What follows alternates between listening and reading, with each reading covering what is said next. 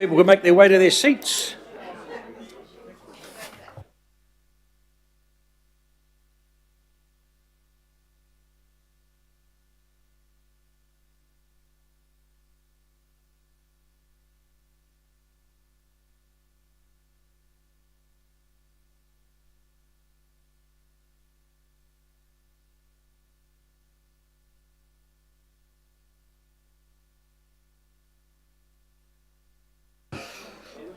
Okay, so it is 10 o'clock, or just after, a bit naughty. So we're going to kick off. So welcome everybody. I think we've got a quorum in the room, so we'll get going. Just welcome to the June edition of Transport Resilience Infrastructure Committee. Apologies. We have apologies for lateness from Chris Darby, Ken Turner, and also early departure for Julie Ferry. Are there any other apologies? Don't be like that, Richard. Not you either. Today. Early departure 1:30. And Greg Sayers' early departure as well. So no other apologies. Someone like to move? Thank you, Chris, and thank you, Kieran. Those in favour say aye. Against, carried. We do have some requests for online attendance. So Lotu Fully, Daniel Newman, Alf Filipina, and Julie Ferry. Any others? None. Thanks, Richard. You're moving. Seconder. Thank Chris. Those in favour say aye. Against, carried. So we'll just send them the link. We had just a reminder in regards to the declarations of interest. Then we have the minutes of the meeting of the 8th of May. So mover for those. Thank you, Desley. Thank you, Chris. Those in favour say aye. Aye. Thank you, Greg. Against, carried. We have no petitions. We have no public input, we have no local board input, we have no extraordinary items. Boom. So we now go to the first item on the agenda, which is the operational readiness work for CRL. So I believe Mark and Jane, and I think Stacey was in Wellington yesterday, flying in, which wasn't a pleasant experience by all accounts. But welcome, and I'll hand over to you. Good morning, councillors, and thank you. This is an update on the operational readiness for CRL. It links in nicely to the following presentation from QRL on the network-wide readiness, which AT is supporting as well. We've got a bit of an update of how this all links together, because I'm conscious we haven't presented to the committee for a while on operational readiness, and then jump into some of the specific work streams to give you an idea of how on track we are. So we're looking obviously to open CRL in 2026. We are just about to enter, or we have entered into what is arguably the most complex and challenging phase of any rail project, which is the system integration and testing and commissioning. Risk and timing is still uncertain around that particular phase, and we're also integrating with CRL Limited and Link Alliance on testing and commissioning of the full network-wide timetable as well, and making sure we get access slots onto the network to be able to achieve that. Therefore, we will be progressively narrowing the launch window over the next 6 months or so as we get more certainty around that testing and commissioning phase.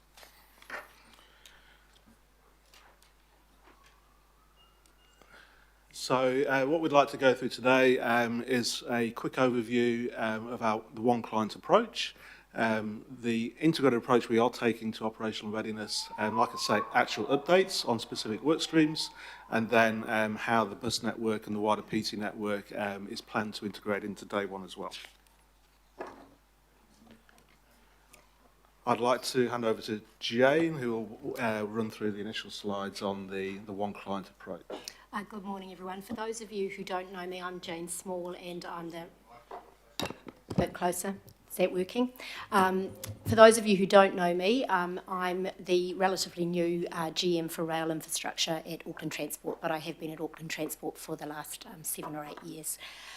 So just talking through the one client partnership here, it's what we call a virtual alliance that's been set up to make sure that there's one voice speaking to the Link Alliance, and that's a combination of KiwiRail, obviously around the as the rail infrastructure owner, and the operator of the passenger services, AT, and CRL.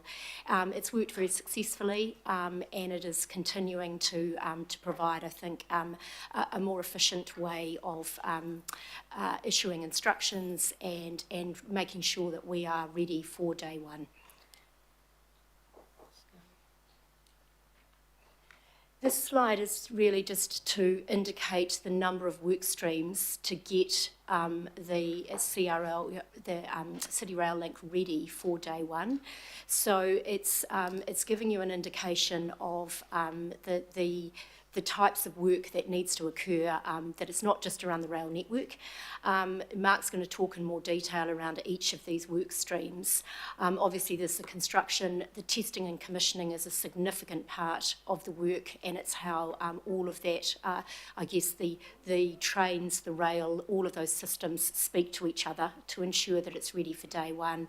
And what's particularly important from our perspective at Auckland Transport is around the broader public transport readiness. So the bus network, ensuring that that is ready and is linked in, and some of the minor changes that need to be made to that, and our front of house customer that Auckland One Rail is responsible for is ready and geared up for day one. And also just in terms of ensuring from a customer information perspective that customers are familiar on day one with the new timetable, the new routes, and all of that forms part of the integrated timetable and journey planner. Thanks, Jane. This slide takes it to the next level of integration. So there's a number of layers which Jane's talked about, but they're all working in parallel. So there's obviously the getting the CRL itself ready. Then there's the broader rail network ready, which is the enabler of the CRL, but most importantly, the broader timetable for the whole rail network. That includes the timetable development, fleet and staffing. It also includes, which you'll hear an update on next from KiwiRail, on the rail network rebuild. And also the integration into the wider public transport network, the integration of the bus services and the precincts. And that all leads to ultimately the launch countdown, which are the last elements to get right, I suppose, which is the staff rosters, notification of those rosters to staff, announcement to the public and marketing, launch events, and actually building the momentum through customer information and how do you use the network, and building that understanding of the difference that CRL will actually make to the whole public transport system in Auckland.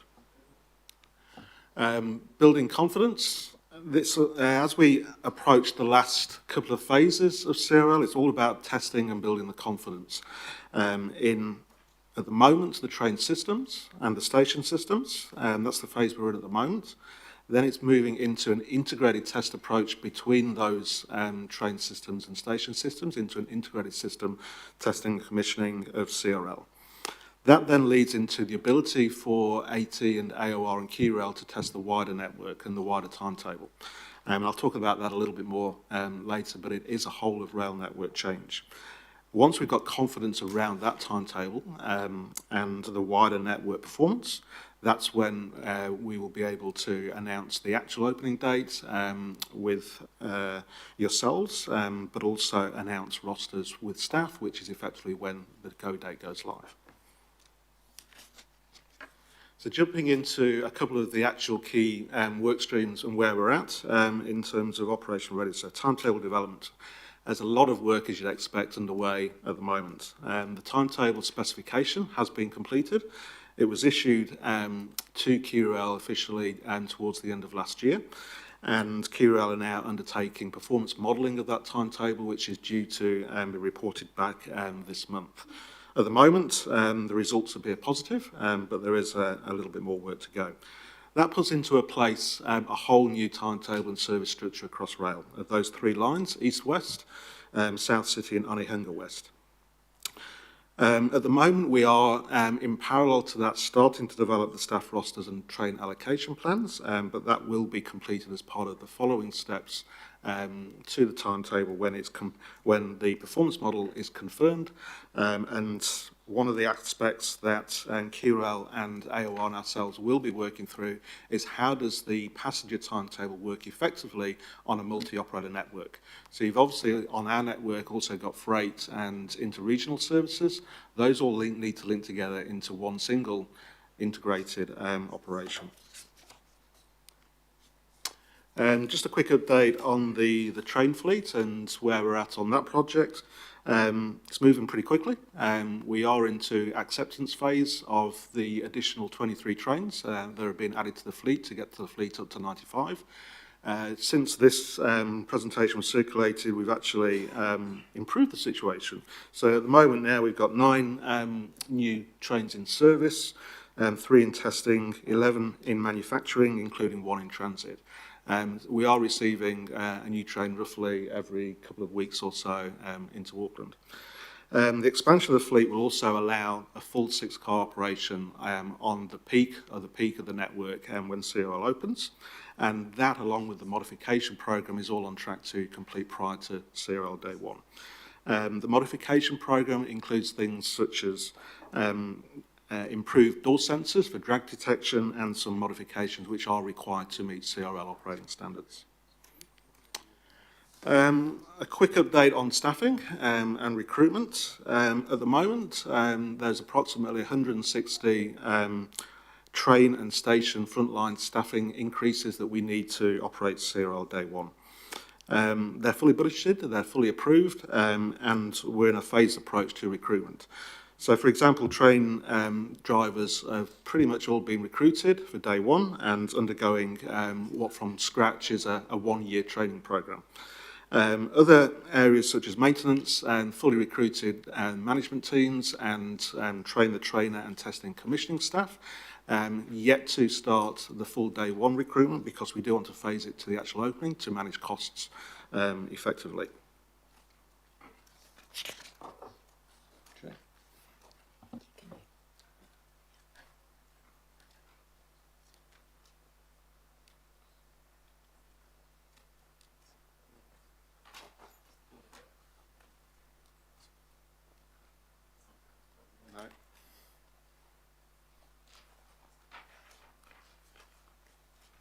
Can you control it from there?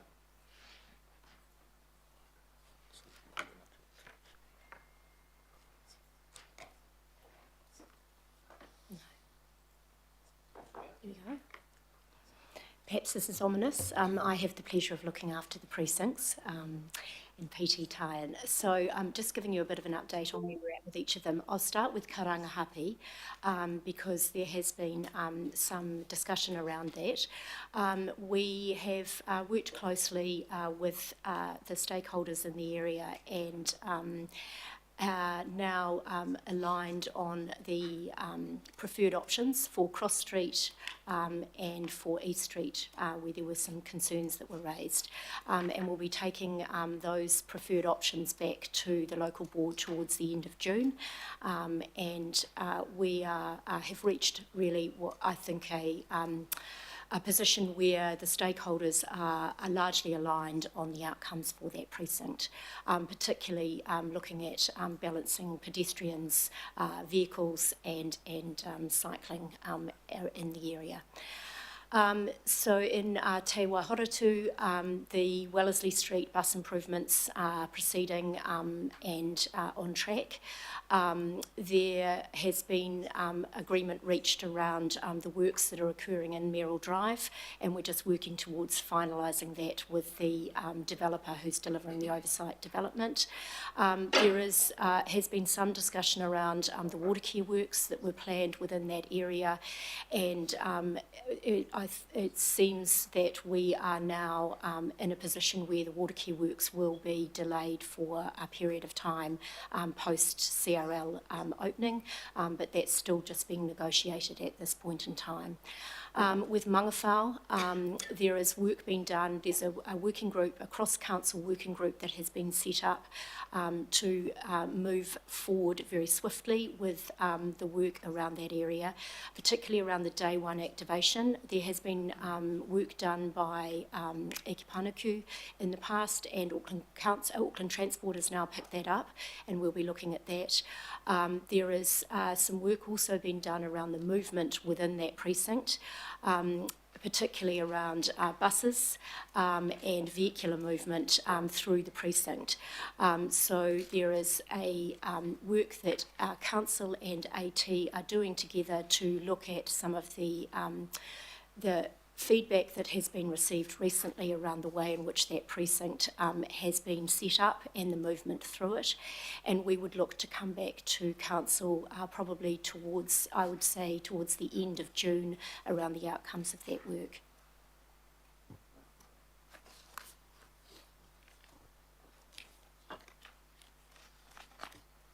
Just in terms of communication and engagement, obviously it's a massive task to make sure that everyone is ready, everyone knows about, and everyone is excited about the opening of CRL. So there's joint communications between KiwiRail and ourselves, and we're taking what's called a layered approach. So building knowledge, just starting with getting people to understand the new timetable, to work out what the impact will be for their journey, to understand how they'll move through the precincts, and also to ensure that that there is an excitement and around the opening, and that patronage is people are wanting to use it, will use it, and know how to use it. There's also work around partners and stakeholders, with our partners and stakeholders, to ensure that they are all aligned and understand how it will work on day one. And of course there are events and various things that are being put in place to celebrate the opening, which is a pretty exciting thing for the city.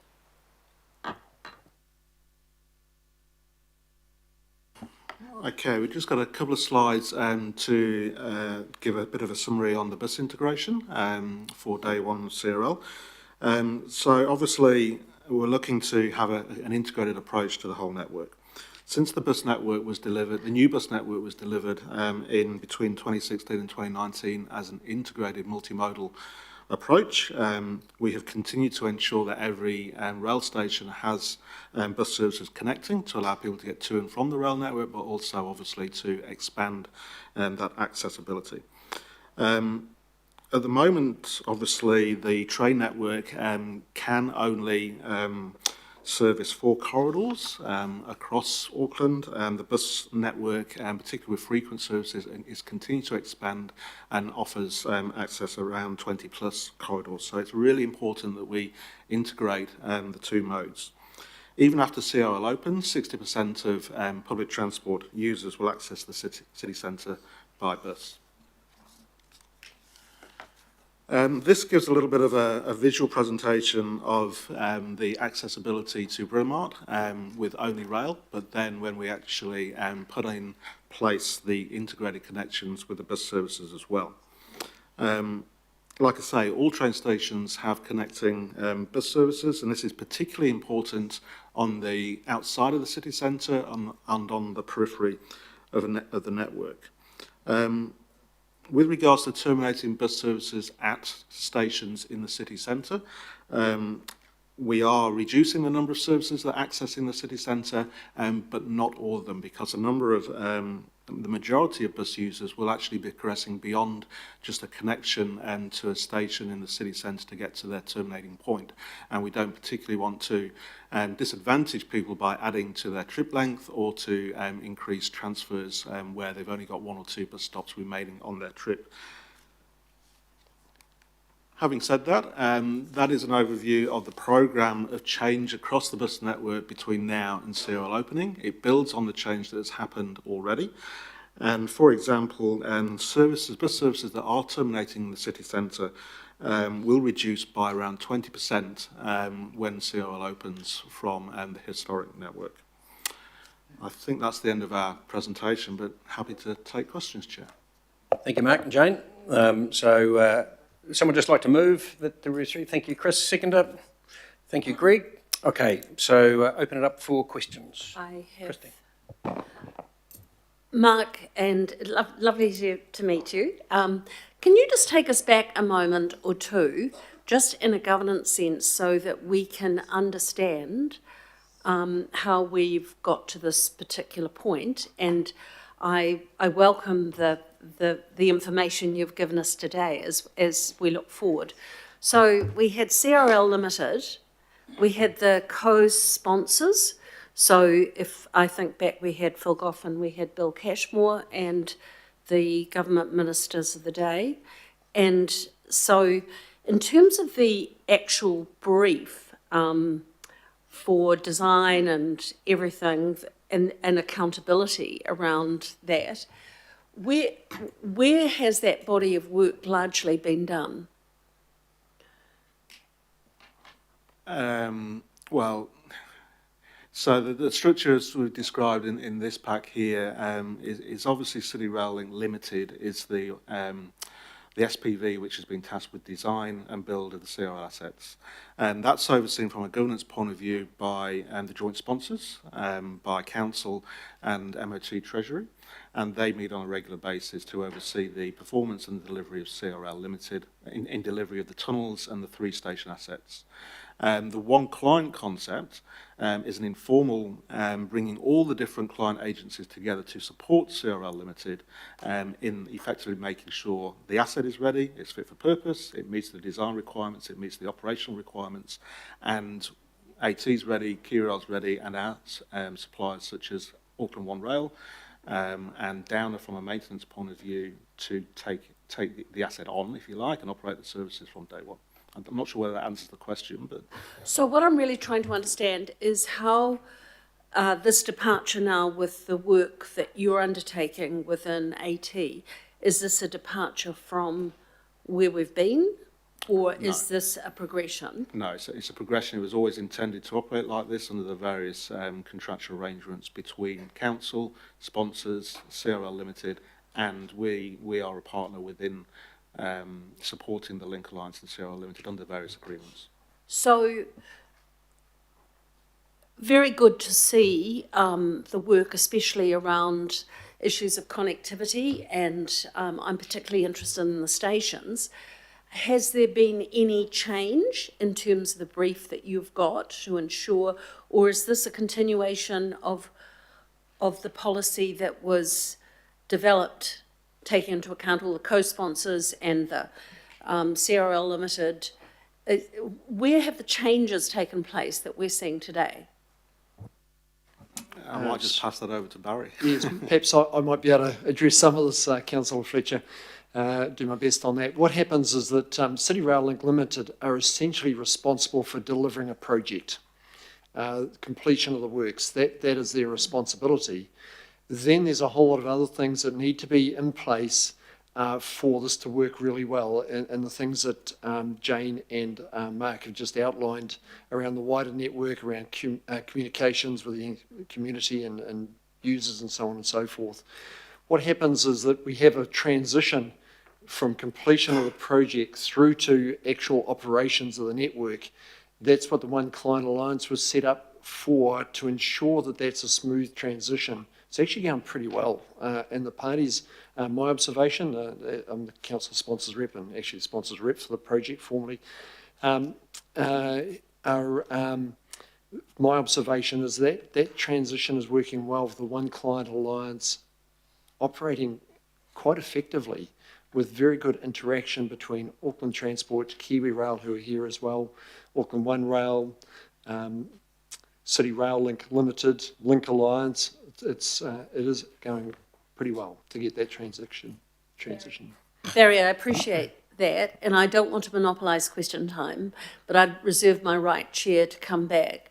But I'm just trying to have clear that there's been a long process leading up to this with various parties, but ultimately the public are interested in the operational functionality of the CRL. They're not interested in all the, but we do need to have the assurance that in a governance structure there will be accountability and clarity around that on day one.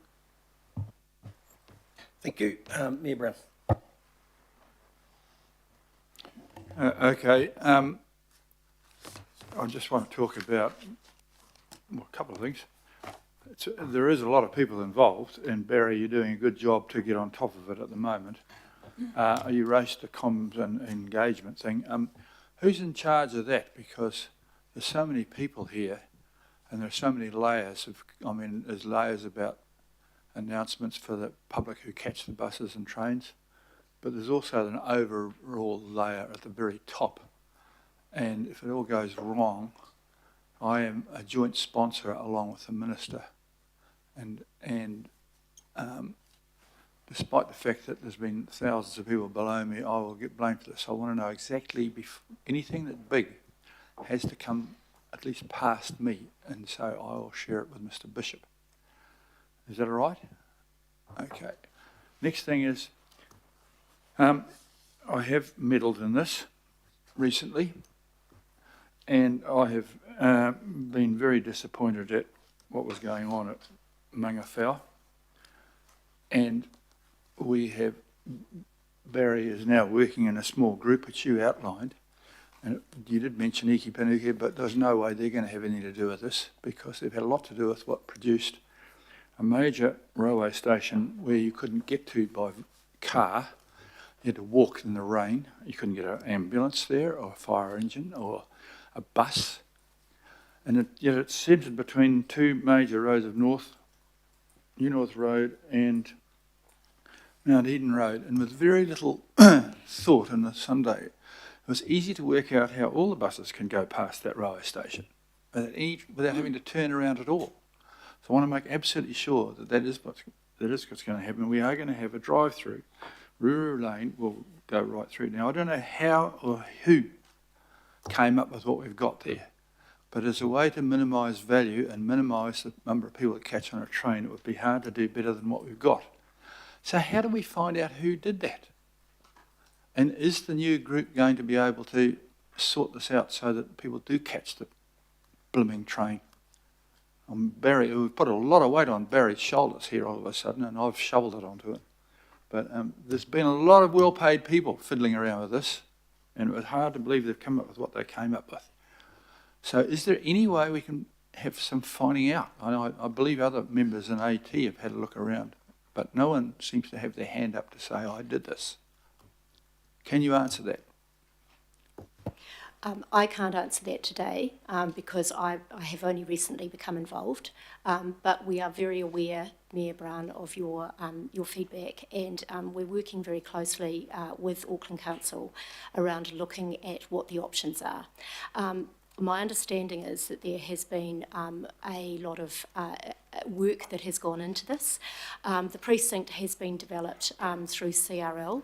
However, we are now looking at it from a movement and what were the original assumptions. So we're doing that work at the moment as of yesterday, and then looking at what the future may look like in terms of the impact of movement through the precinct on the broader network, including Mount Eden Road and New North Road, but taking into account the feedback that you have given around drop-off and pick-up and bus movements.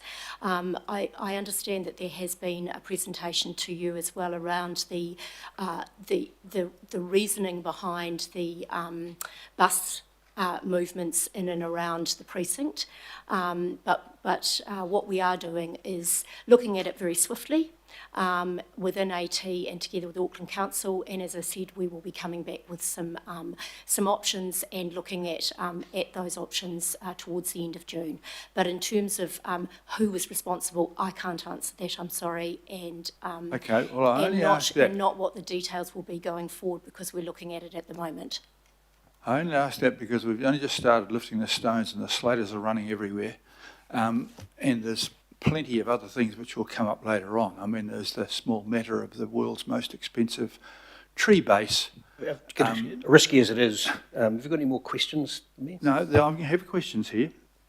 My main question is, because we had 100 bus changes you've just announced there, but none of those actually went past the railway station. Now we're going to go past the railway station. Will these changes be implemented?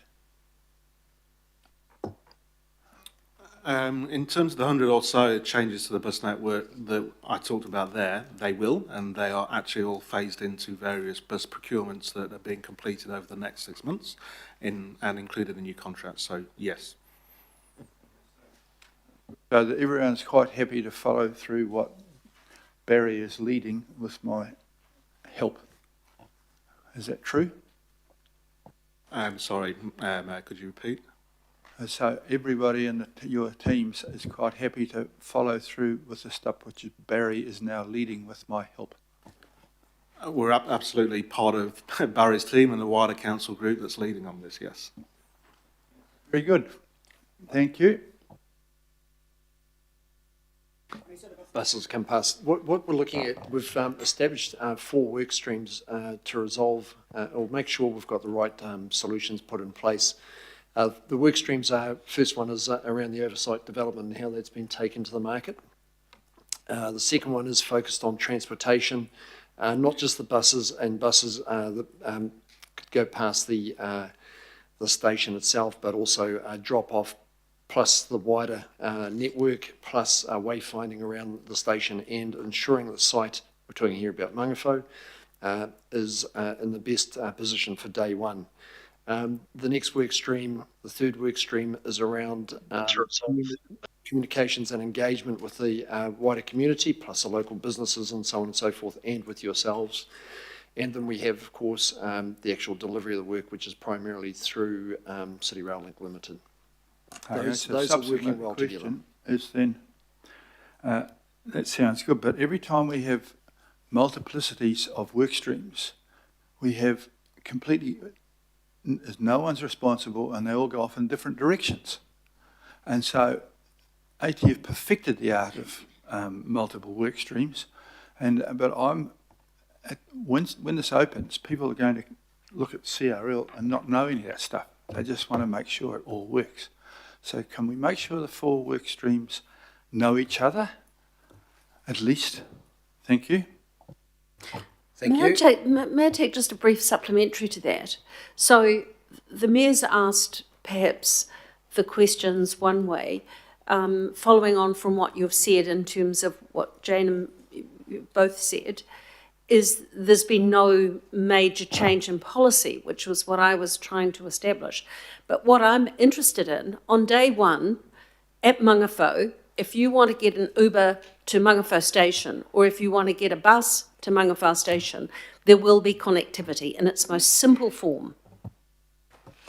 Yes, if you want to get an Uber, there is a drop-off outside the station, just to the side.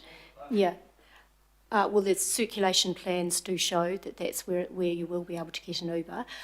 From a bus perspective, that has been looked at the moment in terms of the buses are stopping on Mount Eden and New North Road at present. So that would suggest there has been a change then in the brief, because that was not apparent very recently. Are you talking about the Uber drop-off, or are you talking about the buses? I'm talking about people with disabilities, people who are coming on Ubers, people in terms of the public expectation, given the investment in the station, the usability of it. There is a circulation plan that has been prepared which enables vehicular traffic for people with mobility issues and for Ubers to access outside the station. It is just if you look at the Mangawhau station, the drop-off is in the lane that goes directly forward to it, the circulation of movement, and there is a particular access that has been designed for people with mobility issues. Well, I welcome the intervention by the co-sponsor in this situation, and I have confidence in Barry, but it does strike me, in terms of the answer to the original question, that this is a change in the policy from what was presented to us not so very long ago. Okay, thank you. And Barry's got a big job sweeping all the ball bearings into one pile. So, Greg. Yeah, thanks, Chair, and helpful update. So thank you very much. It's kind of a bit mind-boggling, really. So all the best with that journey through. I hope it goes well. And that kind of relates into my question about potential risks that are sitting there. That I don't know, the senior management team or the one client group might, be keeping them up at night. Is there any visibility you'd like to give us around that? My second question would be just curious about where the workshops are, where these trains are being fitted out and where they get maintained. I can probably Google it, but you might be able to tell me more quickly. Okay, thanks. In terms of your question around key risks, obviously there is a whole risk approach, management approach within Link Alliance and CRL Limited in terms of delivering the assets and across the operational readiness streams that we're managing. I mentioned at the start one of the key risks at the moment, which still exists, which is the complex and challenging nature of the testing and commissioning phase, which we are just about to enter into. We're monitoring risks across all the different enablers, including delivery of trains, preparation of our suppliers, etc., etc. So I can assure you that we are considering all those risks. In terms of your second question, where's the maintenance? Yeah, I might want to come and have a visit one day, Mark, where these things are getting fitted out and maintained. We can organise through Barry and the chair a visit to the Wirry depot, where we've only got one depot for the EMU maintenance, and we can organise a visit for that. Cool. And just on that, Barry is going to circulate something after the meeting. There are a number of things going on in and around the place, and that's an interesting thing. So he's going to circulate something, or staff will circulate something about seeing what interest there is amongst councillors to go on a couple of little visits to various places and things that we're donkey deep in at the moment to have a look at. So you can go and have a look at Wirry, which is a very interesting place. Kieran. Yeah, my question is just around the timeframes again. I know that you've said it's going to be next year sometime, but I mean, can we say that it would be before June or July? And just to give us an indication of that, first of all. As I said at the start, we are looking to narrow the window of public launch as we progress through the current testing and commissioning phase, which is the most challenging, is the most risky. So at the moment, no, I can't, because we want more certainty around that date or around the windows when we do make an announcement. Okay. The second question that I had was just around the trialling that you have been doing, because I know I saw the update on the sandbags, and but you have had people actually go through now on the trains? We've had our engineers and qualified test crew who are meant to be there and monitoring the testing of the trains when they go through the trains, through the tunnels. But no, it hasn't been opened up, obviously, to public or any other passengers. Thank you. That was just going to be my final comment of when we can come through for a test run. Okay, Richard. Thanks, Chair, and thank you for the information. Just on Karangahape Road Station neighbourhood, and I know you've said that isn't public yet, but I guess, are we moving more towards the original design that was approved by the TCC? Like, it seems wild that Auckland Transport Board approved a design and then we changed it all 3 months later. So yes, we are. I guess in terms of meeting the city centre master plan and access for everyone, we have held a workshop around that with council and the wider some wider stakeholders to take a matrix approach, if you like, to that to ensure that it does. So I think that when those outcomes are taken back to the local board, that people will be consider that they do meet those objectives, particularly around the pedestrianisation that is really key for people accessing the station. But as you know, there are a number of needs to balance in that area, and so balancing all of those and the feedback that we've received in the recent months or recent weeks has been taken into account. Thank you. I guess maybe it's a question for Dean later, but it just, I saw all the glimmered, staff correspondence back and forth, and I guess on this, maybe to the Mayor's question too, that it is, how does it happen when staff were clearly giving feedback, do not revisit this, it has been approved, et cetera, that it suddenly got all changed? I think that we have accepted that we didn't get that right in terms of where it headed, and we have said that. We've now taken on board all of the stakeholder and the changes that were made to Cross Street were in response to direct feedback from business owners and from stakeholders in the area. However, there is a broader aspect that needs to be considered, and that's now been taken into account, and also the feedback that we have received recently. And we have looked to balance all of those needs and all of those interests in that precinct, and to achieve a quality outcome that meets access for everyone. And we consider now that that's where we have got to. Okay, thank you. The questions on Mangfo, and as far as I can remember, there was always definitely Uber access, but the buses, and I know Stacey's not here, but you're not planning to bring all those frequent buses through past the station, are you? Because that is not the current plan. There could be some feeder buses into there potentially.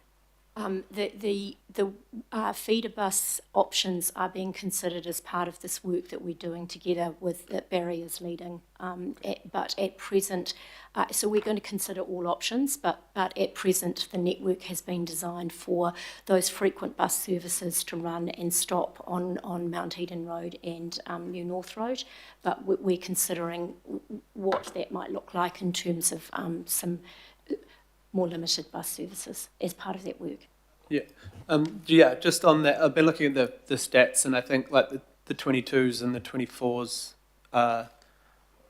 sort of 75% of those people don't get on and off on the rail network. So when you say there'll be a reduction of those frequent services, are we making sure that all those university sorry, buses? I'm not suggesting that there will be a change in those frequent services. And as I say, I can't really comment further on the work that's been done. From a network perspective, and with the planning that has been done, the intention was that those bus services would continue. There's some tweaks that would be made to them, but it was not anticipated that they would go and stop at the station. Oh, no. Yeah. I was more meaning because the map that you put up there says removal of peak bus capacity, but I think about 3/4 of those people don't actually, they get off at like the universities, Eden Terrace, places that aren't on the... I'll hand over to Mark because he is much more qualified to answer those questions than I am. The comment around reducing buses coming into the city centre by 20% is purely where there is duplication with rail. Where there's different markets, on the frequent buses, no, that's not the intention at all. It's to keep the frequencies going on those frequent services on the 20 plus corridors, correct? Yeah. Okay, cool. Thank you. Okay, Morris. Yeah, thanks, Chair. Most of what I want to do today, I'll have to wait till we get to the debate part of it, so I don't break the rules that Alf sets, but I will ask some questions. If you're doing a big multi-portfolio project like this and the number of entities involved just keeps growing, there are some I keep hearing daily that I've never even heard of before, there has to always be a lead agency. So when CRL was originally conferred and the government and the council decided to go ahead with it, who was made the lead agency to determine, to broker outcomes when there was disputes or disagreements or whatever?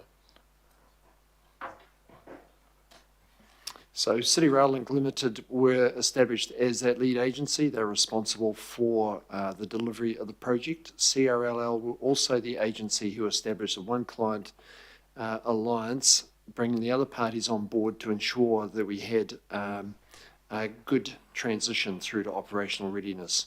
City Rail Link Limited remain as that agency to deliver the project. Right. So when I first asked at AT who was responsible, let's pick Mangawhau as an example, there are plenty of others I'd like to ask about.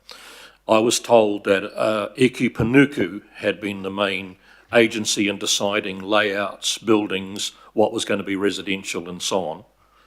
Is that correct, that Eki Panuku was the main determinant of what went on at that site? 2 years ago, Council appointed Ekapanuku as the lead agency for the oversight development at Mangawhau. Right.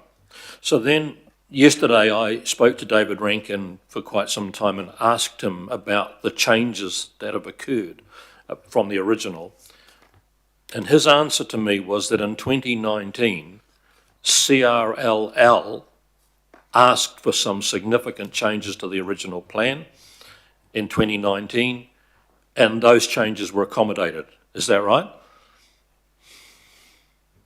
In 2019, as I recall, CRLL were responsible for the land sales transactions at the end of the project. That changed in 2 years ago with the appointment of Ekapanuku as the lead agency for that process. Because, Barry, my next problem is that we got to meet on Tuesday with the CRLL board, and I asked them how many of you were around in 2019, and only one of them was. And I asked them that question, was it you that made a submission wanting dramatic change to the original layout and design? And their answer was, no, we didn't. No, we did not ask for changes. So more and more do I get the confusion arising where different agencies within this big pyramid are giving it different answers about different things. And I was always taught as a minister when there were multiple AGs involved, you had to have one that was responsible for the whole shooting box, or else everyone could blame somebody else in the matrix and no one would ever be held accountable. So I'm still struggling with who was in charge and signed off on all the decisions down through the pyramid. Look, I would get my dates wrong if I went backwards. However, it seems the responsibility is now mine for here on to get this resolved. I'm more asking historically. There must have been a lead agency that took control when all of this was signed up for. It was City Rail Link Limited up until the point where Ekapanuku were appointed as the lead agency. So certain responsibilities that were originally granted to CRLL were taken off them and given to Eki Panuku. Correct, for the oversight development, that's correct. Right, and that was a formal process. I can go and look up the papers that went through here about how that transfer occurred? Yes. Okay, and do you know when? My recollection, it was April or May 2 years ago, is my recollection. And I think just hold here. I mean, we can spend a lot of time trying to find who we need to tar and feather and drag through the streets of Mount Eden. I would prefer that we look at, see how we actually move forward from here. Barry has taken hold of... You may prefer that, but I want to know how we got to this point. And so he can get you that information. Interrogating him here today, Morris, isn't going to achieve anything. And so what I'm saying is allow them to get that information to you. And let's move forward, let's look ahead. Barry has got the job, and it is a pretty difficult job now of trying to bring it all together so that we learn from what's gone on in the past and we have a better outcome. And so, we can sit here and we can try and find someone to point the finger at, but it's not going to achieve anything today. So I'm asking that we just move on and we can get you that information, because interrogating Barry and trying to put him in a spot isn't going to achieve anything. Well, why is it trying to find out historically how this has gone wrong, somehow trying to tar and feather and interrogate Barry? I actually have a role as a councillor, and my role is to know if we've got to a place that's a terrible place, and I think it is at this point, it's going to need a lot of mopping up. I want to know, how did that happen? And what are the lessons we can learn to make sure, because the number of agencies in here that can also, well, it wasn't us, they did it, then they said, no, it wasn't us. And I really resent you telling me that I'm just looking to tar and feather someone. I'm actually trying to find how did we get to this point. Okay, so let's move on, and you'll get that information. and, you know, and then you can make your decision. So we'll just move on, and next up, Wayne.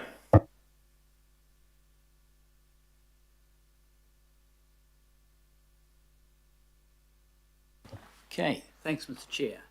So I've got a question that goes to customer information and the preparedness around the stations. In particular, it goes to, I think, what's generally termed wayfinding. I take an interest in that. I've seen how it operates in other cities, and it's incredibly synchronised, so it's very easy to find your way. How are we going around that? Have we got a fairly seamless integration of wayfinding in place? And further to that, have we tested it so that we know it works? So that, I mean, the worst case test is somebody that is entirely new to Auckland, maybe someone that doesn't speak English, and they need to find their way.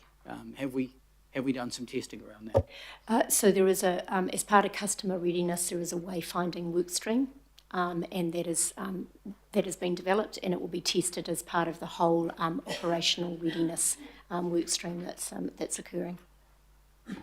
The other question I've got, it's an issue that I've raised before, and I raised it very early in the CRL process, and that's around the economics of operation and perhaps the opportunities for revenue. For example, in cities I've visited in Taiwan and Taipei, for example, their metro works with no government subsidy and no council subsidy because they have a digital offering, they have associated retail, and it was planned in advance with that in mind. So how are we going in that space? Are we identifying opportunities? Yes. And who is responsible for that? Yes, we are. There is retail in the stations and digital as well, so yes. And who is responsible for that? Ultimately, it will be Auckland Transport when the asset transfers over. But ultimately, who is responsible now for that? If the question's around digital advertising and revenue income, Auckland The Transport. whole rollout around that, yes. Correct. That's Auckland Transport in terms of the actual advertising itself. In terms of installation of signage and digital signs in the stations, everything, that's part of the CRLL and Link Alliance brief. Okay. Thanks, Wayne. Julie, online.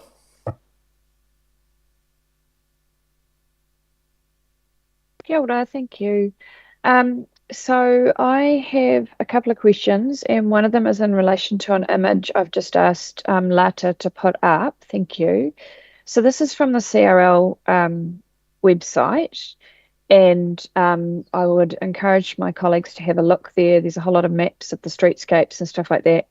This image and the map I'm looking at now, which obviously you can't see, but is there, under Mangawhau streetscapes, clearly shows taxis pulling up pretty close to the station, and assumedly that would be available to Ubers as well. Is that still the case? Is this still the design? Yes, that is currently the plan. Okay, and that's been the plan for some time, is that correct? As far as I understand it, yes. Okay, thank you. And so I just wanted to check there's no change to that, because some of the earlier discussion made it sound like people weren't going to be able to get close to the station if they were being dropped off. And that's not what this image shows, and that's not what the maps show. So I wanted that confirmed. Is this closer to the station entrance than people can probably get at Waitemata Station, Britomart? Mark and I were just discussing that. We think it probably is, but it may be similar, but I would have to take that away to answer that. Okay. And the other question I have is in regard to the previous, sorry, I have a couple of other questions too, Chair, but I'll try and keep them brief. The other question I have around this access issue is previously the 22, the 24 on New North Road, and the 25 and 27 over on Mount Eden Road. they didn't come any closer to the station than this, did they? They, this is not a change, which is taking trains further away from the station in the new layout. I think it's the platform itself is slightly further away from the Mount Eden road end, but therefore I guess it's slightly closer to the New North road end. Is that still the case? That's correct. There's been no change to the original plans in terms of where the frequent bus services go on those roads and their relative closeness to the station. Okay, cool. I guess I would just finally on that commend to my colleagues having a look at all of that. The other thing I wondered if you might explain, please, about the community liaison group that has been operating right through this project, which meets, I think, every 2 months. I've been attending it most of the time, and that has kept the community involved. Local board, other elected members have been invited to attend. Did you want to just briefly outline what that group has done to talk about the plans for Maungawhau? I'm afraid that I'm not actually able to speak to that directly because I've recently come into the role, but I am aware that there has been that very active group, and the plans for the precinct have been shared and developed. As far as I understand, with receiving feedback from the wider community.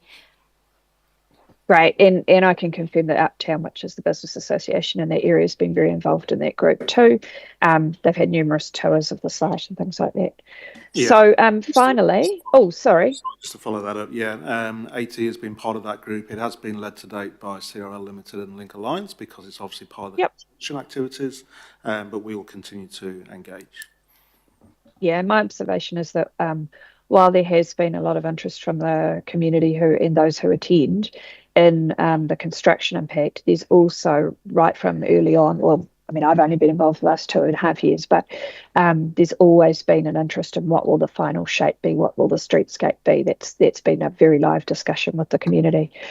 Final question I just wanted to ask about, picking up on Councillor Walker's points about wayfinding. I think this is something where it would be really useful to do some work with, particularly the seniors and the disability advisory panels.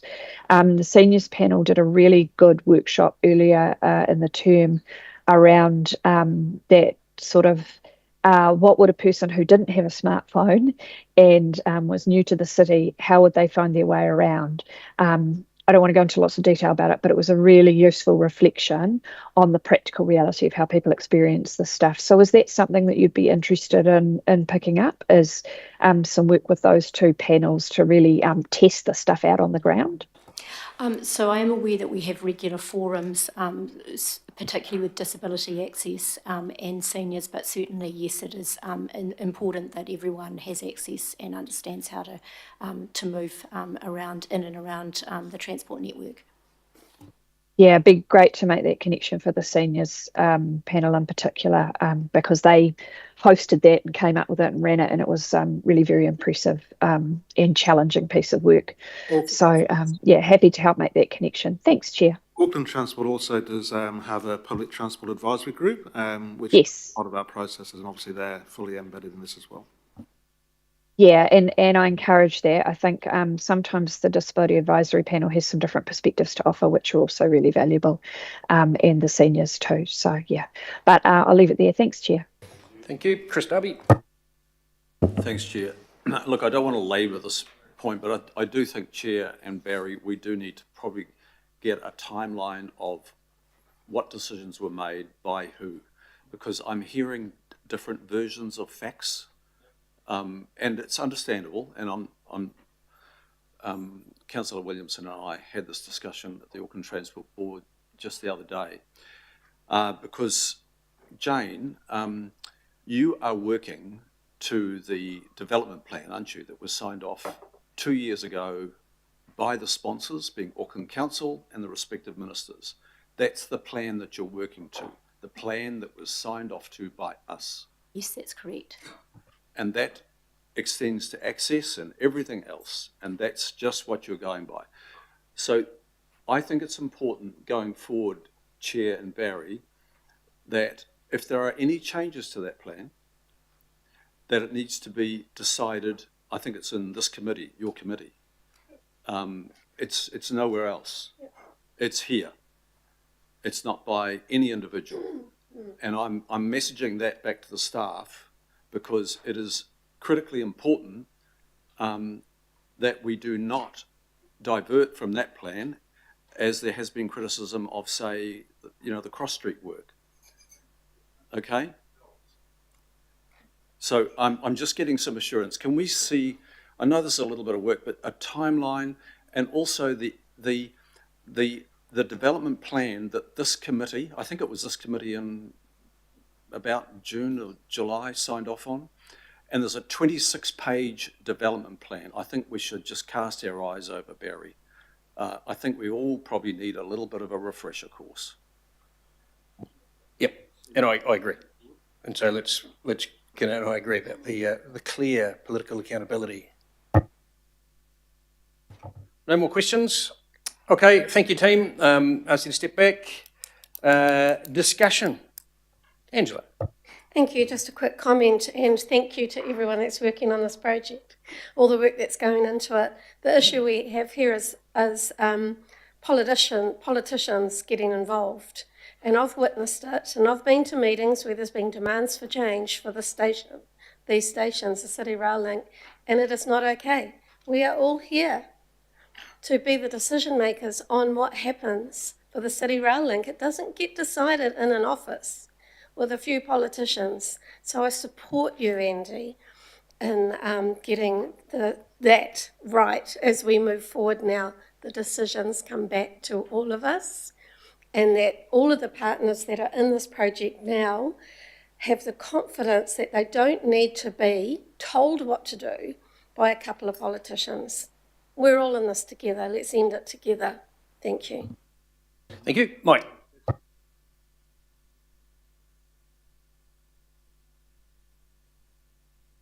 Just a couple of comments, Mr. Chair. In regard to the preparations for the opening of the CRL, I see one aspect not really given much emphasis at all, if any, and that is the passengers, the people who are meant to use it. And we have a challenge there, as I think I warned at the very first meeting of this committee back in late 2022, Kiwi Rail and AT's preferred approach to the RNR, the formation rebuild, was get it done quick and don't worry about disrupting services, don't take an alternative approach. Well, unfortunately, the services were disrupted, the passengers were burnt off, and it hasn't been done quickly anyway. And patronage, I think, is a real challenge for us here. From the turn of the century, year 2000 to 2019, rail patronage in Auckland was built up from 2 million passenger trips per year, and with much blood, sweat and tears and a lot of money, it got up to 21 million passenger trips per year. It's now fallen back to below 14 million passenger trips per year, which is round about where it was when we electrified back in 2013 and 14. But anyway, this is the challenge, and Councillor Williamson has talked about the top-heavy, complicated management approach, and that relates to our rail services and to an extent PT in general. In rail we have AT, we have Kiwi Rail, and we have Auckland One Rail, which I understand is a Melbourne-based, Singapore Melbourne-based investment company behind it. And so there are transactional costs. Now, in addition to this complicated arrangement when it comes to responsibility, there is also the operational costs.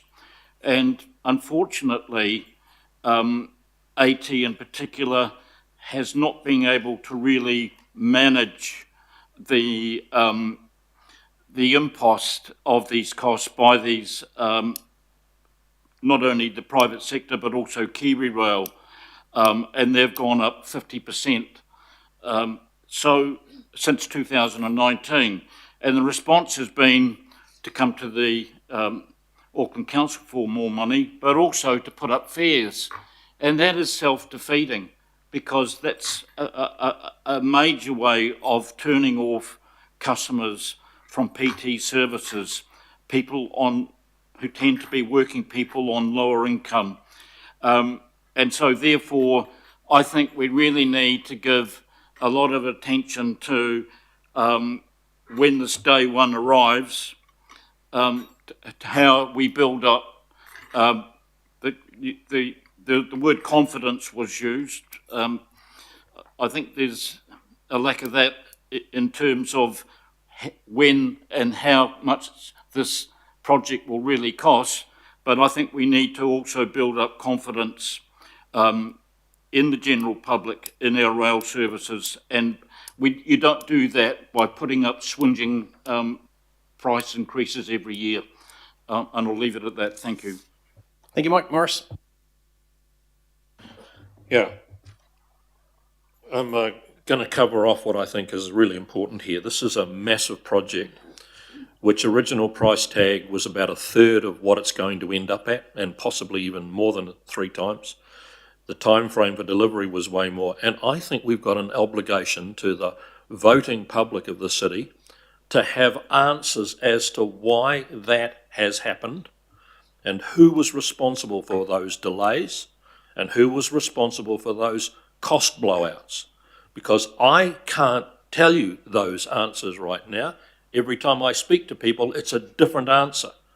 It wasn't us, it was them. Oh, that occurred because, or we have no say in it. Now, that's not good enough while we're the custodian on the public purse, and we're going to be looking at 5 point something and possibly 6 billion final compared to a 2 as original price tag. And I say to everyone around this table, we have got an obligation to know that structure that caused to where we are now, and then make some determinations about how this unfolds over the next year or more. Because if this turns even further to custard, we will be hung by the public. And I have to tell you right now, I've spent quite a bit of time in recent days trying to find out, just with regards to Mangawhau, how did it get to be the shambles it is right now, in terms of its layout, the gravel pit and so on, and how did it get to be very unclear as to who determined what we're going to do with it. And the only answers I can get from anybody that are coherent is, oh, well, Barry Potter's going to take control of that and get a solution and solve it. And I wish you well, Barry. But I actually don't think that addresses the problem. The problem is, how did that happen? How did the shambles occur? How did the cost overruns go? And how are we going to get to, I want to go right back to what was the original proposal to this council and to the government. And then what changes were made along the way, who determined what those changes were, what was the price tag associated with those. I would like to be able to answer every one of those questions, and I couldn't answer one of them if I had sat in an exam. I couldn't answer one of them, and I double dog dare councillors around this table to be able to answer them as well. And I completely disagree with you, Mr. Chair, that that's not something we need to be concerned about. I do think we need answers. I think we need to now know who is the current lead agency. If it's Barry, then does he have control and say over all of the other moving parts if he is uncomfortable with where they're going, or does he bring that, what's the dispute resolution process? What happens if we're not going to put bus stops at a certain point? How does that dispute get resolved? Who's involved in it? This committee or somebody else? Councillor Darby's right. I think a good time frame plan ahead of us about who's doing what and where and what would be vital for us to be on top of this, because we will hang if this turns out to be a disaster. And my last point I'll make in my time frame is this. Can I just go on record as saying I really hope we do a soft launch and not a hard one? Because if we go out, it's going to be on Monday at 6 a.m, it's all on. The disasters that could come back to bite us will be dreadful.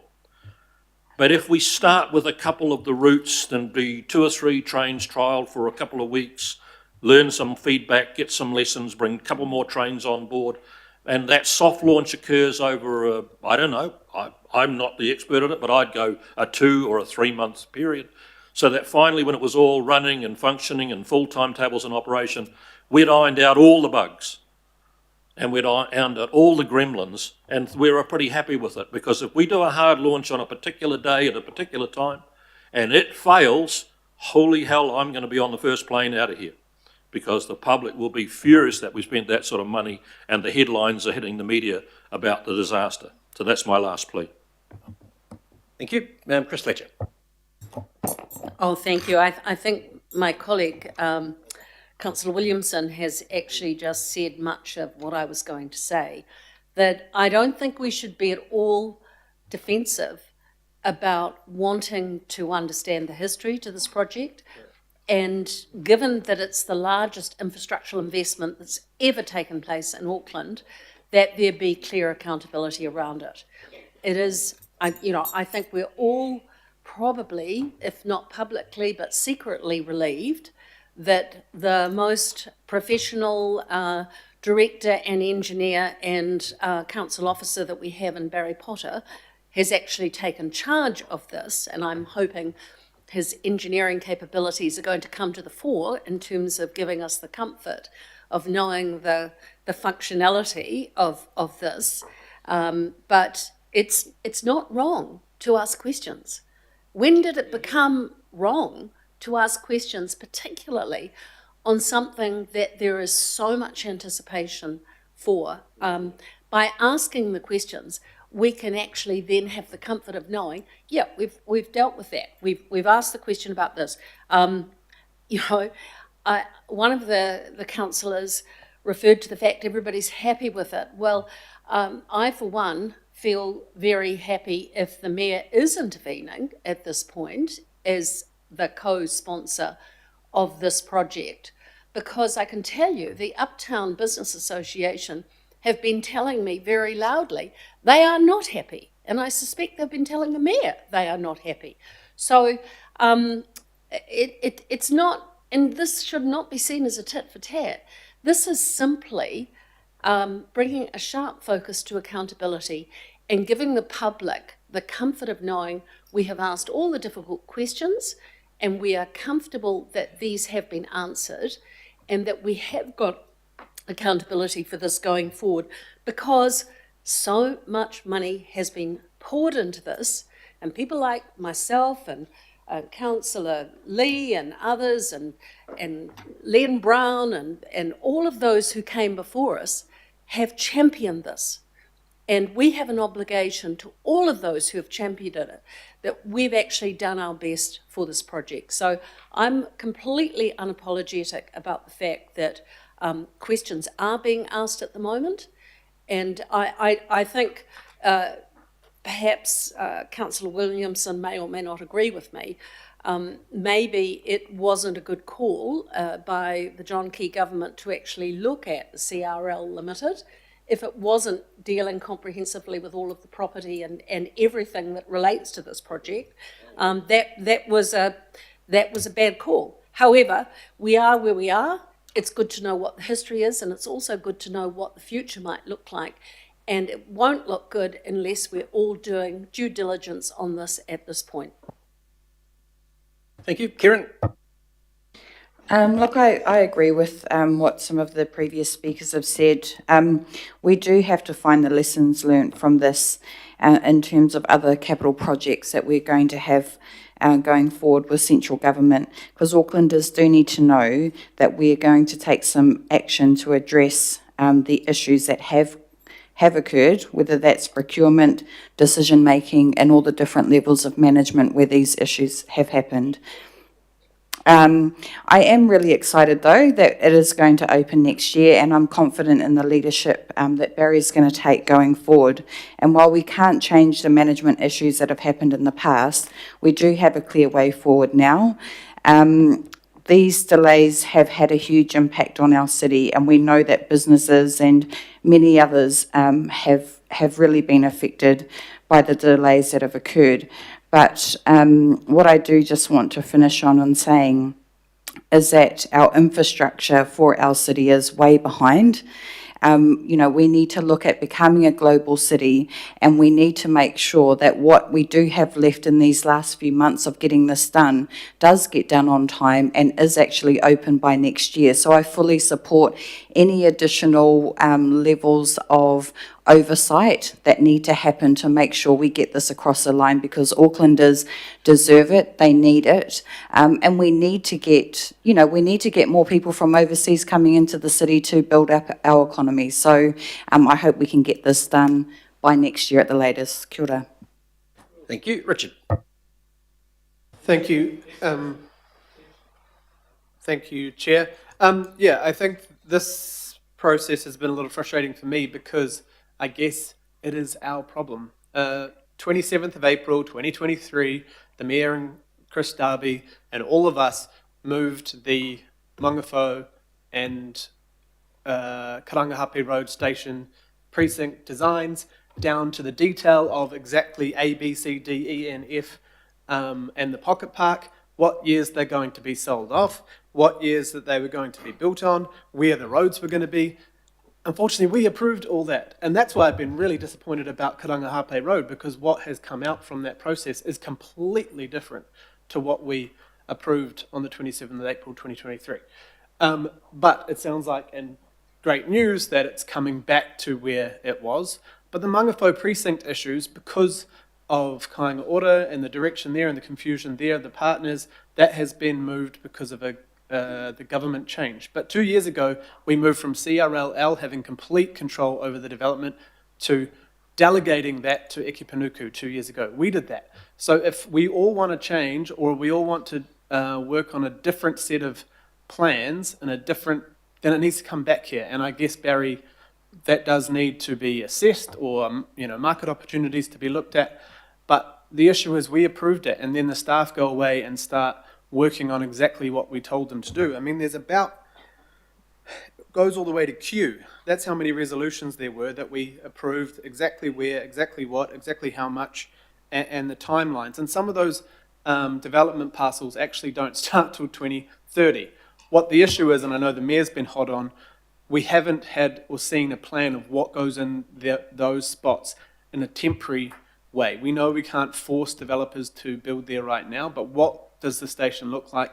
The Mayor and others have said clearly we cannot have windy gravel nothings, which probably will end up just abandoned cars or cars parked on it all day or whatever. So there's clearly got to be a plan in the next 9 months, what it looks like in a temporary, short-term, medium-term, and then if we are going to change the development plan and what has been going out to the development community, we need to do that. That needs to come back to us. But we approved it. Might have been in confidential, but we actually approved the full plan. There was a number of pages. So I guess this is why it frustrates me, is because we all go around blaming everyone apart from ourselves. And so if we could have that back, Barry, if there is an opportunity to get developers on earlier, different makeups, but that, I mean, I wouldn't know how to divide a site up, but we already approved that. And I hope that the team working on Karangahape Road too go back and look at those original plans that actually the community approved last year as well, in my opinion. But that's all I wanted to say, that I'm happy for change, but we have to direct it, otherwise we get stuck in this vortex of confusion. Thanks. Thank you. Deputy Mayor. Yeah, at the risk of repeating others, so I'll keep it very brief. I've got 3 points. One, any large project needs to have a lessons learned. And I think we're all saying that that's part of our follow-up, and we will have a lessons learned, because we will do other large projects with central government, whatever colour or flavour that they are. The second point I want to make is the devil is often in the detail. Conceptually, plans get put out, but actually as the plans get developed and refined, the detail becomes important. And I think one of the things that we've seen here is a change from CRLL to Panuku, and then of course we've got CCO reform. So I think that the fact that we've got now one person who we go to that's in charge, I think is a benefit for everybody.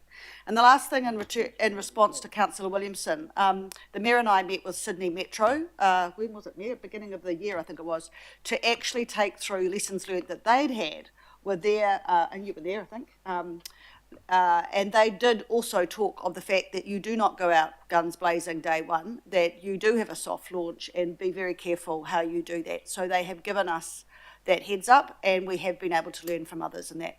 But ultimately, I agree with Councillor Leone with their points. This is a great project. This will be good for Auckland, and it's up to us between now and opening to refine the details. Well done, Barry. Thank you.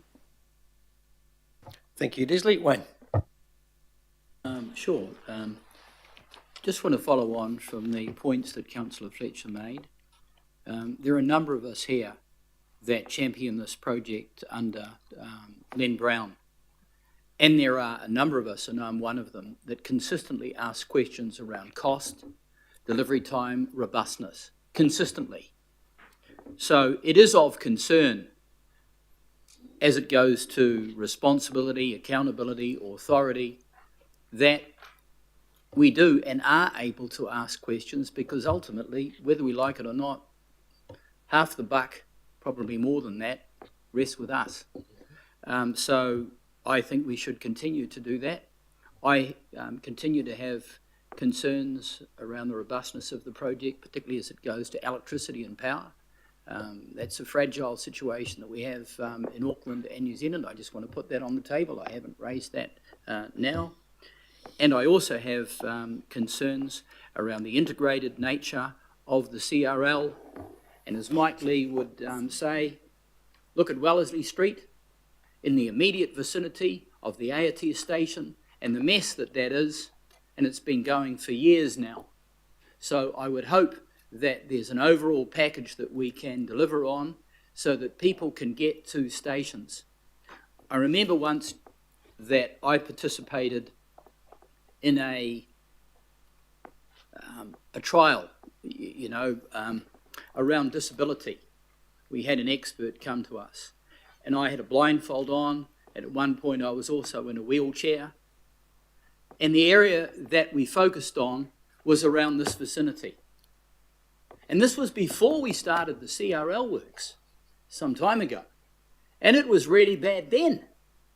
And I would suggest to you, if any of us undertook something like that today,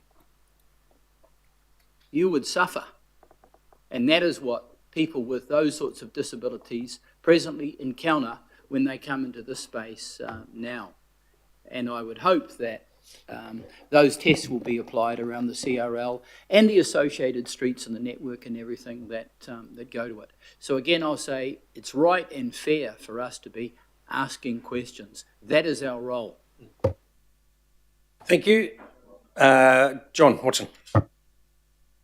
A quick contribution in the context of institutional memory, not just as it goes to this project, but as it goes to a number of the matters that come before the council. I think it's very important that people do have a good understanding of what precedes or what has amounted in terms of changes or cost blowouts or whatever that accompany projects, but otherwise there's a tendency just to see everything in the here and now. Certainly if I think of the various iterations of the so-called stadium strategy over many years, that's really a guide to what then happens in the present or happens in the future, because if there's no accountability over time with a dispassionate and factual analysis of what has occurred, then you just end up making the same mistakes. It's like snakes and ladders. You're just starting on the same,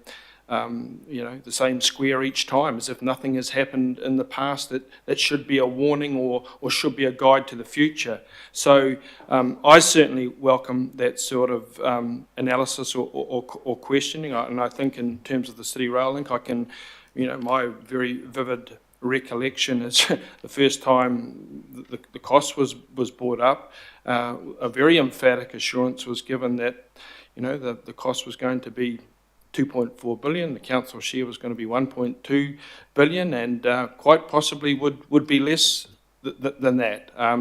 So we all know it's a much anticipated project, and certainly when you go on the tours, it's very impressive what's lying there under the ground waiting to be activated. But in terms of learning from the project, you can't learn unless you visit what's actually happened, you know. And unfortunately in the world today, there's a tendency to just look at the things in the here and the now, and what that means is not a full and accurate awareness for making informed decisions for the future. And so I thank those councillors who pursue their questioning in light of that very stark reality. Thank you, Mr. Chair. Thank you, John. And to wrap it up, Mayor Brown. No, hold that, because you want to be last. Chris. Thanks. There was one champion for this project, and the champion was Len Brown. He probably is still quietly a champion. And I look forward to Len Brown holding the scissors next year, if we still do scissors and tape, and being the person that opens what he championed. He was the only person that put it up there as, this is what I stand for if you elect me as mayor. He was the only one. Others got in behind, and many did around this table. I'm not even going to put my name in that category, because it's not, I don't want to diminish that there was one champion, and he was a canny champion, very, very canny. There was no government that championed it. It was one champion, it was Len Brown for the city. He was optimistic all the way.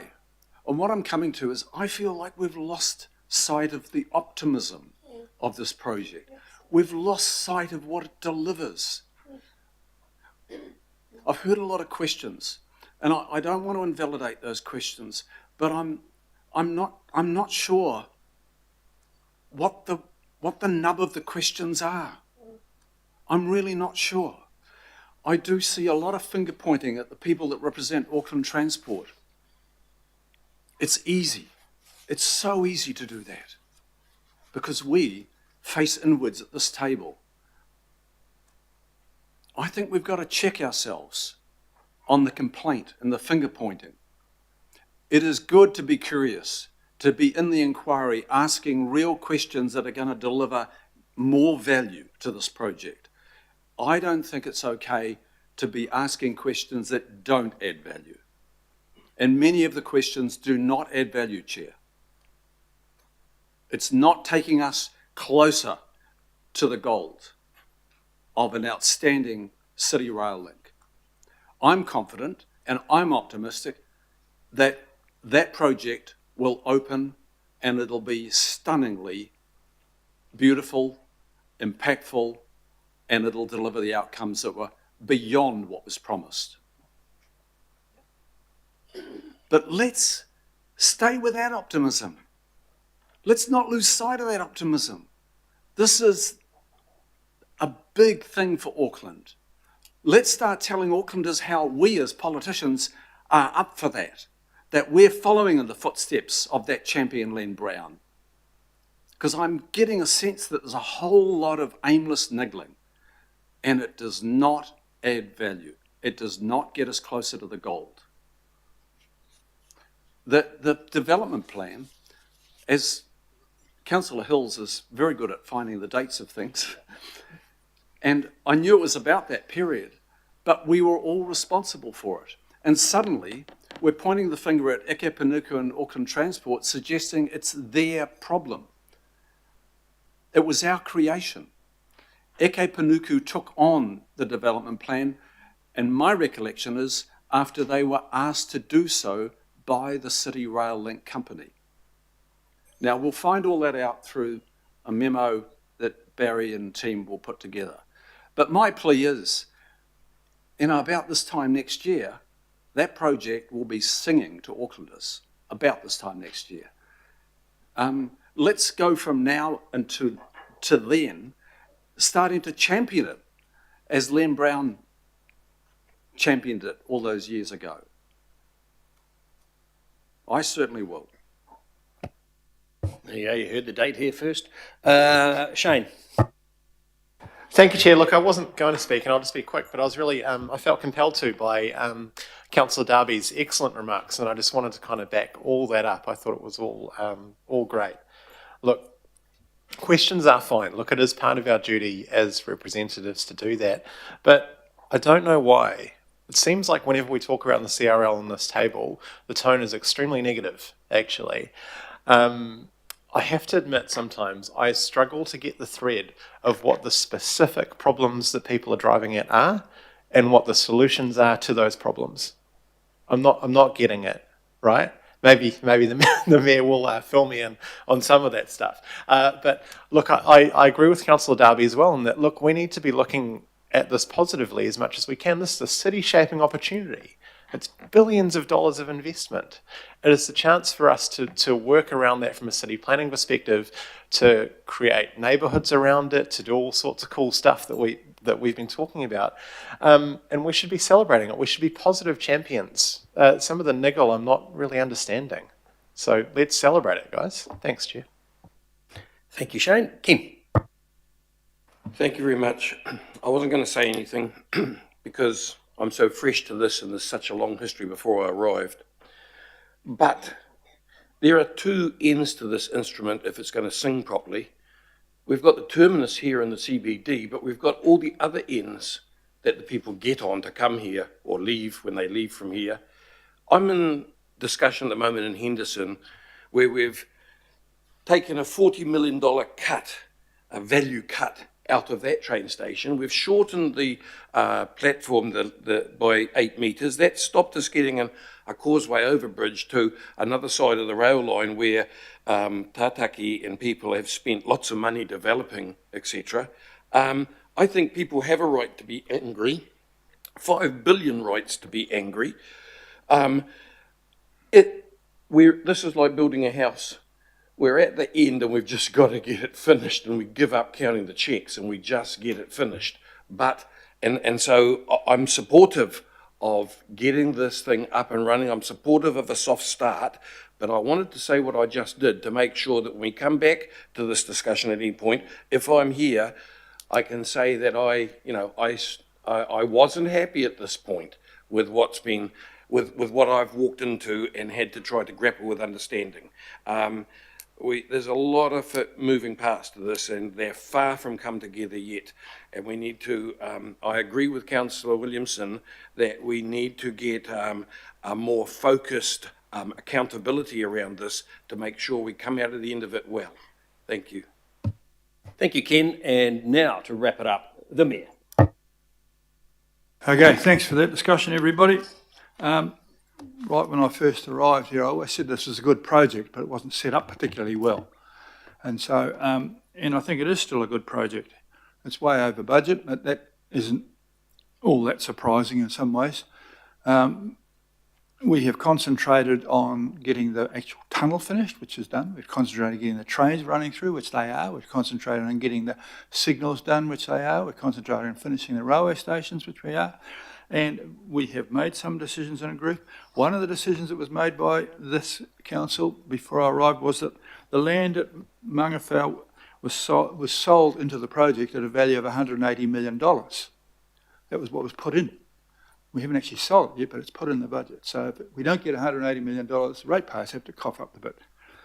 I've also learnt right from the start there that despite the fact that the council is in problem, it was set up to have two sponsors. The person who is the mayor, which in this case is me, and which originally was Len Brown, and he did push it ahead, I'll give him that. And the other person is the Minister of Transport. And there's been two of those since I've been here.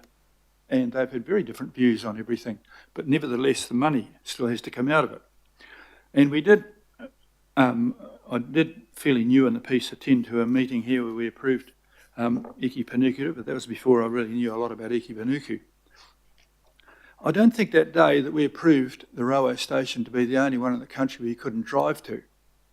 It was the only one where you had to walk for 250 metres in the rain to get to. I don't think we approved that. I had no idea that the buses weren't going to go there. That would make it a really special and unusual railway station. And so it's only in looking at finding that both myself and the fellow sponsor are pretty worried about the $180 million, and both of us are, and I've got to put it into perspective. Overall, it's a pretty good project. What we're talking about is a Gaza-like piece of land in front of the railway station that you can't drive to, which is just one small part of a very large and ultimately quite successful project. And so, get it into perspective. We're talking about one area there. We're talking about an area which has changed quite a bit to the extent that since we passed that, Kāinga Ora, which was a major player, is now a sunk ship. And when we got to looking into how do we get the money out of this, it was only then that I discovered that we couldn't drive there. You can't get an ambulance there, let alone a taxi, let alone a bus. And so I just looked into that and thought, and it's only in the recent weeks that we have taken over the ownership of the land and the responsibility for getting that money out of it. The government's given it to us. And they have also, in the last week, more or less said the same thing about the Kāinga Ora block, which does give us advantages. And so when you looked at what the work that had been done, accidentally the work that had been done was minimising the opportunity of getting $180 million back, not maximising it. And it was only looking at how do we get that money, which before my time the council sold into the project for that value. How do we also get, because I want this to work. I want people to catch it. It'll be, and to have to walk in the rain to get off two major roads, it just seems amazing to me that the buses don't turn around, go through one and go up and the other way, turn around, go through there and up the other way. There is a completely flat, mostly formed road right through the site now, which we are spending money to make sure you can't drive on. This does not make any sense at all. And so if we all have to come back and have 20 people around here making decisions come up with that, I'm pretty sure you don't want to say that you were 20 people that decided that you couldn't drive to this railway station. And it was set up to have two sponsors and have the 100% support of the other sponsor to do exactly what we're doing now, just to make sure that we get the maximum value out of the area. And it's just outside one station. So it's not a criticism of the whole project whatsoever. But we have canned Iki Panuku because they weren't as successful as what they thought they would be. And their efforts here were access reducing and value reducing, which is not really what we set out to do. You set out to get $180 million. And I want to get as much of that as we possibly can. And I want to have it so that people get on and off this bloody thing. So I'm a supporter of it. I'm delighted that we've followed through and we've got the tunnel. I'm delighted that there are trains going through there. I'm delighted that the bus people are thinking about how we're going to have an integrated system. It's just a very small change just to service one station. Now, if you remember last week, we all changed what happened up at Karangahape Road, and we didn't, and that just changed, and we didn't go to a big meeting around that, and nobody was mounted about that, and that apparently has been approved or not disapproved it.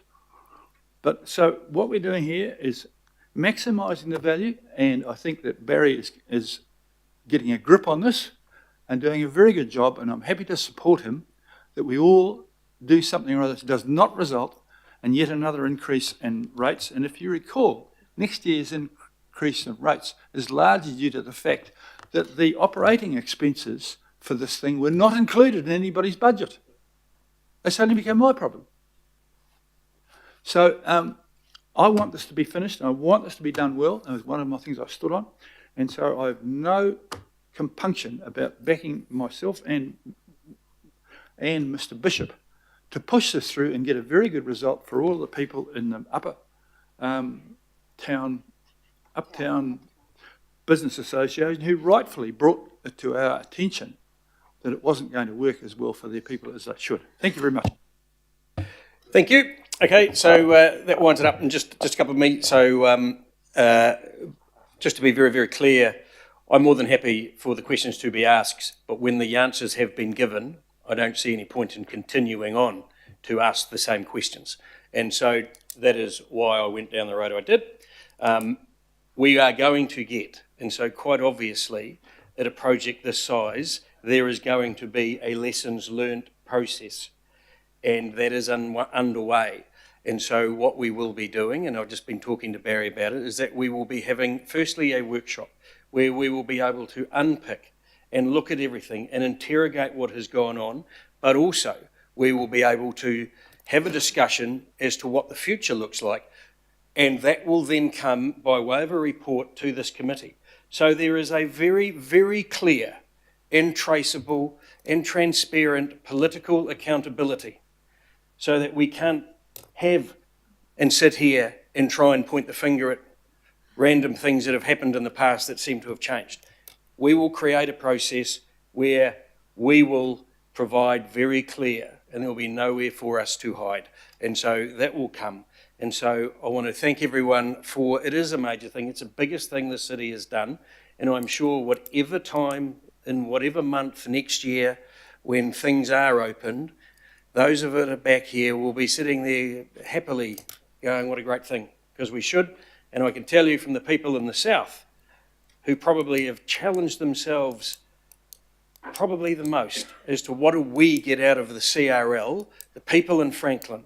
As I sit there and I get off at Papakura where my car is parked, because there's no Drury station yet, but it's coming, and I look at the increasing number of people on that train every day going to and from Puki.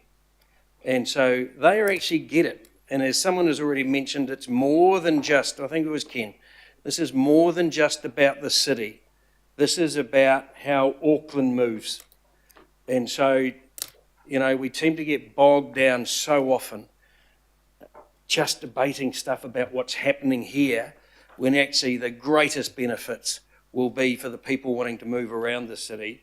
And I, for one, who uses the train every day, look forward to it. And just hope I'm here that I can get out at the station outside Albert Street.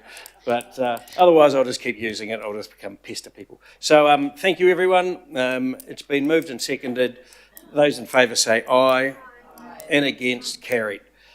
Yeah. Can I just ask a question? You and Barry are going to send out a memo with, you know, some responses and a timeline, etc. There have been things said here in the speeches that are not what we've been told as, you know, information. So I think we need to actually address some of the things that have been said as well. Otherwise, they'll just come up again and again and again.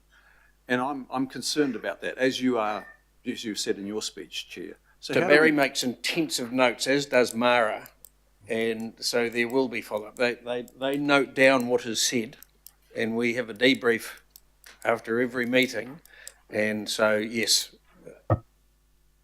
Okay, so next item is the rail upgrade, and so Dave Gordon from Kiwi Rail and Joe Reeves from Kiwi Rail and Mark Lambert from AT here to lead that off. So update what's been going on and what is coming.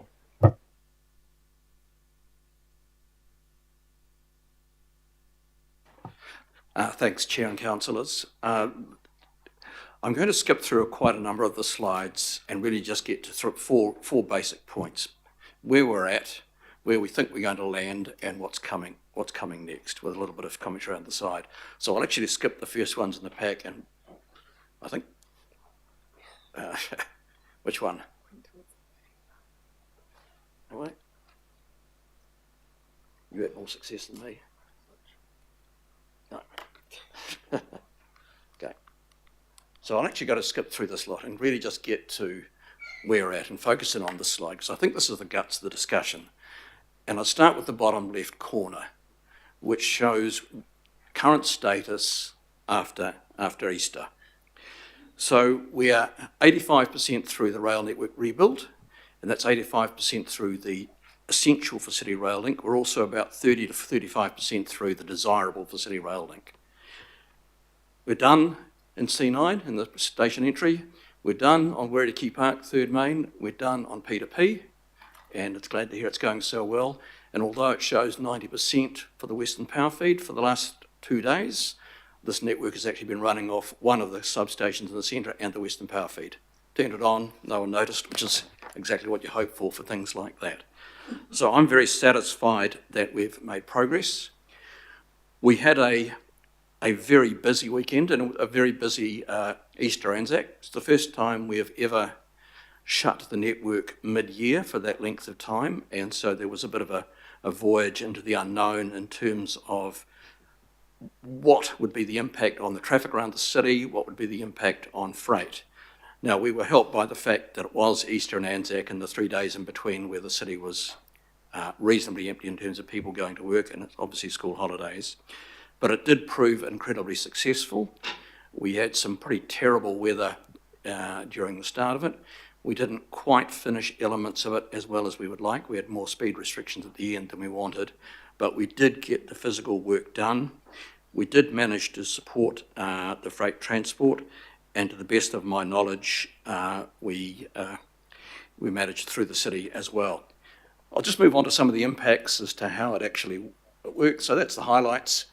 We've finished Wirree Key Park, the third main line ready for operation. Over that Easter break, we also commissioned Key Park signalling. We'd physically finished the work about 12 months before, but signalling resources are critical. Doing the final stages, 2.8 kilometres of that, 3.9 kilometres, etc., etc. Fitting turnouts at Henderson. It says there we started the testing of the Western Power Feed, and which is now in trial operation. We're chipping away at Drury and Parrata. We'll be out of the earthworks before it gets too wet, although last night won't have helped. And you can see that 17 turnouts, 845 sleepers, and 4.3 kms of tamping and rail stabilised, etc. So overall, a substantial work bank, 900 plus people on site, 80 work sites. So look, this is where we're at. You can see on the slide the ticks and the crosses. We're now very much at more ticks than crosses. It says Middlemore nearly complete. Well, that's now, the lift has got the final certificate, etc. You can see the Drury stations coming on. Western Power Feed, next time I report to this group, there'll be a tick, etc. So we're satisfied that in terms of the network, the progress we are being made will see us well through to the start of CRL.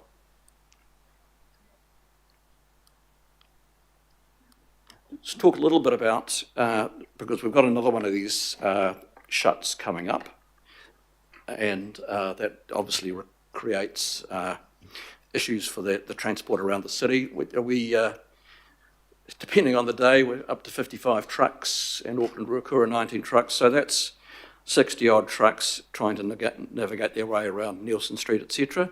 Managed very well, and I think I really take my hat off to ATOC and Auckland Transport and the way they worked with the roading layout and with us to manage congestion. Did incredibly well. So 1,900 round trips, 1,900 trips, that's a lot of traffic on the road, and it will be tougher this in June, July, and rounded to the nearest tens, etc. So we didn't actually get full productivity with the trucks because the weather was pretty bad a number of days, but we did okay with the trucking operation. So talked about there, ATOC did an incredibly good job. They had monitoring on a number of sites. They changed the signals optimisation, etc. And Port of Tauranga access managed to reduce congestion. So overall, we were very satisfied with the closure, and the one coming up in June, July, it will be tougher, but it is the low part of our season. So we're confident we'll be able to handle the 2 weeks coming up. Do you want to talk about this?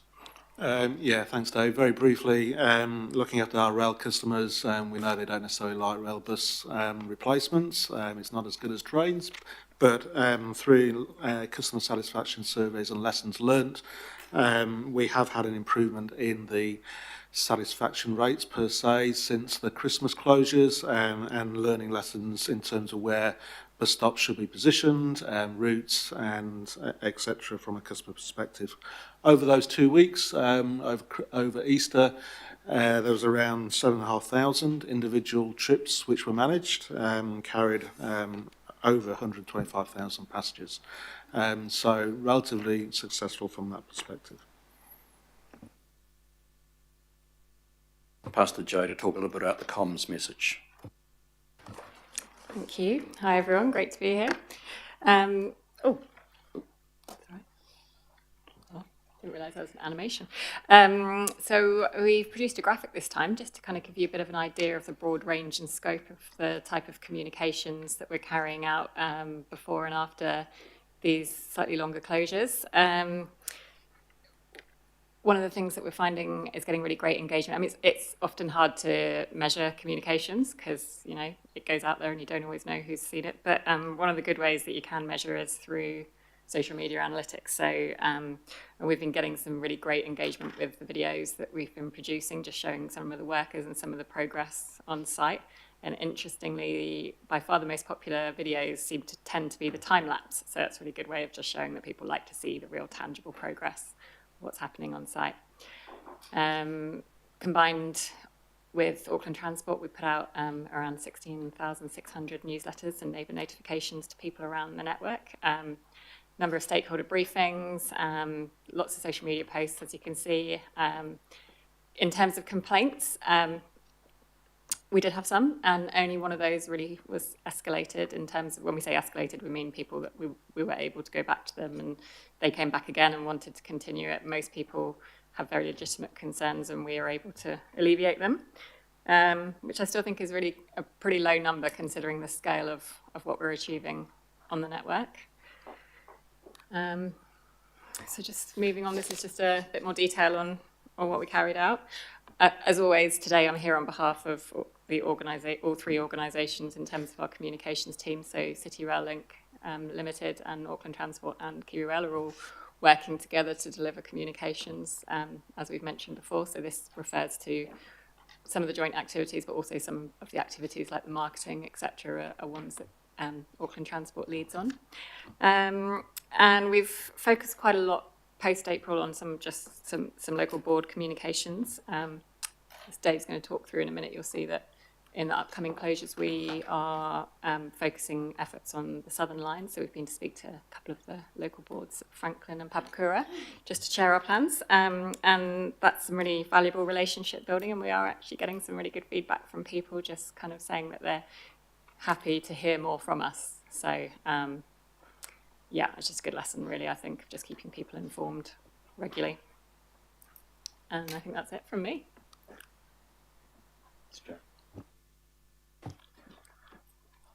You can possibly ignore 95% of the detail on this slide, but as we requested and were supported by the Mayor and Deputy Mayor and Ministers, that we have got approval for a series of rail closures. At the time that approval was given, it was on the presumption it was 100% closure. We've been driving my team, one, to do more quicker, and also to investigate whether it's possible not to close all the network at any one time for certain of these blocks, and also challenging them, can they do Christmas quicker so they can we can get more testing and commissioning in, noting that others also need Christmas block for station and other works. So what that's showing up there is the June-July closure is in fact only for the Southern Line. Previously it was for the entire network. You can see no,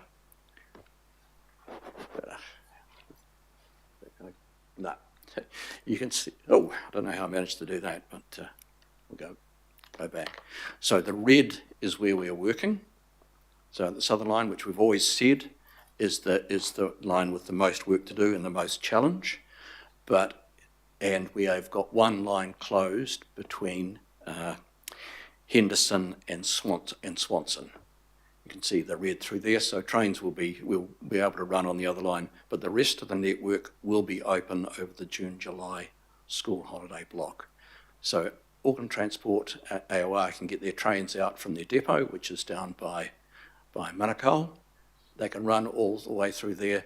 So the only trains impacted are Kiwi Rail freight and passenger, and those commuting between Manukau, Otahuhu and Pukekohe. So it's a lesser impact than what was originally approved, but we've concluded that we can do what we need to do on the Western Line without the level of shuts, and we can squash a little bit more into Christmas. So overall, a reasonably satisfactory outcome there, I think, for all parties.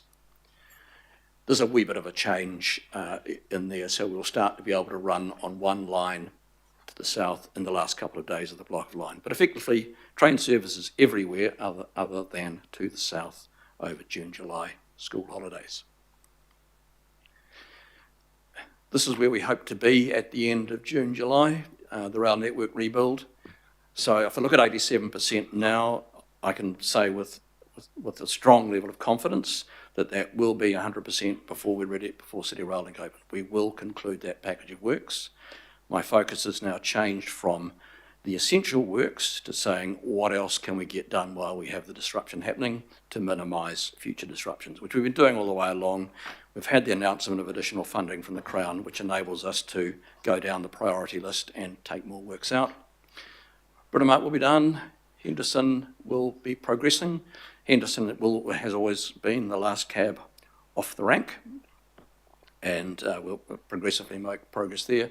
Third main done, Parata Station just carries on. Most of that work, and for Drury, most of that work is being done away from the main line. We did lift one of the bridges in at Drury over the weekend, etc. But basically that works offline. Ngakaroa is slower. We've got some land issues, etc. there. That was always going to be the last of the southern stations.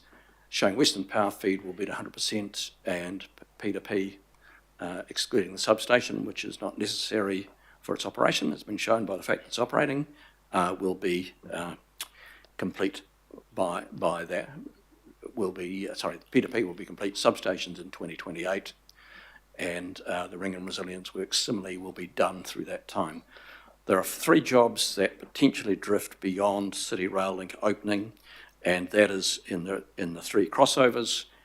We've got the civil works in, we've got the ducting in, we've got the foundations in for the poles, etc.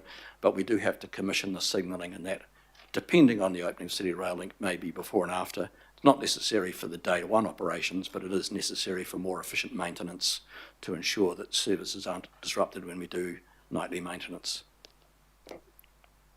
And that's over to questions. Thank you, Chair.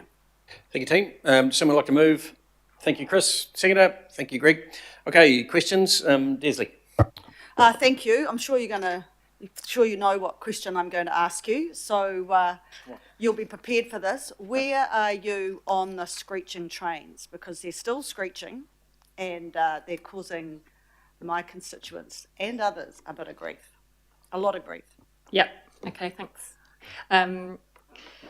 So during the Easter closure, we did some work on the bridge that runs across the basin, where we put some more fixtures and fittings in. Some of the noise surveying that we'd done before the Easter closure showed that that was a kind of hotspot for noise. So we did some work there, and while we were doing some work there, we identified that there was some more noise coming from the steel walkway that runs alongside the bridge that is used for maintenance. So we have ordered another bridge that we'll be hopefully putting in. We just need to time it with one of the longer closures, because obviously it's quite a big job. So that will be coming up soon. We've also been monitoring the noise and collecting data since Easter to see what difference has been made by the changes on the bridge. And we're just in the process of downloading that. Actually is gathered by the EMUs as they go past, so we just need to get hold of the data and download that, which I believe is happening this week, and then we'll be able to get back to you with the data for that to see what difference that's made. So follow up, if I may, just quickly. So do you think that steel bridge replacement will happen during the next closure? Or can it happen while the trains are still operating? It will need to happen while the trains are not running. Yeah. Thank you. Thank you. Daniel, online.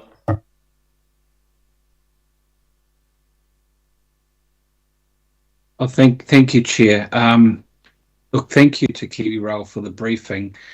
A question really about the impact of going into the wet season, which obviously really last night would have crystallised things.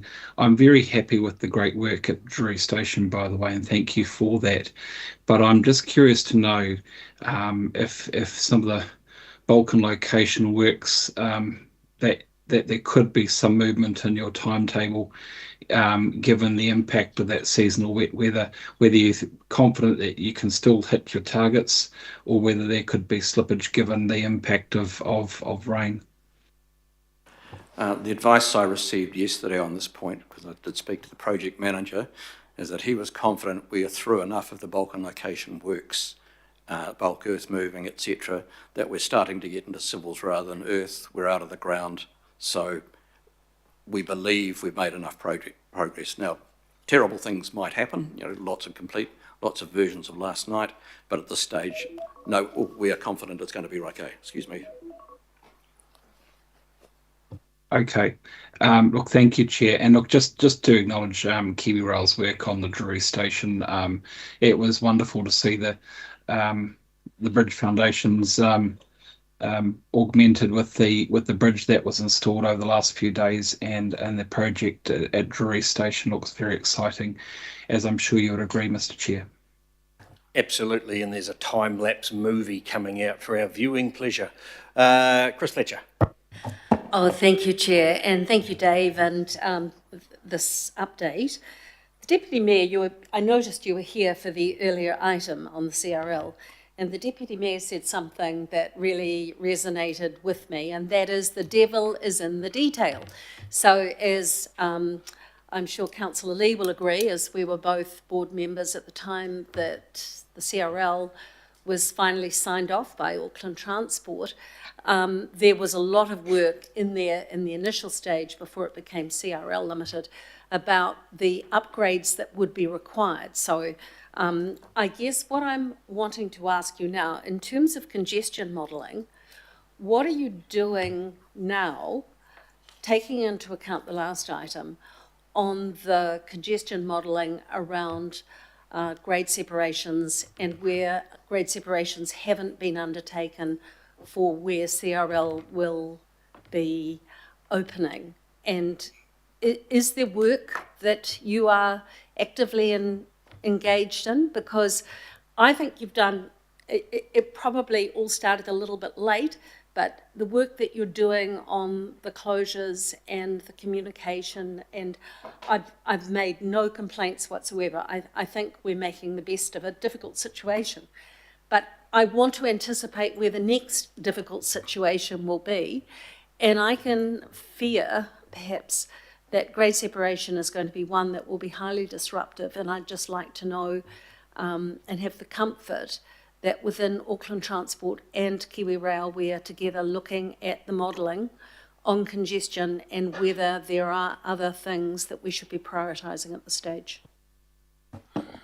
I can probably have a go at that, Councillor. As I mentioned in the presentation earlier, we are, Kiwi Rail is leading the performance modelling around the day one timetable at the moment, which includes congestion assessments at all those points. So that's the first part of the answer. As you know, there's a number of level crossings and pedestrian crossings in particular that have or are being closed prior to CRL day one, which are all on track. The grade separation of the crossings post day one is a programme of work which, again, we probably need to bring an updated briefing to this group on, and that is being linked into upgrades of the timetable and frequency of services over the next 5 to 10 years. So the answer to your question is at the moment, yes, and we've just completed across all agencies the required risk assessments for congestion at those level crossings as part of the timetable work as well for day one, which are now going through individual QRL, AT approval processes. And those will be built into the safety case submissions to the regulator for the day one timetable as well. Well, thank you for that, but I just would not like to think that a council 5 years hence is going to be finger pointing over whether or not was anticipation following opening day that the level of disruption on grade separation and the remedial works that were required were not anticipated. So it would be pleasing for me to have more regular updates on where you feel we're at. And those, an incoming council is going to go straight into an LTP. What's going to be required to really optimise the investment that we have made?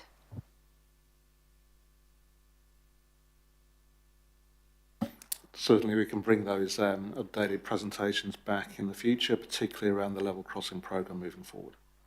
Thank you. Greg.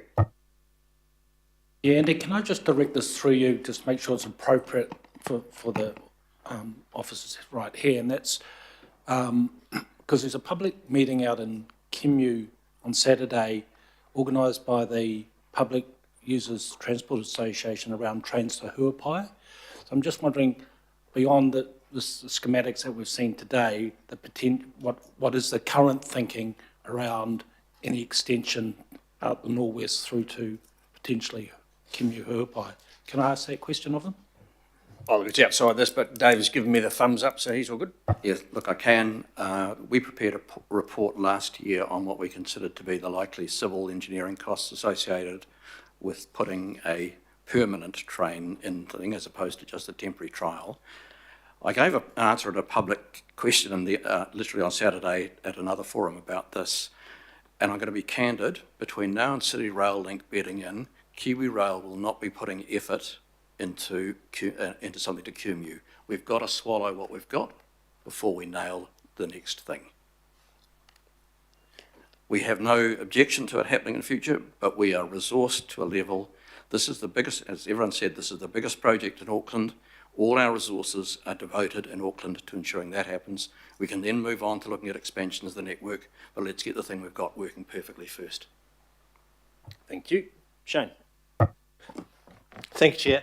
Just picking up on your quote about Henderson being the last cab off the rank, as someone that represents the area, could you tell me a lot more about the progress here? Because we're at 60% on that slide. We've got stations that are brand new in greenfields that are not really serving the catchment population that Henderson is, that has the same level of progress. So can you tell me what's happening? The 60%, if I can go back a bit. Now that 60% is after June, July, as opposed to right now. That refers to the work we are doing on the track, which is creating the track for the third platform. So I don't quite understand, Councillor, your question about the other stations. Henderson was the last to be funded. It was only given to Kiwi Rail, I think about a year ago. We have a fixed budget for that, which is a number we have to stay within. We will be ready in time for City Rail Link for it. Thank you. And was that budget cut from previous proposals? They had a number in mind. I'm working to a fixed budget. I don't know whether it was what it was before. I know what I'm working to. Thanks. Reserve my right to speak, Chair. No worries. Richard. Thank you very much. Huge amount of work, like phenomenal.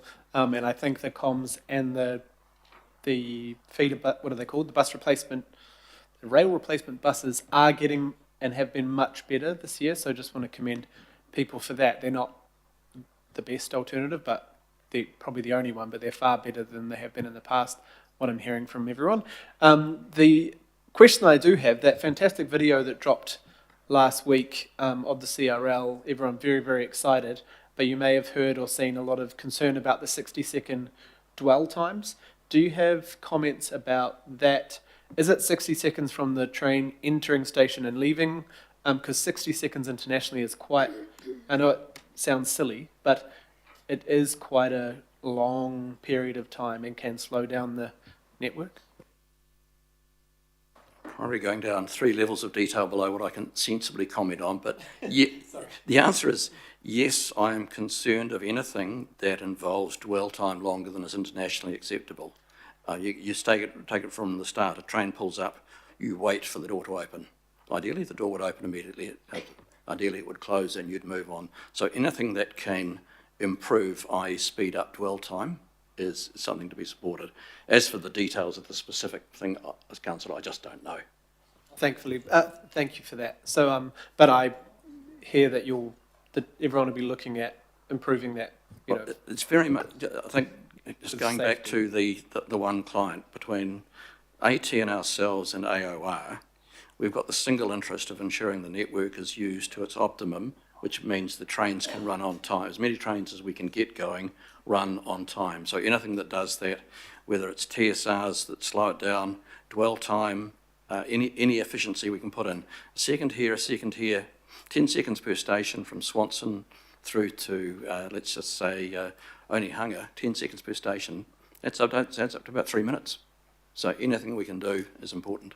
That's really awesome. The other question is just on the, and I know we get it at event times, but with the opportunity to potentially be using more 9 cars sometime soon in the future, or at least 6s, will we be trying our best to, because I know we get charged for each carriage, you know, so you don't want to overuse trains and carriages in the off-peak, but are you looking at how to engage longer trains at the peaks of the peaks, and then, you know, I don't know how it all works, but I guess my concern is that it is too popular, and that would be great news fairly soon, but will we be able to, like we do with buses, able to lift that capacity on certain lines and at certain times when we need to? The short answer is yes, in terms of the current planning for the day one timetable is focusing our resources obviously at the busiest times and to making sure we're maximising use of the 6-car trains and the new fleet across the whole timetable. With regards to special events, yes, the fleet will be made absolutely available for those high demand periods as well. Thank you. Morris. Thanks, Chair. A couple of small questions, really very brief. One of the best kept secrets in Auckland is that I'm quite a heavy user of the Eastern train line, use it regularly. And I get asked questions by some of the commuters, and one of the questions that keeps coming at me is, you closed this line for nearly a year, from March of 23 through to January of 24, 298 days, 43 weeks. And people say, because you kept telling us, oh, there's a whole lot of work that needs to be done on the Eastern line, and it's got to be brought up to standard. And I think that was an answer that many people were literally prepared to accept. What I'm copping now is, why the hell was it closed for all that length of time, and now we've got more closures sporadically every now and then? And I just need an answer for them. They want to know, why was it not all done in the one hit? I'll give you the straight answer is some of it wasn't done in the one hit because we didn't have funding to do what we wanted to. And that's particularly Parewa Tunnel. We had to leave Parewa behind, didn't want to, but didn't have the money. The majority of other closures are simply because the rest of the network is closed and it can't exist as an island. If I can, let's go back a couple maybe. So what we're saying over June, July, and that will be the same for September school holidays, it's green. It's done, it's green, it's going to be open for those periods. We're only closing those parts of the line now that are essential to do. So we'll be doing more out west and more to the south. Those lines are done, but there will be occasions when it's closed because nobody can get the train to it from the EMU depot, because that's where the power will be off through there. So. Okay, but Eastern Line from Wairemata Station right through to, I don't know, to say Middlemore Hospital, that line was the one that was closed and is not really related to other lines. Why, after 298 days of it being closed for fixture? It's just that there is a bit of grumpiness from the public that we thought we'd put up with this huge amount of time closure, and now we're getting these extra bits. I wonder, Councillor, I can do it live, but I'd actually like to write to you and actually give you a proper brief that says this is why, this is when. That'd be great. I'd love it. The second question is to do with my Ebenezer Scrooge attitude to the world, and that is trying to make sure we're not spending money on things that we shouldn't be. The track access fee that Kiwi Rail charges Auckland Transport for the operation of it, do they get no access fee if the line is not running? Do you do from this day to that day, 298 days, your annual fee was, so we're going to give you a reduction of 298 of 365. I think Councillor Lee's expressed the response. No, there is no way any network operates like that. Any network associated with rail operates like that. We provide a network. It has to be taken out for maintenance. You don't provide a network. It is well. The facts would suggest otherwise, Councillor. When Kiwi Rail runs a network, we provide a network. The trains operate on that network. They pay for maintenance. We have shuts. Once CRL is open, We're changing our maintenance strategy entirely, so we actually maintain single line only. So if we are maintaining in an area on a cyclic basis over a 13-week cycle, only one track will be closed, and that will be likely from 10 o'clock in the evening till 4 in the morning. So just to get it clear, so for the 298 days, the Eastern Line, just picking that one because I know it, was closed, AT still had to pay a track access fee for that? They paid a track access fee for across the whole network, yes. Regardless, okay, thank you. Thanks, Morris. Ken? Thank you. Just on the back of Councillor Henderson's last quick questions and my comments in the last item, the Henderson last track off car, last cab off the rank, the Henderson station being at the very end of everything, had $40 million engineered out or taken away from the budget, which I understand was about a third. Was that engineered out before you got your hands on the job, or did you guys engineer it out? I'm confident we had a role in engineering some of the costs out. We had a budget to fit, and we had to take out we had to leave what was absolutely essential and sometimes leave behind what's desirable. If I'm going to be challenged on efficient costs, then part of my role is to ensure that the costs are spent on the things that are most important rather than those things that are desirable. Would I be right to say that that's the complete contrast principle of how it was worked compared to in the CBD, where all the stations seem to be cathedrals of excessive spending? Oh, look, I can't. That comment about cathedrals of spending, I'll leave that to you to make. Henderson, I believe, is being developed appropriately for the scale of operation that is Henderson. I think if I look at Pukekohe, it's an equivalent type station. It's right. It's not everything we wanted to do. Quite right. But we didn't have all the budget. You do what you do with the cash you've got. Okay, so with all due respect, and I just, for your question, I've been brought to this late because people have reached out and said, including Tātaki and others, we've lost this overbridge and we've lost this channel to the other side, this natural desire line to the other side of the track. We're too late to rethink that, are we? We're too late. Look, anything can be retrofitted if council wants to put up the money to do the retrofit after this development, but we can't do it now. There is an overbridge, an old one that's kind of out of place because it's too far down the track now, which does have quite a decent sized budget sitting with it for maintenance. Is there no chance of working something where we get that overbridge closer to the more desirable place? Not this side of construction. Again, if it is something that Auckland Council or councillors see as appropriate, yeah, it's something we'll look at, but it's not funded. I don't have the dollars. Okay, so just last question, thank you. So there is an area there that's going to be affected, which at the moment has got containers all stacked on it, yep, which is the area that an overbridge would probably go into if it was able to be built. Will our engineering design of that area prohibit further development of overbridge in the future? No, it won't. We've done the design so it can grow in future. Thank you. And so we can look at that through the RLTP process in terms of future funding. Karen. I'm just coming back to the question about actually Avondale South Down Line. I know that hasn't been brought up and there's still going to be lots of consultation that's going to happen on that. But what would the time frame be if the consultation does go well for that to go ahead? It would be at the earliest, I would say, in the mid-2030s.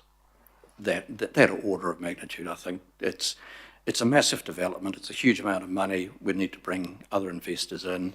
It's got a civic design element. It's got a number of things that have community work, etc. It's not on the immediate priority to do.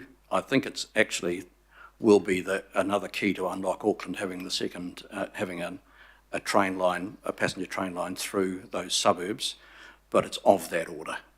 The 2030s, mid-2030s at the earliest. Okay, so it's likely that the line to Huapai would be before that, or there's no confirmation? Each will have to stand on their own business case. The line to there's a quantum difference in costs between the line to Huapai and South Down Avondale. Line to Huapai is nothing like the cost of the South Down Avondale, because line to Huapai is simply long-term double tracking going around the outside of the tunnel because it's pretty skinny, and upgrades to that, but it's an existing network. South Down Avondale, as you'll know, Councillor, is greenfield and some houses. Thank you. Follow-up, Shane?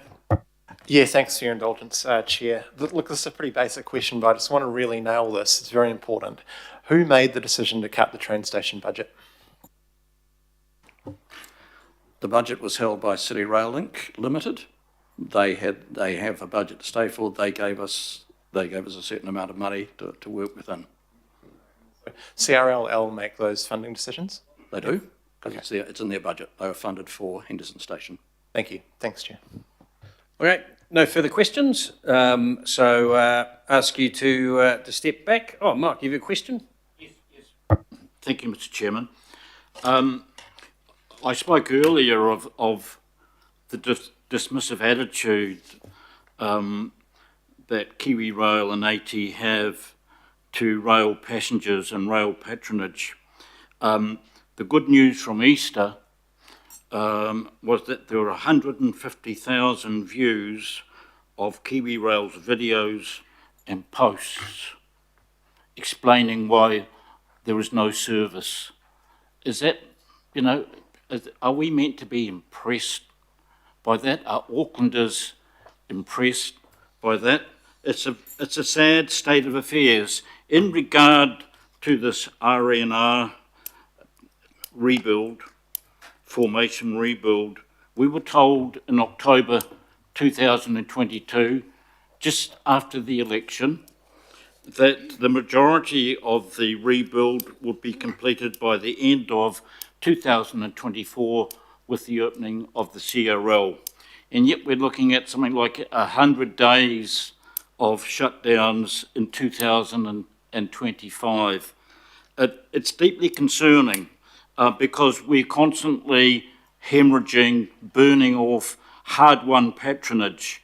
And that patronage was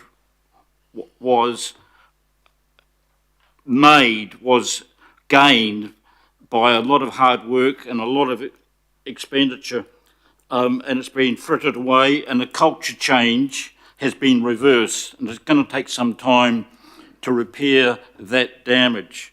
But my question is there any other jurisdiction that you can name that shuts down its rail network for such long periods of time? I think if you go back to 2008, when Kiwi Rail was established, I think the Auckland Rail network's been shut down for over 2 years.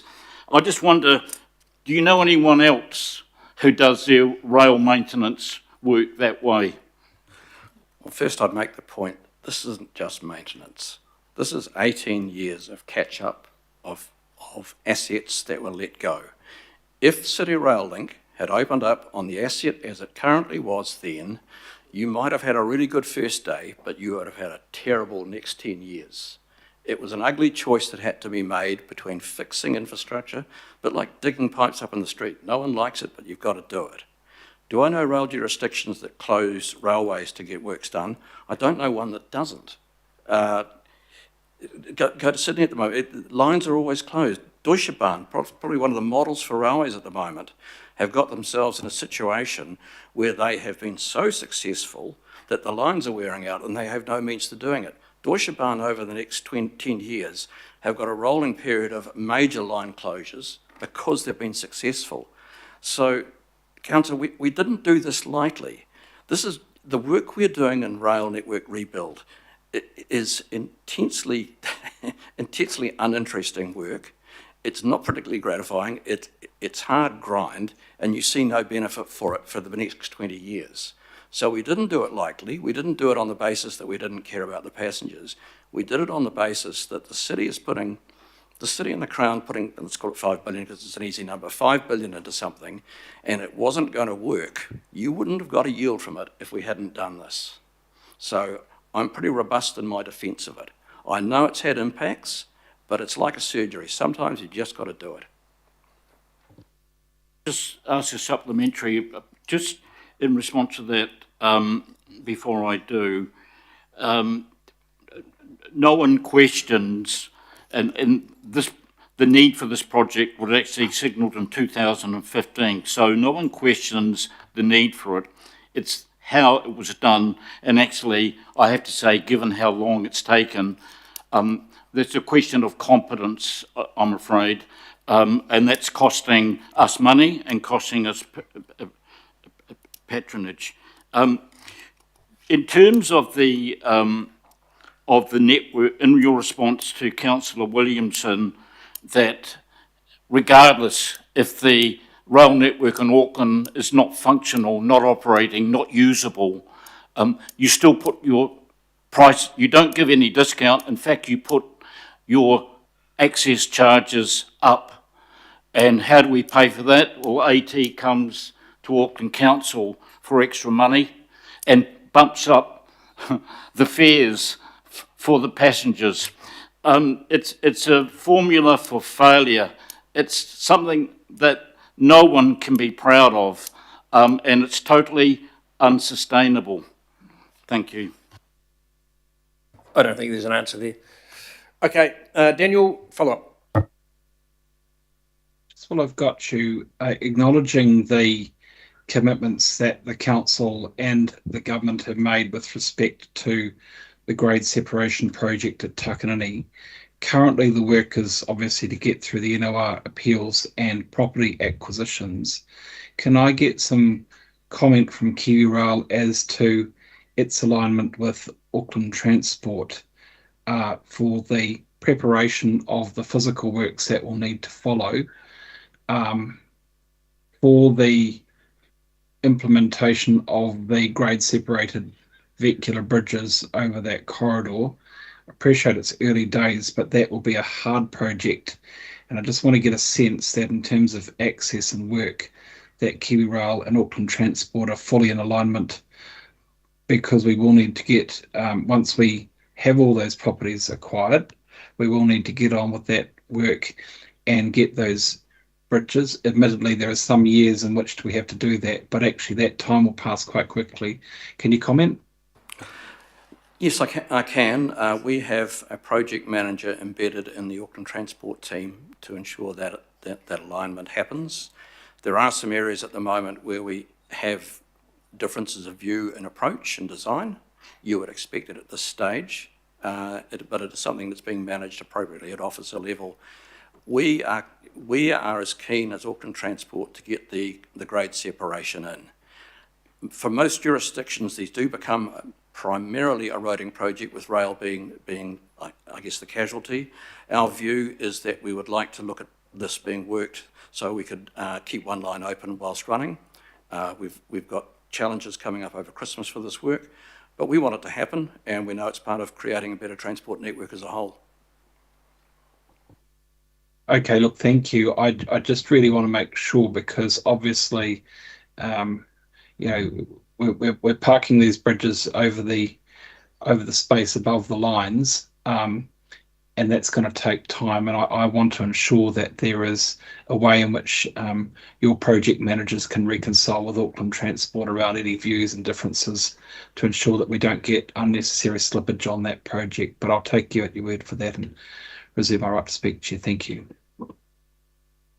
Okay, no further questions, so ask you to step back. Thank you, everyone, and thanks, Dave, for your forthright responses. Well done. Okay, any discussion, debate? Shane. Yeah, thanks. Just sort of raising to my colleagues' attention the plight of Henderson Station. We had to scrap so hard to even get funding in the first place, and to find out without sort of specific advisement that we'd been downgraded, as I've since been advised, and when our funding's got cut. It's just, as a West Aucklander, quite galling to hear last in the queue, last to be funded, lagging behind stations that are not even serving large catchment populations yet. This is really tough to take, despite the benefits coming to West Auckland, and through all the pain they're going to get. Through all the pain West Auckland residents are going to get, they're going to end up with a station that has been improved for operational regions, not really an improvement, because the passenger experience will be exactly the same. That's not good. That's a lost opportunity. And we're investing, and we talk about capitalising on the CRL and what we can do in places like Aotearoa, and we should be doing things like that. We should be building communities for the CRL, all that good stuff. Capitalising on the CRL means places like Henderson as well.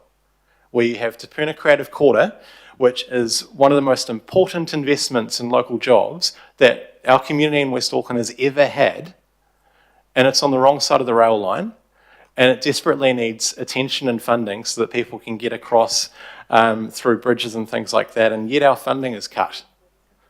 That's horrible. It's tough to take. So we can get back here, and I really support Councillor Turner's questions as well. It's good to be joined together as West Auckland councillors on this, that we do need to push for more investment, and that does need to come in a future conversation, because we're leaving opportunity on the table. We are leaving huge growth in GDP and economic opportunities on the table by not doing anything and by actually cutting funding to places like Henderson. Thank you, Chair. Mr. Chair, can I just support that? Thank you. Here. Okay, Daniel. Oh, thank you, Chair. Look, I really want to acknowledge the people who are working on the ground at Drury, both with respect to the station, but also the bulk and location works for the new park and ride at Flanagan Road. I think that the work has been quite extraordinary. It is substantial. It is additive. And it was great to see that the bridge installed on the tower platforms the other day. And I just want to reiterate to KiwiRail the need for that alignment with respect to the grade separation work that will take place at Takanini, because I can see in the not too distant future once we get through the acquisition, that's going to be hugely challenging. But I would be very grateful for KiwiRail's alignment with Auckland Transport in relation to access. And finally, Chair, what's going to be necessary if there is the need to, if we're going to have to go through an LTP where the cost of some of that work changes, and that requires a renegotiation with central government, I would like the earliest possible information about that, because we have put a lot of money up for some of these big projects, and it's hard to see how some of them will take place without some slippage on cost. But obviously we do have to deliver on our previous commitment to get those grade separation works over the line beyond property acquisition. So I really would like KiwiRail to be, and Auckland Transport to be, as prompt as possible in advising us if there is change in the cost of that. Thank you. Thank you. No further comments, discussion. Okay, thank you all. It's been moved and seconded. I'll put it. Those in favour say aye. And against, carried. Thank you. So what we'll do now is we will break for lunch, come back at 1:05, and at which point we can dive donkey deep into the AT update and then deal with our confidential item after that. So enjoy lunch, and we'll see you back here 1:05 on the dot.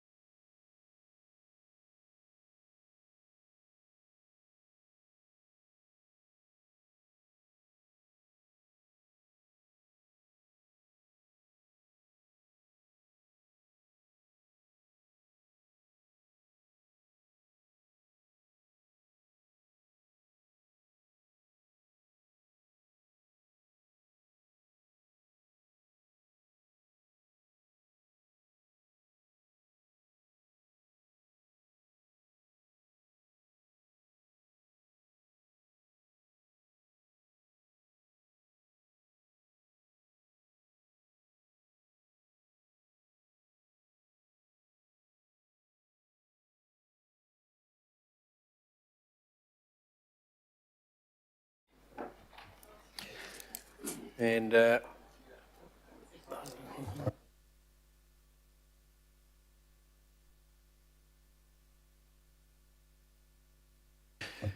have a quorum, so we're good to go. We'll reconvene and back into item 10, which is the Auckland Transport update. So Dean is on his way up and just acknowledging Richard, the chair.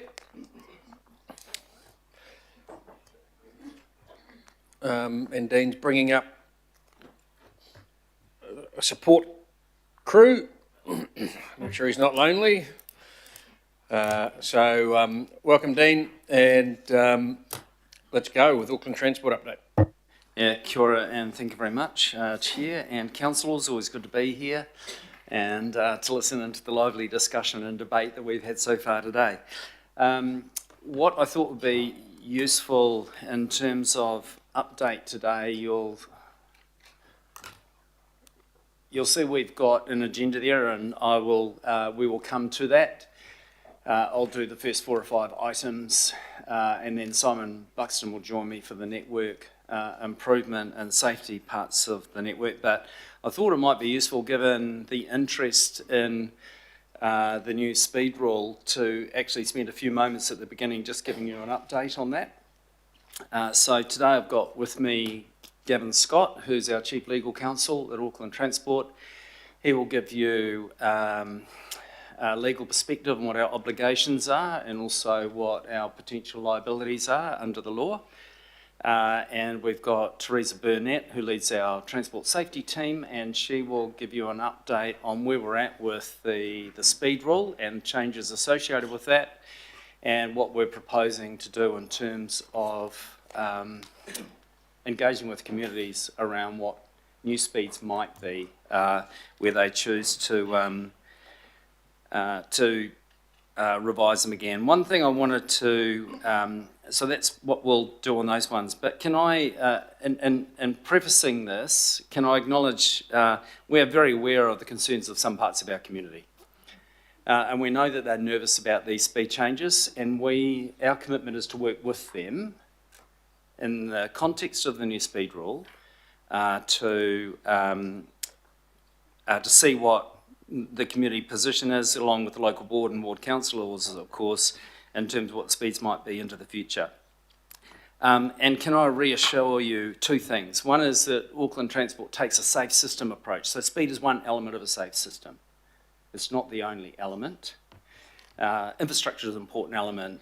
Calming measures are an important element. Education is an important element. And the other one is, there's been some concern expressed by a few that we're not taking a high engagement approach. We're doing this behind closed walls. We are not doing this behind closed walls. We took a high engagement approach when we first worked with our communities as to what the speeds would be, which is why we are confident in them.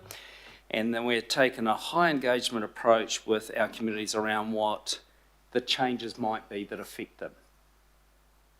And Teresa can answer questions on that, but can I reassure you, there's nothing here that is not available in the way that Auckland Transport has approached this issue of change that is not being worked through openly with our communities. So on that note, Gavin, can I invite you just to provide your great wisdom and legal insight on what our obligations are under the rule, and then I'll, Teresa, invite you to speak. Thank you. Thanks, Dean. Good afternoon, everybody. My team and myself have been advising the board and the project teams on the speed rules for about 12 months now. I think the one that's most contentious, and it's what everybody's interested in, and I've been involved in many responses to different members of the community on this, is the so-called reversal rule. Now, it's actually really simple.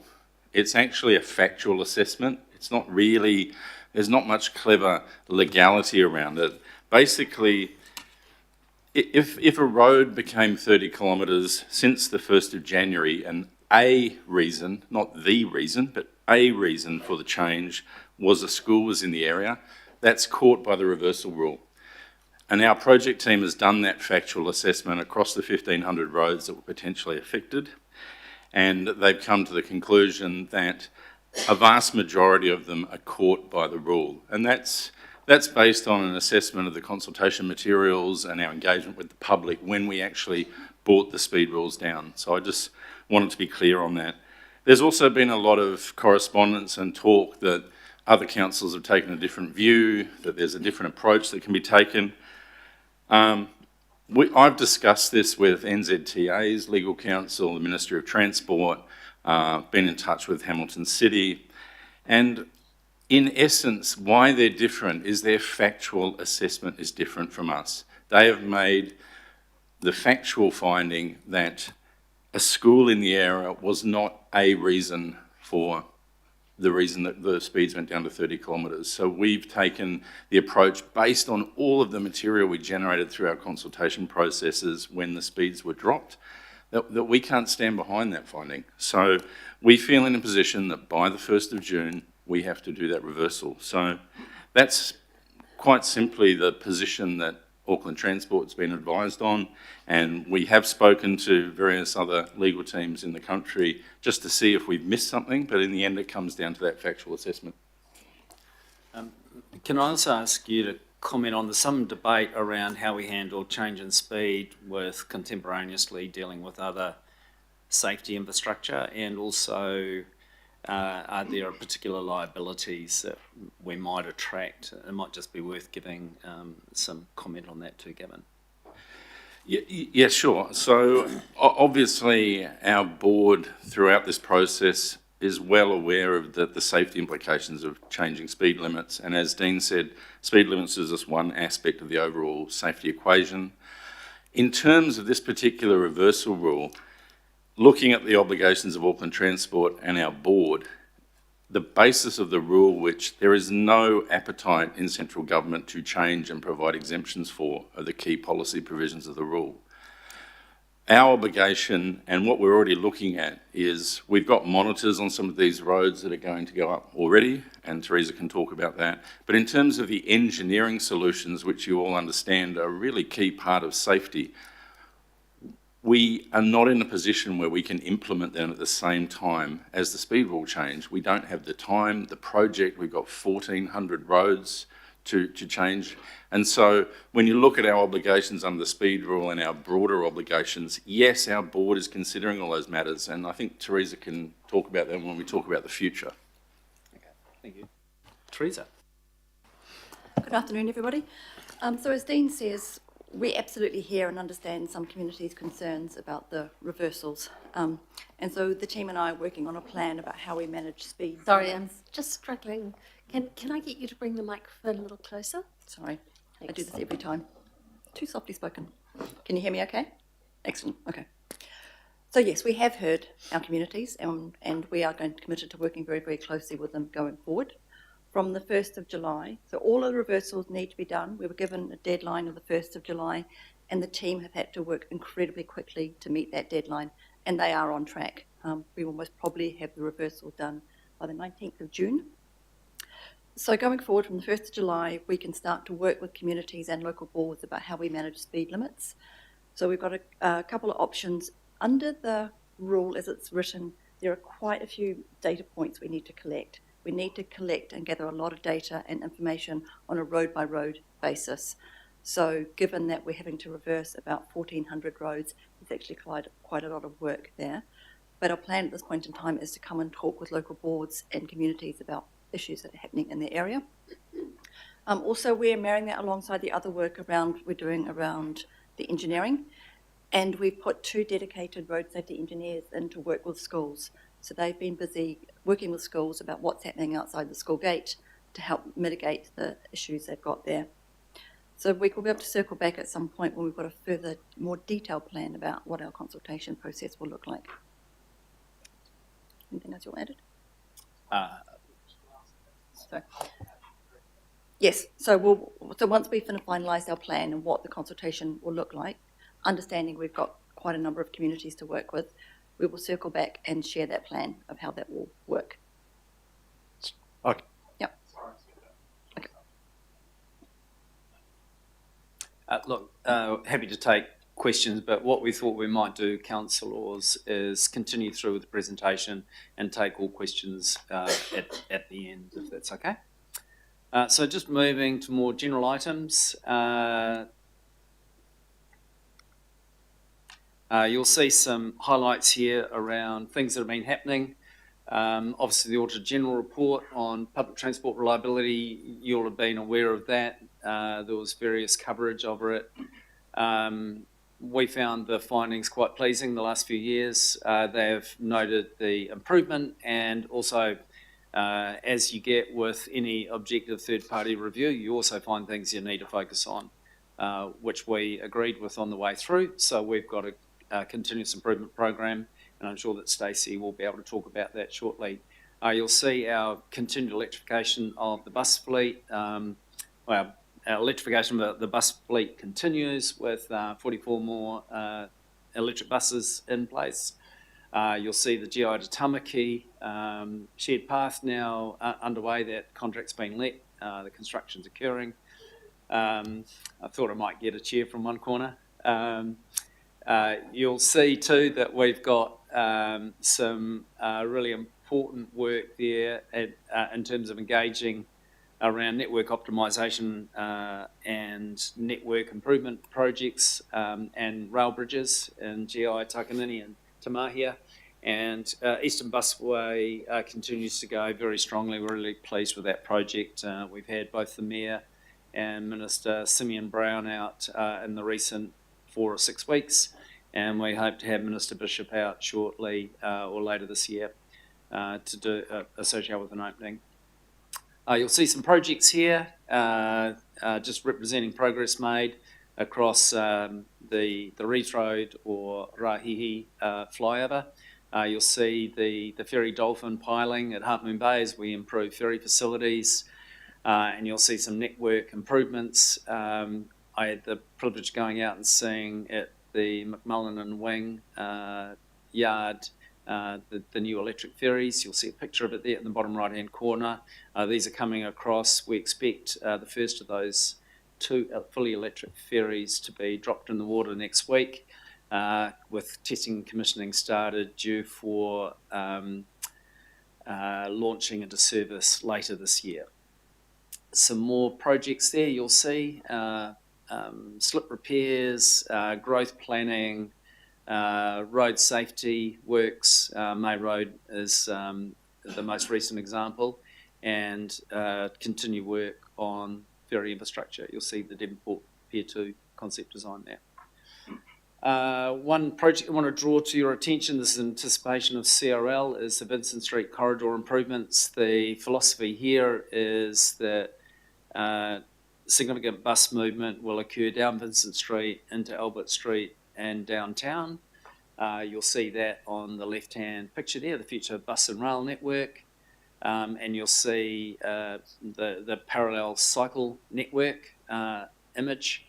Most importantly, what we want to do is get the new bus network in place later this year in anticipation of CRL going live at some point next year. That way we change the pattern and the travel behaviours well in advance. So day one with CRL, people are already used to what the pattern is. It's not an other change. We are in close discussions with Watercare. They're doing work on the Orake water main. You'll be seeing evidence of that in downtown Auckland around Wellesley Street. There's further work to be done up around Mayoral Drive and the intersection there with Vincent and Cook. We are working with them on the timing of that so that it's pushed well the other side of CRL go live. And we've got general agreement that would be the case. Otherwise, we'd be opening up Vincent Street for high frequency bus services in the order of 1 a minute, and then we'll be closing it down to do main works. Not good timing. I'll leave this slide as read, but you see the outcomes we're trying to achieve in the way that we're looking at those both infrastructure and bus network improvements. Level crossings, so I noted this came up in the discussions earlier around CRL. An update on where we're at. and just the reassurance that we've already committed to bringing regular updates, Councillor Fletcher, into this forum so that you can all understand and continue to ask questions and therefore gain confidence in how we're approaching level crossing removal. On the left there, you'll see an update around Takanini and Glen Innes. We're well into design. We have got, we're in the market looking to procure both design and construction services, and we're very focused on taking advantage of the block of line that we've agreed with Kiwi Rail, particularly over the summer period, but into Easter next year, so we can take advantage of what's already been agreed. You'll see there the Takanini crossing, so design and consenting, as I said, is underway. We're into engagement with landowners. There is a significant amount of purchase required to provide for the footprint. I'm very aware, though, that if and we've been in discussions that we're looking to absolutely minimise the footprint we need to deliver the level crossing removal. And the intention there is to help, to the extent we can, control cost. The Western Line rail level crossing removal program I know is of great concern to many, and it is to us as well. And we have started engagement with local boards and councillors on what we understand, both the constraints are, but also what the congestion modelling is. You had a discussion about congestion modelling on the rail network, but we've also looked at what the impact of train frequency is on the road network. And those two things are informing us around the timing and sequencing of level crossing removal along that Western Line. Some of those level crossing removals are very challenging. Not to say that Takanini isn't. Maori outcomes, so we're always pleased to be able to report on where we're at with that. You can see the progress of spend as a percentage of total capital value. The spend is over the 3% threshold, which is our SOI target, and you can see the dollars that relates to. This is at the end of the last quarter, so we've still got another quarter to go, and you'll see, whilst the percentage might remain similar, the hard dollar number will continue to climb, and you can see also where we're at with ongoing engagement with iwi as we develop Auckland's transport network. On that note, I'm going to hand over to Simon Buxton, who's going to give you an update on network productivity. This is a bit of a deeper dive, but it's an area of great interest by request. Thank you, Simon. Kia ora, good afternoon. So this is the regular update. We bring this form every 2 months on network productivity, which encompasses those 6 work streams up there. I'll take it as read, but I'm going to highlight a few things, and then we are going to spend a bit more time today talking about safety on the network.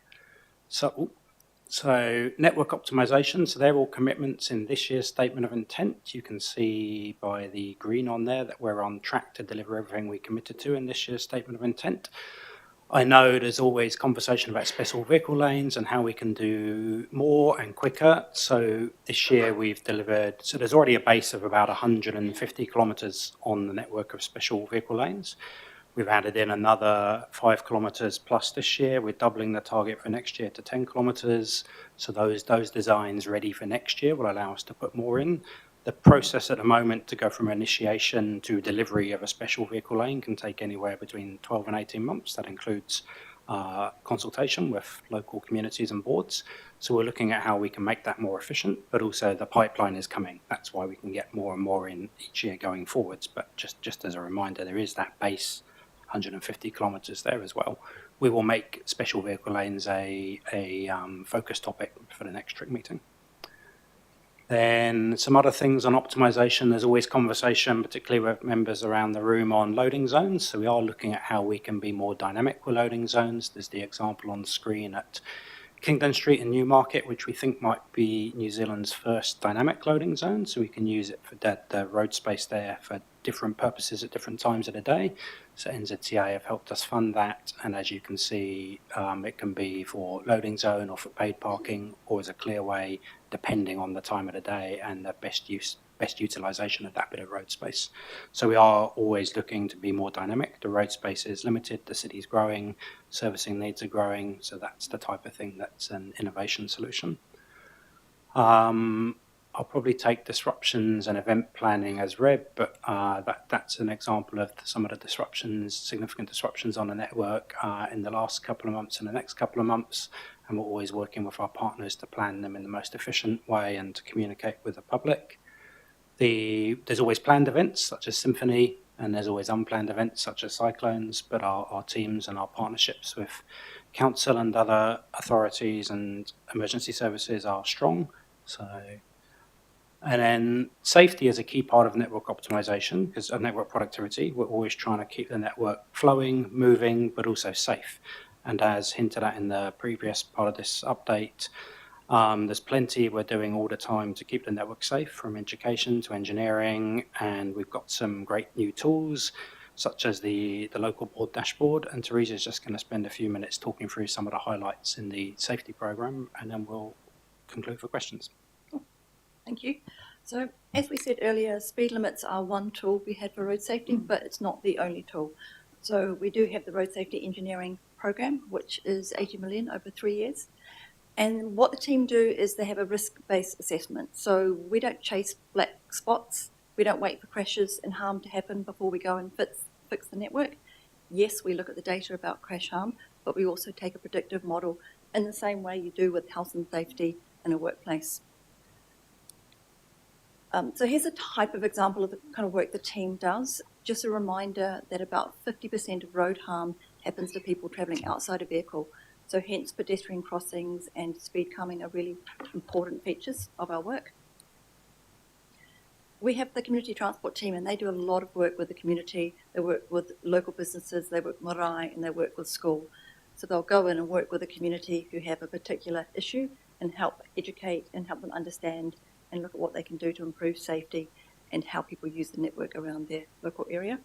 And they do a huge range of work. They help people make sure their restraints are fitted correctly for their child seats. They do school safety. They do work with young drivers around driver licensing. Again, young drivers massively overrepresented in harm on our network. So a really important group that we work with. Another part of our work is the advocacy. So I mentioned young drivers. At the minute, there's a consultation open for the graduated driver licensing system, and we put together a submission on that. It's about keeping young people safe and giving them the right tools and experience before they can hit the roads. We've also recently produced the local board crash data dashboard, so that we've taken that to local boards and they can have a look in their area and see what's happening in harm, and it will help them with their local decision making. And also we do a lot of partnership work. So recently we've been working with the police, who under the GPS really upped their game around breath testing, and we support them with the marketing and evaluation of that piece of work. And here's just an example of the type of work the community transport team do around checkpoints and making sure child restraints are fitted correctly. Okay, thank you very much. That's the end of the overview, and we are more than happy to take questions. Over to you. Thanks, team. First up, Angela. Thank you. I just wanted to, excuse me, ask a question of legal. I didn't quite get the bit around Hamilton. You said they used a different, I've forgotten the word you used now, if it was a perimeter or factual finding. You used it, there were different factual findings. So what was the difference between Hamilton and Auckland?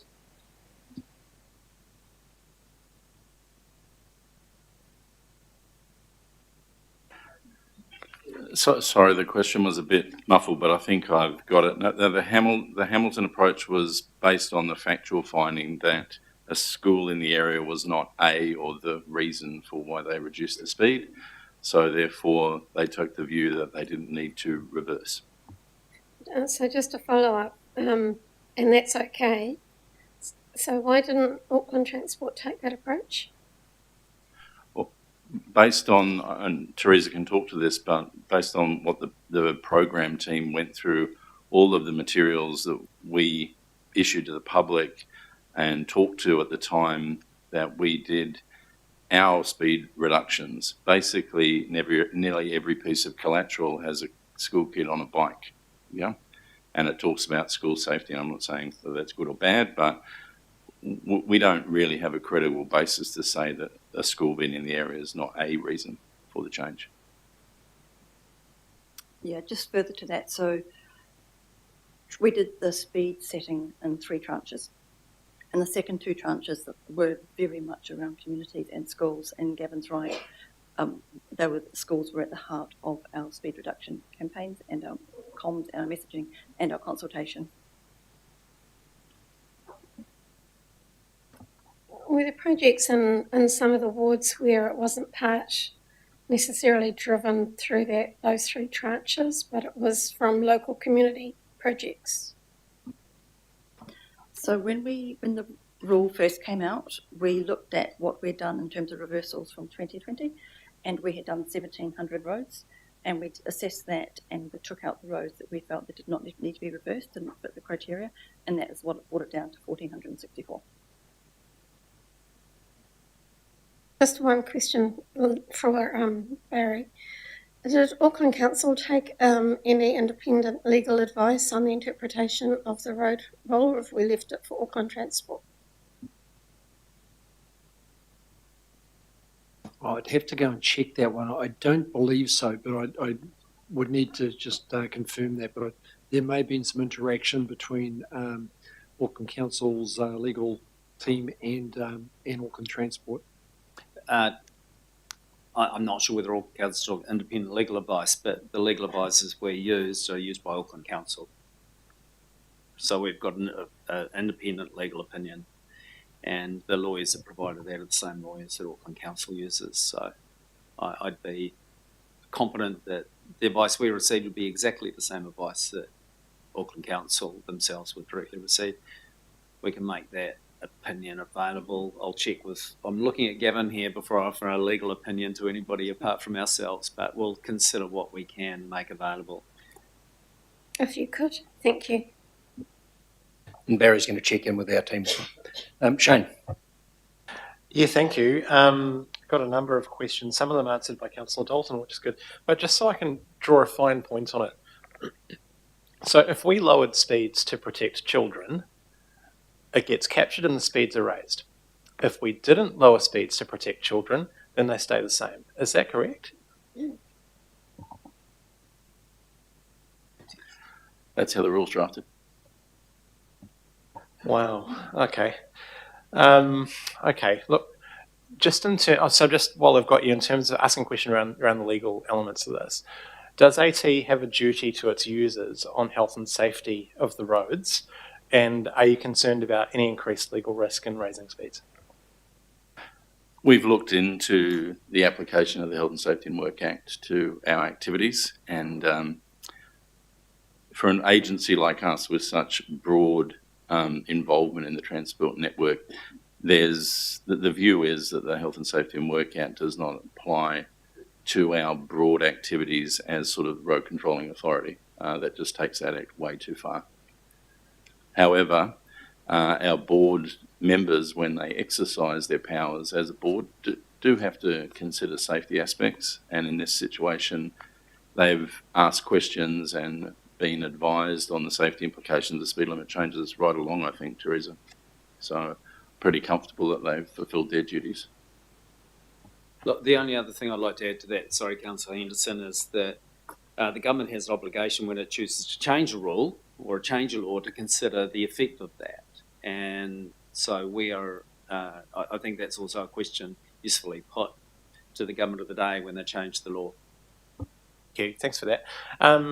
We've received a letter from all aboard at 8 o'clock this morning. I'm still getting to it myself, but I'm just wondering if you've had a chance to review it in advance of the meeting and whether you have any initial comments.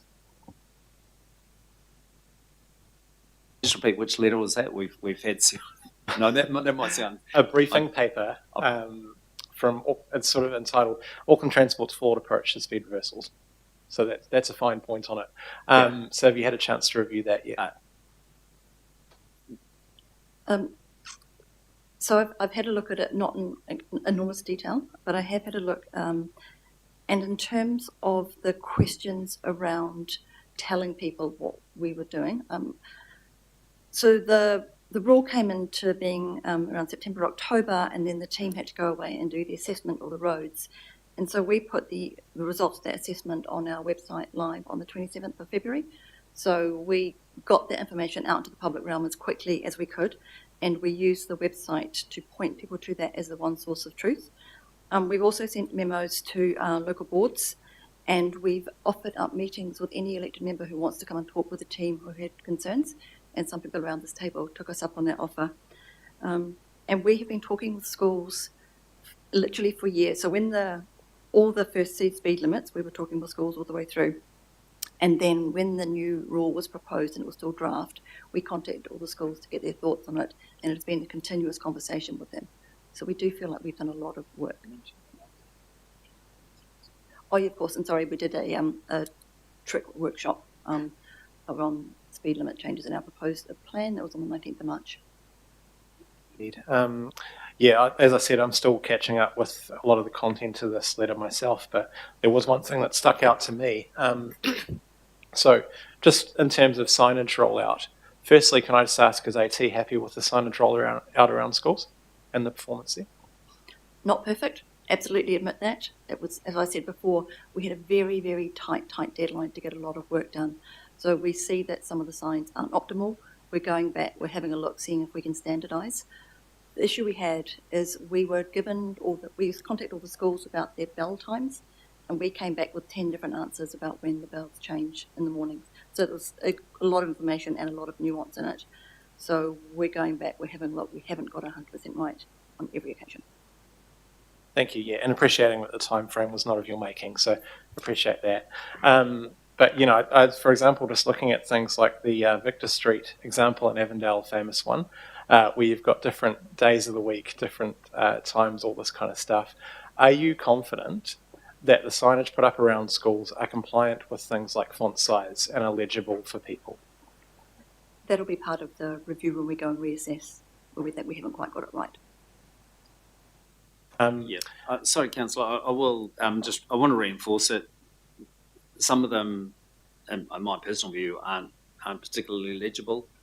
We will change those. They're either going to be standardised in terms of font size, or we are considering where we would swap out more complex school start and stop times with a digital variable sign. So we've probably, Teresa and I were discussing, there might be a dozen, maybe 20 of these signs across the city. Given the scale of what we've done, it's relatively small, but it's irritating, and the photos tell a bad story, but we will fix it. Thank you so much for that commitment. I really appreciate it. Just one more on signs, because I've been aware of a school in my ward where there's been city signs covered over. They're the old school signs, right? They've been covered over for over a week with no signage in its place. So ostensibly there is no signage in that area, and it took them over a week to change it. So that's just a tiny example. But my wider question is, are you looking at reviewing contractor performance around the implementation of this rollout? We will definitely do a roundup when this project is finished. So typically when they've been covered up, someone's come and staggered like 1 or 2 days later, and a few instances that time period has been longer than we would have liked, absolutely. Thank you. Just two more. Thank you for your indulgence, Chair. Just moving on to the consultation element and essentially reversing the reversal, right? So can I just be super clear with communities that are really concerned, and in a lot of cases it's primary school principals, things like that contact me about this. We're embarking on a consultation period. Can I get crystal clear on what a community would need to prove to raise the speeds back to where they were before the reversal? What are the checkpoints that they've got to meet? Okay, so here's what we need to look at as it's specified in the rule. We need the role and function of the road, how the road is used, including different types of road users, why a speed limit change has been proposed rather than a different speed manager intervention, a cost-benefit disclosure statement, which estimates the safety impact of the proposed change, number and severity of crashes, estimated impact of the proposed speed limit change. We also need to include estimated time impacts of proposed speed limit change, includes current mean operating speed, estimated mean operating speed, and the impact of the proposed speed limit change on individual journey time, collective journey time, accounting for average daily traffic volumes. So when I said it's quite a lot of information we need to gather per road, so that's how it's written in the rule at the minute. Goodness, so that's going to be a challenge to communicate to the public. Yeah. Are we planning to communicate this huge list to members of the public that actually are going to target their arguments to meet these requirements? How are we going to do that? I mean, this is public. It's a public document. So, as I said earlier, we are still working out how we're going to approach this, because we know we have lots of communities who would like us to get to things quite quickly. We also know that we've got to balance this quite difficult thing.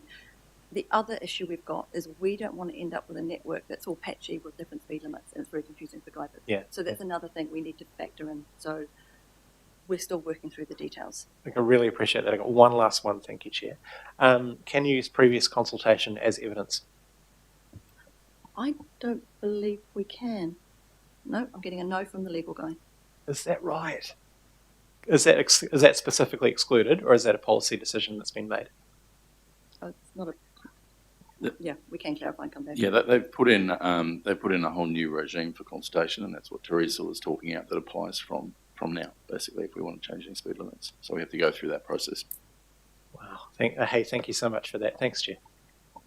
No problem. Daniel. Yes, thank you, Chair. Thank you to Auckland Transport. The presentation has been interesting.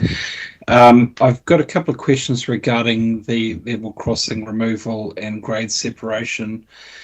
Dean, the rail over bridges that you showed, you're talking about the modular bridges. Is Auckland Transport looking at the modular bridges concept extended to the vehicular bridges that will follow for this particular project? I assume yes, but a bridge is a bridge. We just basically want to get people west to east as quickly as possible, and obviously to get this project done as soon as possible and as cheaply as possible. Can you comment on that? Yes, so what I can say to that is the pedestrian bridges, absolutely, we're working with a modular design. On the road crossings, we're very cognizant of the 10 value for money principles. We're in the market now for a designer, and so that will definitely be part of the design brief. But I can't actually say that we will be moving to a modular design for the road bridges. I'll reserve my final comments until we've appointed the designer and we understand what will actually be the lowest cost way to move forward, given that each site will have slightly different geographical constraints. Yeah, I understand that the sites are complex. My question with respect to the discussion around cost, I'm hoping that Auckland Transport is sensible, and if you need a wider footprint to get the projects done, that you do so, and that if there is a cost saving, it's obviously by completing the project in a timely way and then selling the surplus land that you don't need back to the original owners, or if they don't want it, putting it on the market. Is that your approach to this? I want us to get the land that we need, and then if we have surplus, to divest it at that point, rather than trying to go too skinny on the land acquisition start. Yeah, correct. We'll obtain enough land to do the job well, and any surplus land will be disposed at the end. And we'll also be looking at, with local boards, any future development opportunities as well. Okay, thank you, Chair. Reserve my right to speak. Thank you, Daniel. Richard? Thanks, Chair. Just back to safety. So back when it was actually us that kicked off Vision Zero before the government, before the last government did, and that was because we had until 2012 we were dropping, and then we had a ridiculous kind of hockey stick spike of deaths and serious injuries. So back then we said by 2030 we expected more than 7,000 people in Tamaki Makaurau would be killed or seriously injured if we didn't reduce the speeds.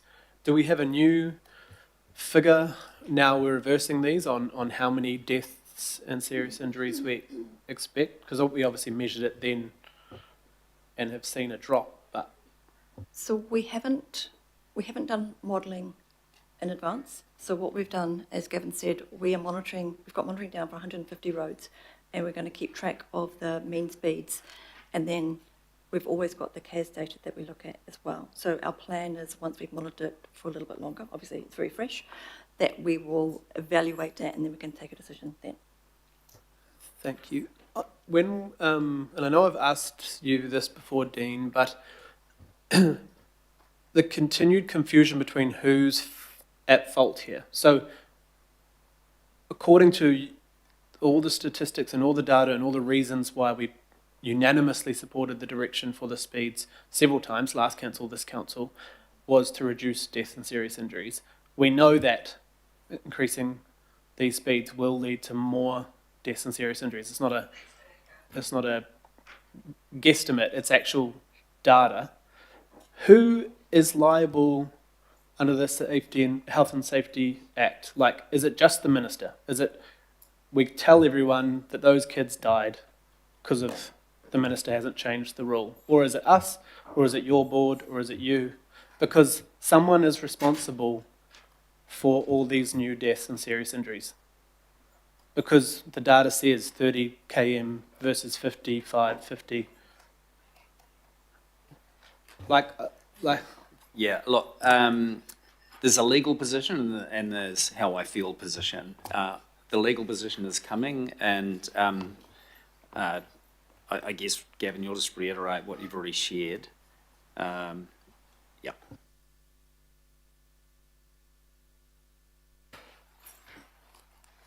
Well, we're in a situation where the central government has passed a law that we need to implement, and all of our duties and obligations need to be looked at in that regard.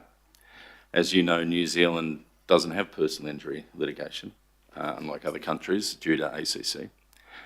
And so in terms of liability, really, our lodestar is to look at the Health and Safety Act. You know, you'd argue that the work that we do constitutes work under that Act. And, you know, and that's how we apply it in terms of our contractors that we look after on the road and our obligations. But in terms of people in the public realm, that is beyond our obligations under that piece of legislation. So, again, we are implementing a law, a valid law. It's been challenged and it's valid from the central government. We're a public agency. We are doing what we need to do. Our board has taken into account the safety implications of the change and the reversals, and that's the work that Teresa's doing on a forward-looking basis to basically run through that whole issue again using the new consultation procedures that we have to apply. And I know the board and Auckland Transport opposed the changes, and so did we, 18 votes to 3. Is there not any way that we just stop this? Like, what actually happens as the government, because Minister Bishop has told many of us that, yep, if the community supports it, keep the speeds in place. You've said legally that's not actually what you can do. But what happens to you and us legally if you do not change it, if we accidentally save a bunch of kids' lives? Like, I'm not being churlish. This is literally what will happen. I'm saying that people talk about what the minister said, but we cannot get any clarity out of that ministry or the NZTA to back up some of the statements that the minister said. They've basically said, we've promulgated a rule, that's government policy, it went to the election, we expect you to implement it. And that is the approach that we're taking as a public agency. Yeah. But if under the Land Transport Act or other acts, or just the moral obligation, if we don't change it, what happens to us? You're not coming, like, what happens? We're complying with a valid law of the government of New Zealand, as both AT and the council. That's what we're doing. We're implementing a law, valid law of the government of New Zealand. I think the distinction here is, if I can just make a couple of comments. First one is, if we flip it and said, look, we don't agree with the law, we're not going to implement it, we'd be having a whole other discussion. because we would be acting illegally. So we can't do that either. We've implemented the law, what we, as required of us, and I don't even think this governing body could pass a resolution telling us not to implement it, which is an option, but I just don't think as a governing body that that's what you would choose to do. What we are doing though, because we feel the obligation to keep people safe, we agree with you, well, we always have. What we're doing is we're looking at safety as a system across the network. Speed is one element, and Teresa outlined the other components that go to that. So one outcome of this law may well be that we have more safety infrastructure in our roads.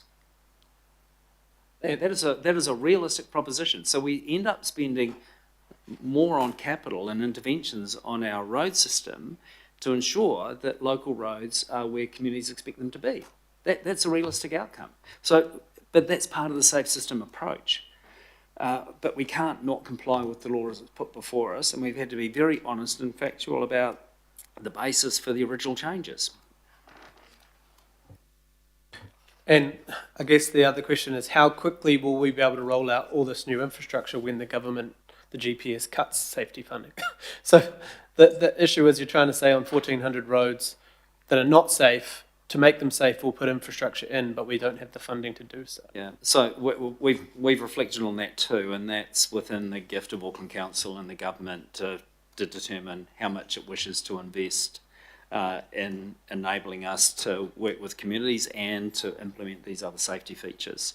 And this council chose to hold the local share, even though the government's contribution reduced. So you have that option as Auckland Council to maintain or grow your 100% local share in safe system outcomes. Yeah. Okay, so last question, Chair. Are there cases that you're still looking at, because you've seen those examples where it goes 30, 40, 50, random gaps of 50 because there's a school in it? Are you looking at ways to regulate that or skinning down the size? Things like the Mangafo station and other stations that we're going to have a whole lot of pedestrians at are now changing back to 50. Yeah. Are we allowed to add different considerations now that the area might change, etc.? So the rule as it's written doesn't give us the ability to put in 30 kilometres. Ever again. Not as long as we're working to this current rule, but we can put in 40s. So part of the work with the team and I are planning about those consultations, how we're going to talk to communities, is how those speed limits all fit together. Like I said earlier, we don't want to end up with a weird patchwork. We do need to take into consideration how the road is used, different use. So land use changes, is it near a school or marae? That will all be factored into those conversations. Okay, John. Yeah, first question, straight off, that when the electric ferries come in, I'm assuming we've got a fleet of about 27, I think, vessels, it says in your presentation. So does that automatically mean then that one or more, or 2, 3, 4 of the worst ferries then drop out? So we actually have a bit of an uplift in the quality of the vessels. Is that the consequence for the rest of the network once the electric ferries start rolling off the production line? Yeah, correct. So the new vessels will replace end-of-life old vessels is the plan, and that will be a progressive process over time. Dean, did you want to add more to that? We've got a draft ferry replacement program strategy before the board. We intend to take that through, that went through the subcommittee, it'll go to the board in June. We intend to bring a more full update on the ferry replacement strategy in July to this committee, so you can understand what we're now thinking. And then we're balancing the need to replace old fleet, Councillor Watson, with the affordability constraints we've got and the time to bring those to market. And yes, of course, there'll be a swap out process where it'll consider age of fleet, and it'll also consider the passenger carrying requirements across the network. So we will bring a more full update on ferry replacement strategy to this committee in July. Okay. Just moving on to the first item in your review, which was to do with the Office of the Auditor General's report into public transport reliability.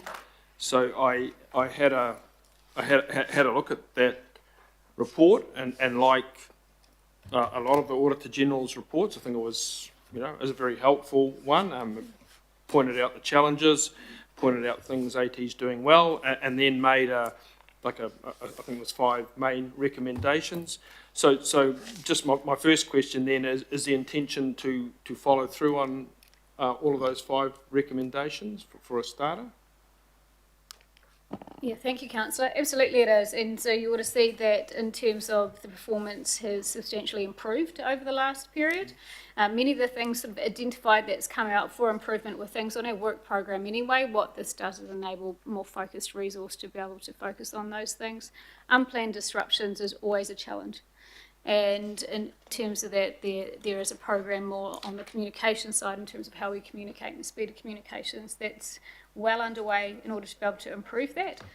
The other big, I guess, focus area that came out, which will be no surprise to anybody here, is the safety aspect and customer safety, workforce safety, and again, we have a program supporting that as well, with more enhancements coming, which we'll be able to talk about in the next few months. We'll bring back. Okay. Just the part of the report that that interested me, and as I said, it was very, it's very, well, I thought a very good report, as the Auditor General's investigations into parts of Auckland Council invariably are. But the bit that just intrigued me a bit was the monitoring of operator performance, which is obviously an important one for AT and for the communities. And it was quite a pleasing revelation on the one hand to know that Auckland Transport, the current personnel offering, if you like, seems to be reasonably generous towards ensuring that. So there's dedicated relationship managers for the operators, and operators can be required to attend a performance committee and forums. There's also an internal service change steering group and an associated working group. And then I think there was a poor performance group, which was looking just at the bus network. So you would assume with that level of oversight and personnel that that parts of the network work very well. So, if you take certainly some of the operators we're familiar with, where there just didn't seem to be any problems with them, it's a very successful and great service. Does that kind of sequence of groups and personnel then allow the ability to really focus in then on outliers, that then A, are they clearly identified really quickly, and B, then are they able to be put under the spotlight to the extent that their response is timely and immediate? Is that how that kind of structure is hopefully working? Yes, correct. And I mean, there's always continual improvement on that as well, particularly with the real-time systems that support performance management, particularly in the ferry side.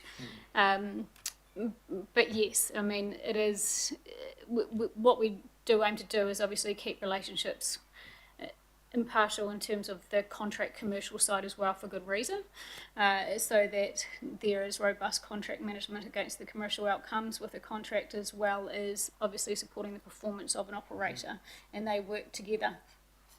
Yeah.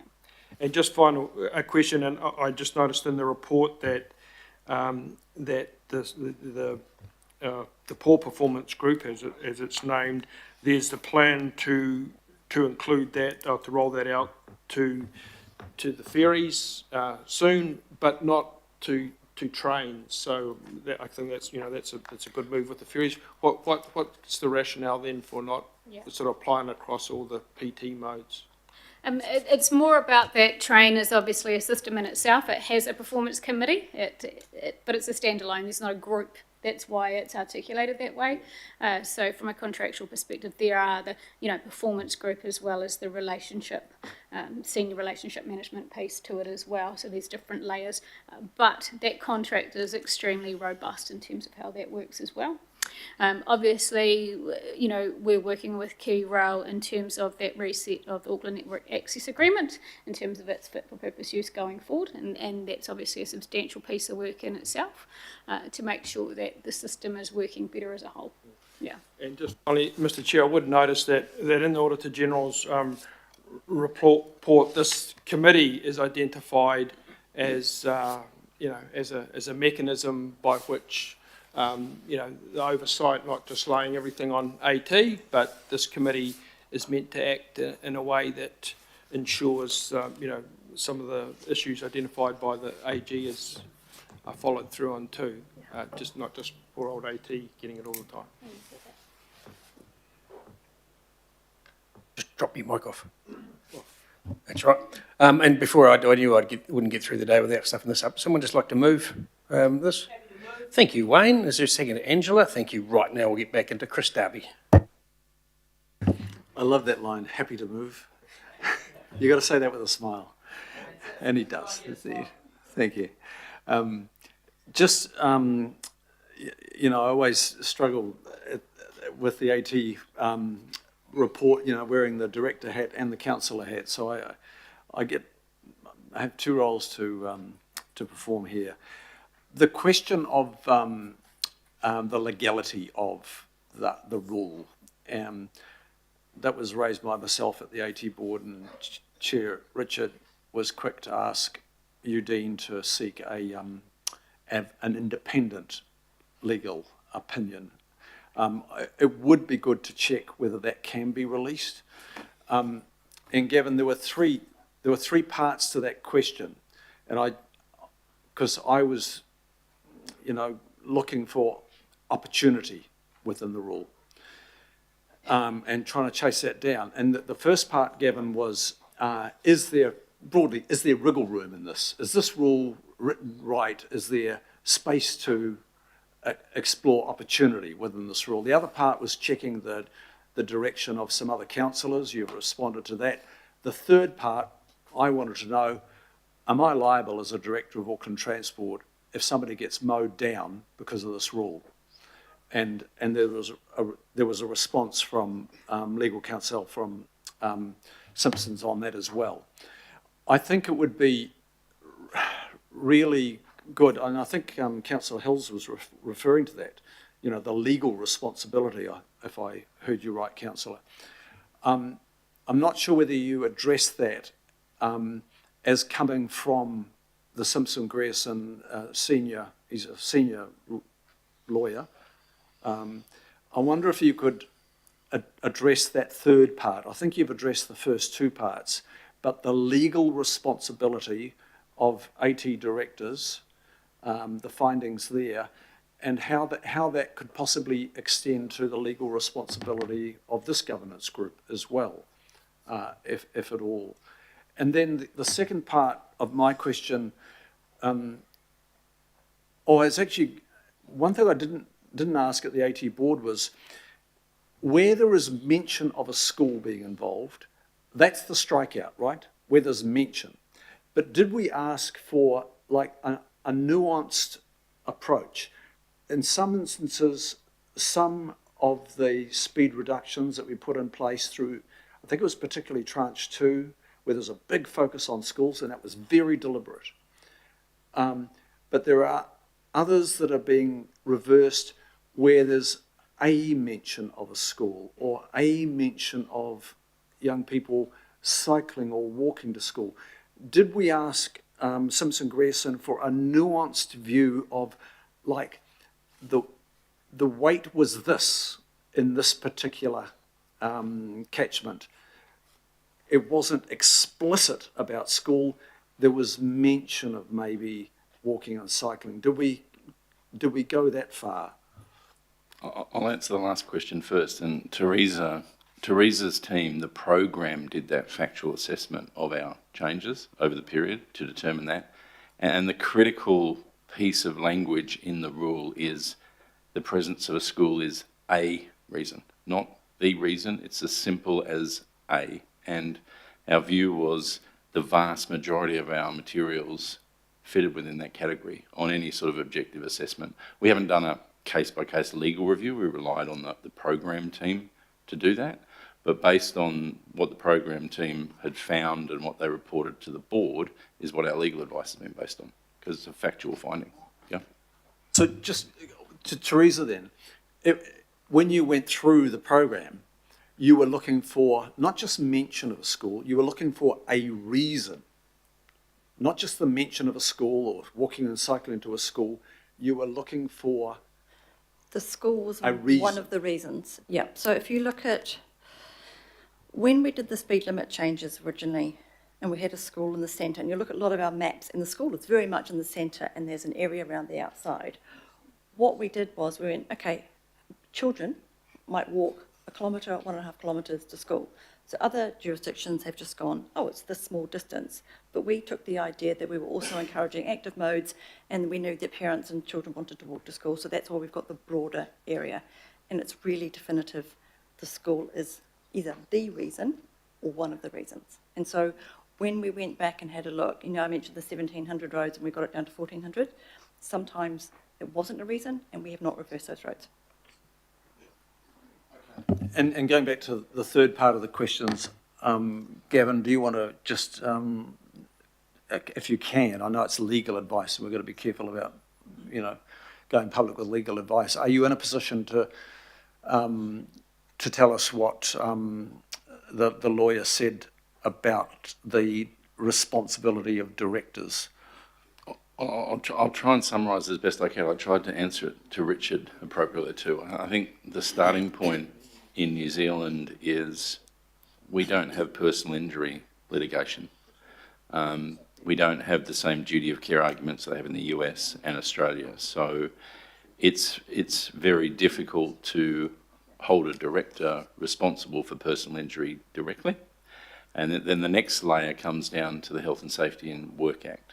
Okay, it's probably the primary piece of legislation in New Zealand to have a look at in terms of what would our directors, and I'm just talking about AT, I can't really advise councillors, but is we have to see whether that act requires us to take all reasonable endeavours to protect members of the public. So there's different layers of that for AT's work. If you consider our work on the roads, if we made a repair to a road that was abysmal and created danger, there could be an argument under the Health and Safety Act that we have some responsibility, and we have processes and systems in place to make sure that our contractors don't do that. Yeah. In terms of the general safety of the public on the roads, it's too broad a concept to fit within the terms of the Health and Safety and Work Act. Yeah. And I will genuinely look to see if we can release at least that part of the advice. I need to talk to Dean and my board, yourself as well. But that's the essence of it. Yeah. I hope that helps. Yeah. So the view was no, there's no personal liability. Okay, Lotu. Kia ora, thanks, Chair, and hopefully everyone can hear me. Most of my questions have already been asked and answered, but I do have a very practical question for Dean and the team at Auckland Transport. And I accept that, like you said over and over again, you are just abiding by the law, but you also do share our concerns for our high deer size and how speed contributes to that. So my question is, what then in practical terms are local boards required to do under this new regime if they do still want to reduce their speeds, and being mindful that the Minister has said that if communities do still want to have their speeds reduced, that they can do so. So what then is your advice, or are you able to tell us at this stage what local boards must go through in order to do that? Are you also able to tell us what kind of timeframes we're looking at, and then the cost of going through that process, and who would bear those costs? If you're able to answer those questions. Kia ora, thanks. Yeah, Councillor, we can't answer all of those at the minute. And that question is not dissimilar to some of the others that have been asked. We're working through a methodology for engaging with communities and local boards, and the local boards will be right in the middle of all of this, along with the relevant ward councillors. We will come back to this committee once we've got a robust methodology in place. That will be maybe July, possibly August. But we just need to do some work because as Teresa was sharing before, we want to not just take a road by road perspective. We like to take a spatial perspective. It could be ward by ward, or it could be town centre or parts of a community. We will look at it in an integrated fashion. In terms of timeframes to implement any speed changes, we'll be able to come back and give you a view of that. In terms of cost to implement those speed changes, typically through the funding process, that's 50-50 shared between council and government via NZTA. So I wouldn't expect any change on that. But then the amount that we can spend doing this is a function of what you both contribute to enable us to do that work. Okay, but we will come with more clarity. We just don't have it at this point. Sure, I appreciate that. Thanks, Dean. Thanks, Chair. Thanks, Lotu. Julie. Kia ora, thanks, Chair. And yeah, sorry I've missed some, so hopefully I don't repeat anything. I've got a few questions, but just following up from what Councillor Foley was just asking. It's pretty frustrating that the speed limits are going to change before we know what the process is going to be for communities and local boards to be able to request that they return or that they even be looked at or consulted on. So yeah, disappointing that timing doesn't match up. And how that may play out. The couple of questions around the speed stuff, and then I've got a couple of other ones. So I just wanted to understand, obviously we've talked about the fact that that there would need to be new infrastructure, and the fact that we don't necessarily have funding to do that on the streets where the speed goes back up. Have we done any estimates on how it will impact on traffic management plans, corridor access requests for those 1,400 streets, and whether that will increase TMP requirements, that kind of thing, because you're dealing with a different speed limit?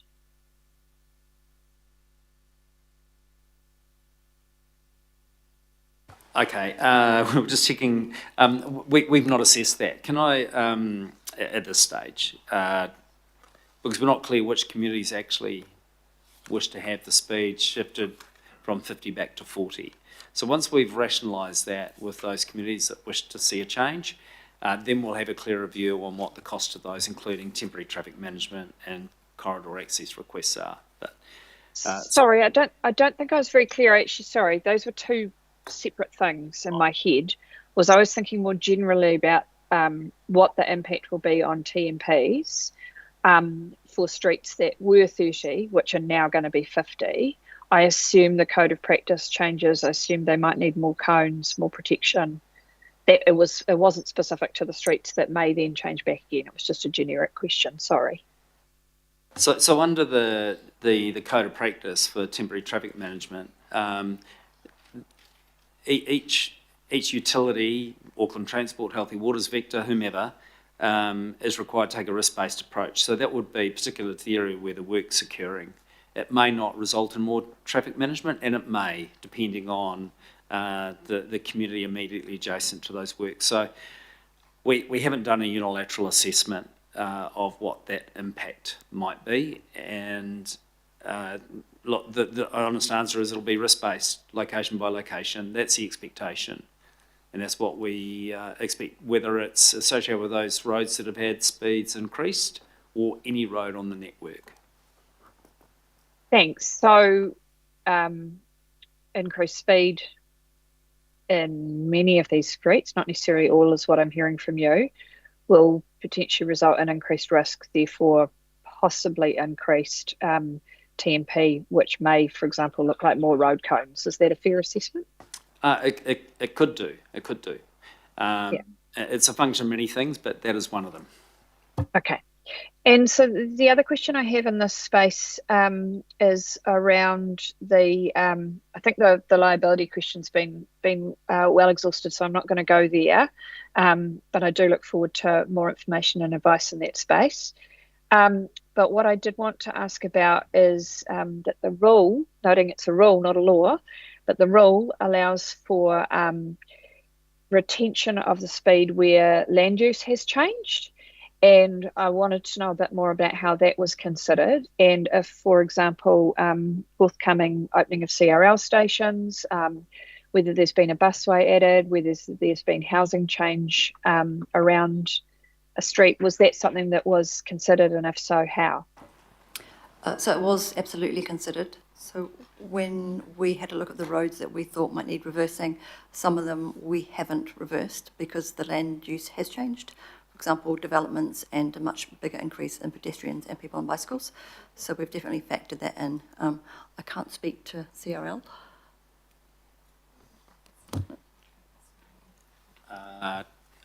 No, I can't speak specifically to CRL, but those are typically highly pedestrianised, low-speed environments. But we have been considering change in land use. I actually went through a very interesting example of that change in land use with Councillor Williamson for a road out in his area where land use had changed adjacent to the road. That was a reason for it not going back to the original speed limit, being held where it was. So we do have examples, including in the Howick area. I think it would be really helpful to socialise some of those examples so that people can sort of see what those thresholds are in terms of future land use that may happen and whether people can make the case. So turning away from that now, you'll be relieved, Chair. I had a couple of other questions. One is around the new electric buses. So how does AT decide, and I guess this is a conversation with the providers, but what is the prioritisation of how the routes that they run are chosen? I suspect with double deckers, we're just sort of slowly trying to change them, but particularly with the single deckers, I'm interested to know what is the decision making there, because obviously, every community is going to want electric buses.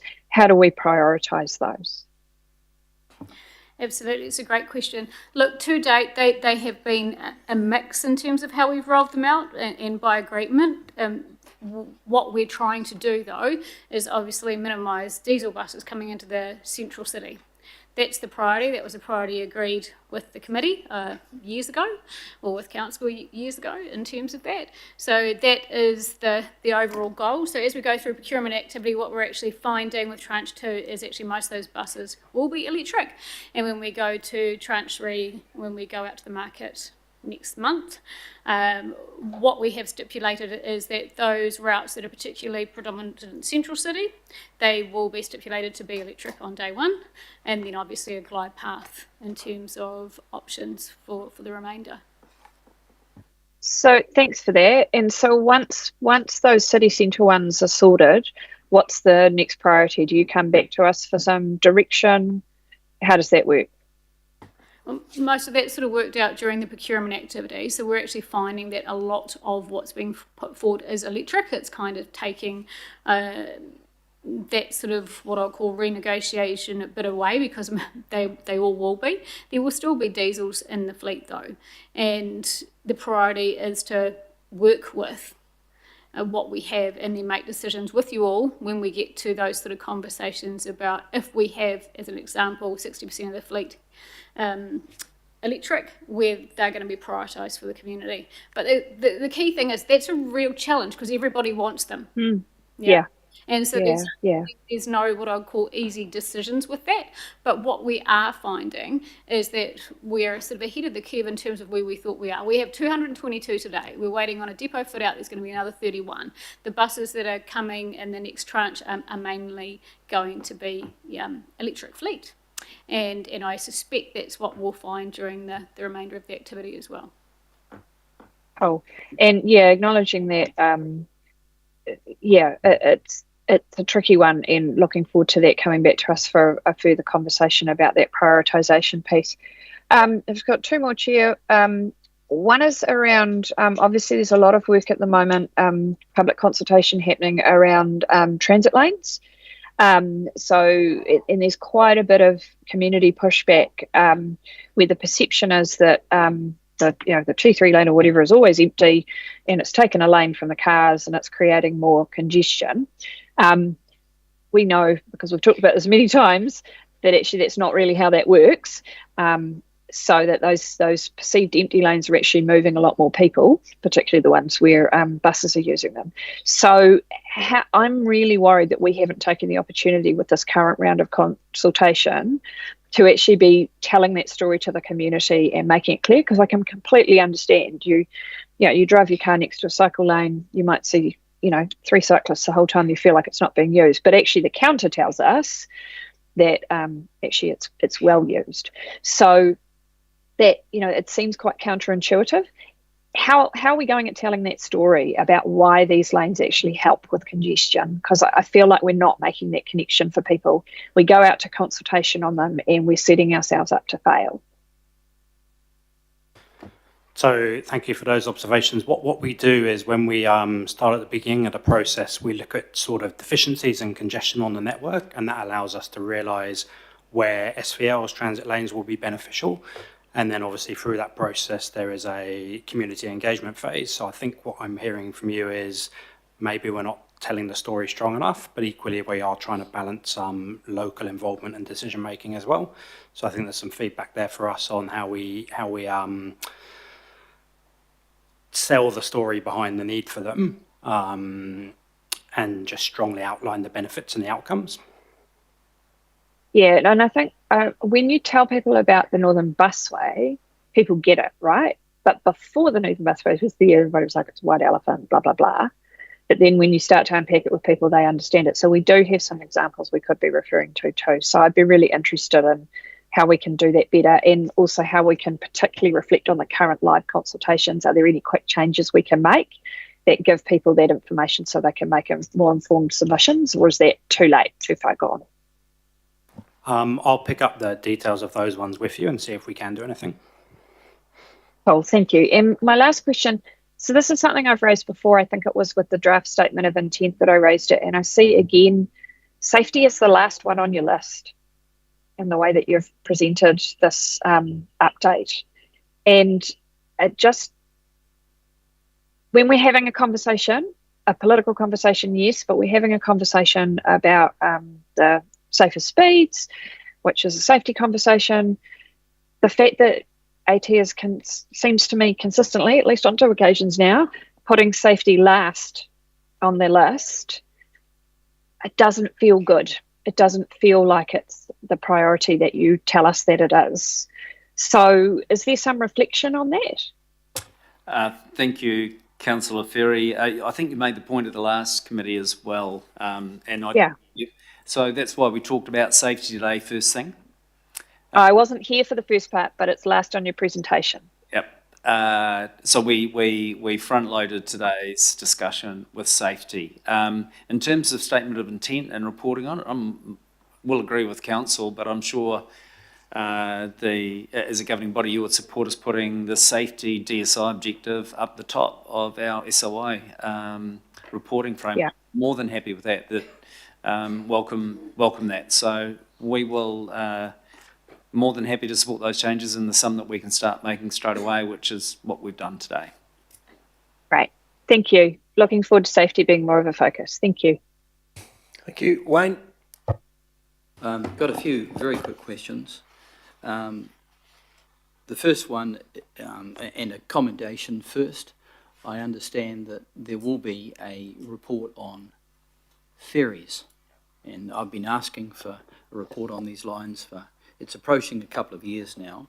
Can I simply make the request for that report that it cover off the capital cost of those ferries, that it covers off the operational cost of those ferries, that it notes any cost overruns, and I'd make a strong recommendation that it also identifies whether those ferries are actually fit for purpose And I would suggest that the context around fit for purpose is the information that Auckland Transport is aware of, and that is that if you want a ferry that's efficient, that there are a number of factors. One is that it's light, so maybe some composite material.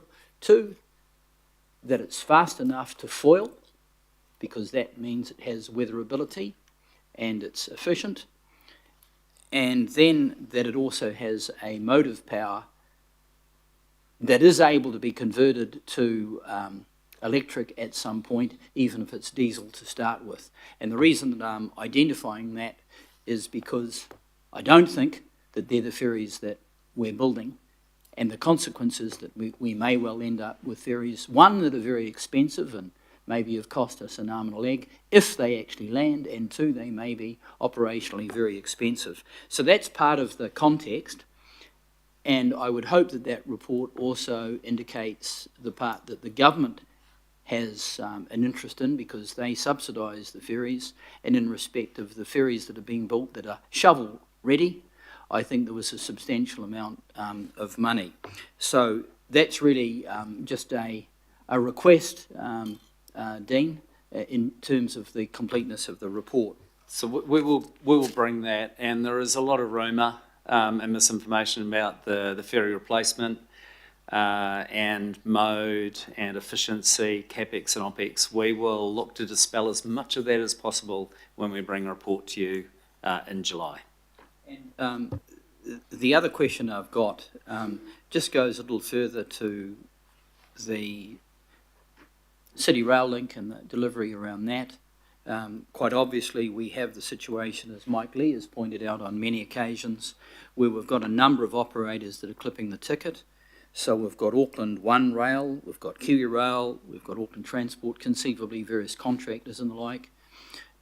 Would it be possible to have a report at some point around how we might optimise things and make things more efficient, and that might include reducing costs over time? So I think that would be useful, and Mike Lee might want to make a comment around that. Thank you. I think you're all aware this is a conversation that I'm quite passionate about when it comes to the operating cost of the rail system, and one we've had around the table here before. So there has been a review happening called the Metropolitan Rail Operating Model Review in terms of that. We did expect something to proceed to Cabinet on that. Recently it hasn't. I understand they're doing some more, MOT are doing some more work on it in terms of what that may or may not be. But I mean, it's fair to say that Kiwi Rail and AT are working very closely together, and you can see that improvement already in terms of the rail network rebuild and how we have worked on that together to minimise impacts. And yes, the impacts are still severe, but in terms of that, it's at least been planned and we've been able to work through that. I mean, ideally, we can see how it looks from that commercial aspect and what's happened with rail over a number of years, and obviously a lack of investment has led to where we're at today, and getting it up to speed has been both cumbersome, costly and detrimental to that customer relationship. We all understand that. So our goal is to obviously limit that going forth and build up that trust and confidence in the system. It's in everyone's best interest to do that, both as and Kiwi Rail. How we do that is yet to sort of really fully understand with that operating model review. But we need a firm sort of cost mechanism so that over the 10-year period we can understand how it's changing year on year, that we can forecast accurately. There is agreement and acknowledgement that we do need that and more visibility over that too. So it is a work in progress. It is very much alive and conversation in terms of continued improvement. So just further to that, and with your indulgence, Mr. Chair, okay, what would be the timing of that rail operating model review? And I'm making the assumption that Auckland Transport has fed into that review. I don't know that we had any information before us around that. So just a couple of questions there, pretty simple ones. Yep, I know we have talked about it here before. In terms of that, have we presented any information? There's not been anything forthcoming to be able to present to you. This is obviously with MOT. They then make a recommendation on changes to the Minister, and therefore any type of change to what that looks like is then put in place. We expected something to be done by now. I expect it'll be at least another 6 months. That's okay. A continued focus right now from both parties' side is actually getting City Rail Link operating, and obviously the commissioning process of that is taking up a huge volume of energy, and you would have heard David today saying actually our focus is getting here right now. We do hope that there will be progress on this. It's really important when we go into the next LTP sort of side that we have that sort of firm view of what that looks like. Not only that, the total cost of delivering rail, and that we have a firm sort of packet for that. The last question I've got, Mr. Chair, just goes to this matter of T3 lanes. And my question goes like this. Would it not be the case that you've got to consider T3 lanes, excuse the pun, on a case-by-case basis?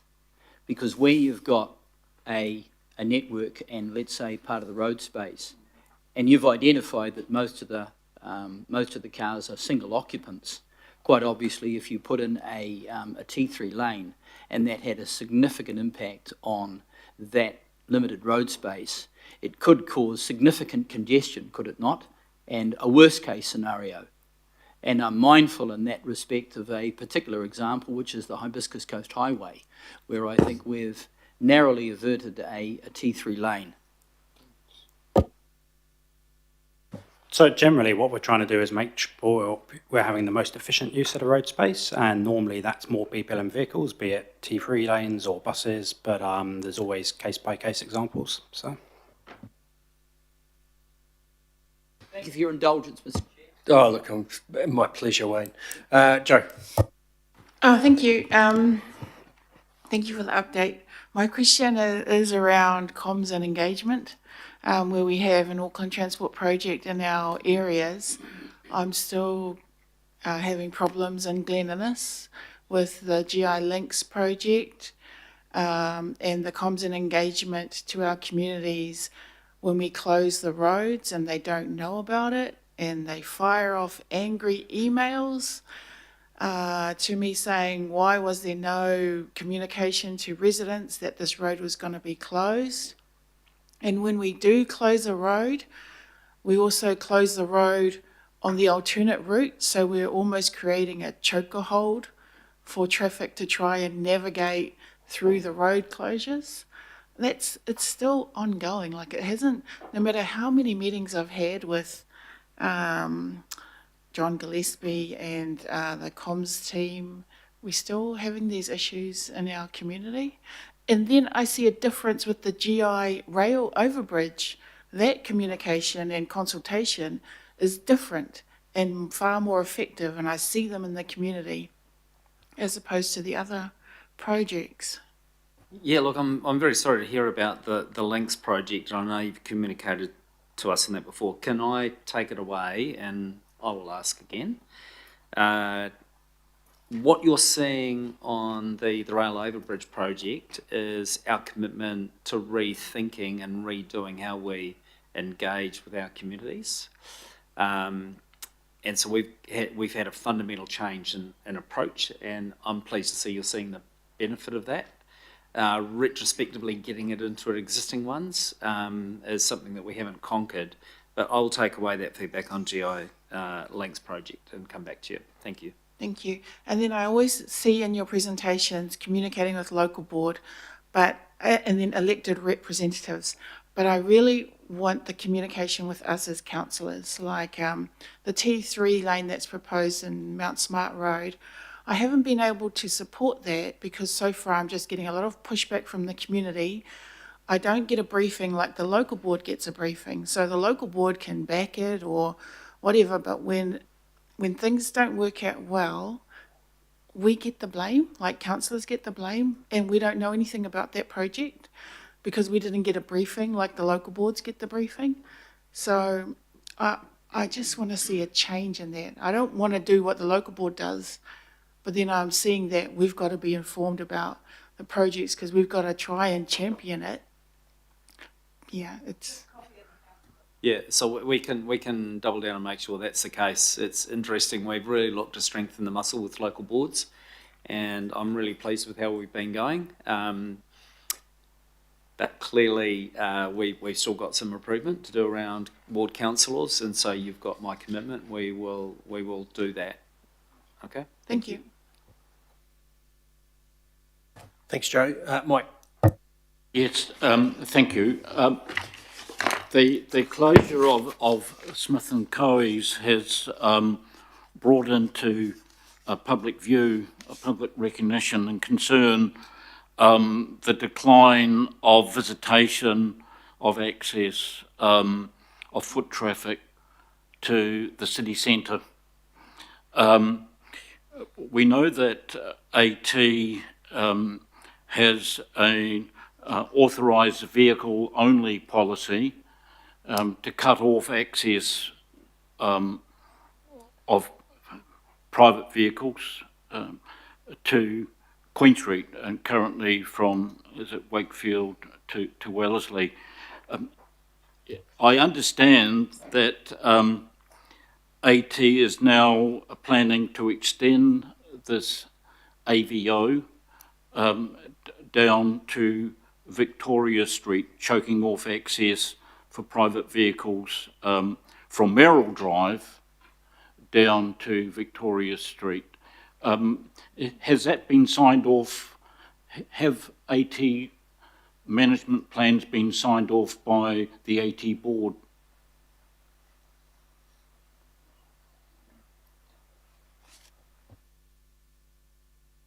Yeah, sorry, we're just doing a bit of conferring, Councillor Lee. Thank you for the question. Yeah, we can, I want to acknowledge the impact of years of construction on Central City, and I know that you're concerned about that.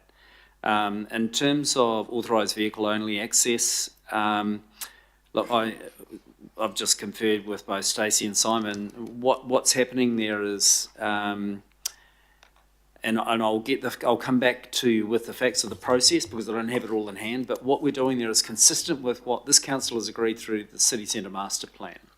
And that's reshaped how movement occurs in the city. So what we will do is we will come back to you and confirm, because I think it's important for all councillors to understand the same, what the outcomes were that the City Centre Master Plan anticipated in terms of movement, and that we're talking bus movement, and also talking about pick up and drop off and parking and authorised vehicle only, and the process that we've gone through as we've implemented that. And I'll come back to you. I don't have all the answers at hand. I appreciate that.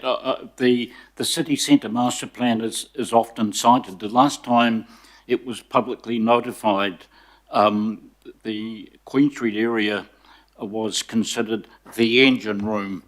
But now I see references to a low traffic neighbourhood rather than the central business district, or indeed the engine room. So it would, given what has happened, I think it would be helpful if these plans could be considered in the light of the damage that has been caused, because not only do we have vehicle access cut off, but as we know, and as I've mentioned earlier, PT has declined significantly, and that has meant a significant reduction in foot traffic to the commercial heart, the retail heart of Auckland. So it would be good for some reconsideration after the facts.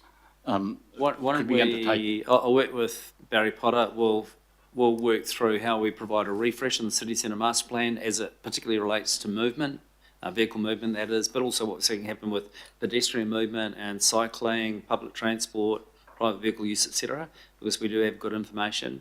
We'll come and tell you what we see, how it aligns with the strategy, including forward moves, and then given that is council strategy, it will be up to this body, this committee or governing body, to determine what it wanted to do next if it wanted to change it. Thank you for that. Just one more question. Is it true that AT has levied about $20 million in fines for the AVO from Wakefield to Wellesley Street? I don't know. Didn't come prepared with that answer. I'm happy to come back to you once I've got the facts. Yeah, if it's true, it'd be one of the most successful businesses operating in this particular area, I think. No, I won't say anything, yes. I'm sure you had something to do with it, Mike. Okay, no further questions, but just on that point, we have asked Watercare to actually come at the next meeting to talk about what they're doing in the CBD. And I was just discussing with Barry the potential for us to maybe have a discussion about how we might wrap some of the transport stuff in the central part of the city into that somehow, if we can. But a conversation to be had, but we do want to, it obviously comes up a lot. And so we do want to sort of have that discussion, get it out and have that chat. So thank you, team. You can step back. Open it up for comments. Chris? I do want to comment on the speed limit. Now, there's been a lot of discussion, there's been a lot of emails coming in suggesting that Auckland Transport's not doing this, not doing that, and kowtowing and weak and buckling at the knees and all the rest of it. What people can't see is, you know, what's happening at the board. I can comment as a councillor. It's not for me to comment publicly as a board member outside of this forum. You know, that's not my role. But I just want to say that there has been quite a lot of grilling of the AT staff as to what our position is, what we can do, can't do, checking on the legalities, and then going again. I think the board has probably discussed this speed limit rule since it came in, probably at least 6 times. And each time we've gone harder asking our staff to look at this opportunity. Can we do this? And it's a bit of a shutout, as you've heard today, confirmed by legal counsel from Auckland Transport and the chief executive. And that's been checked independently. And that was a request of mine that the board acceded to, and it came back the same.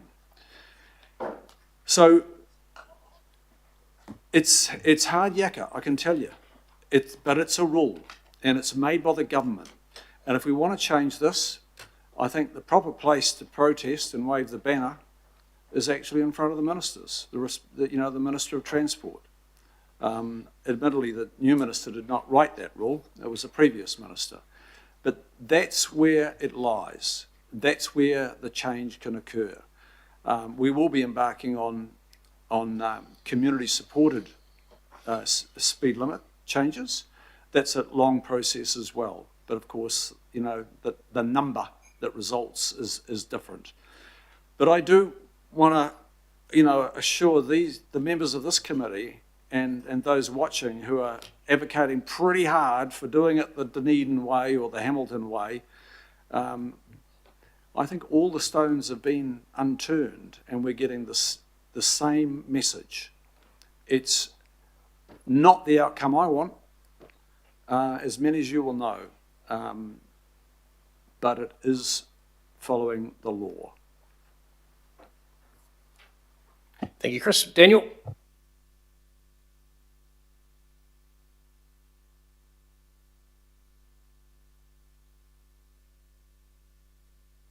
Well, maybe not.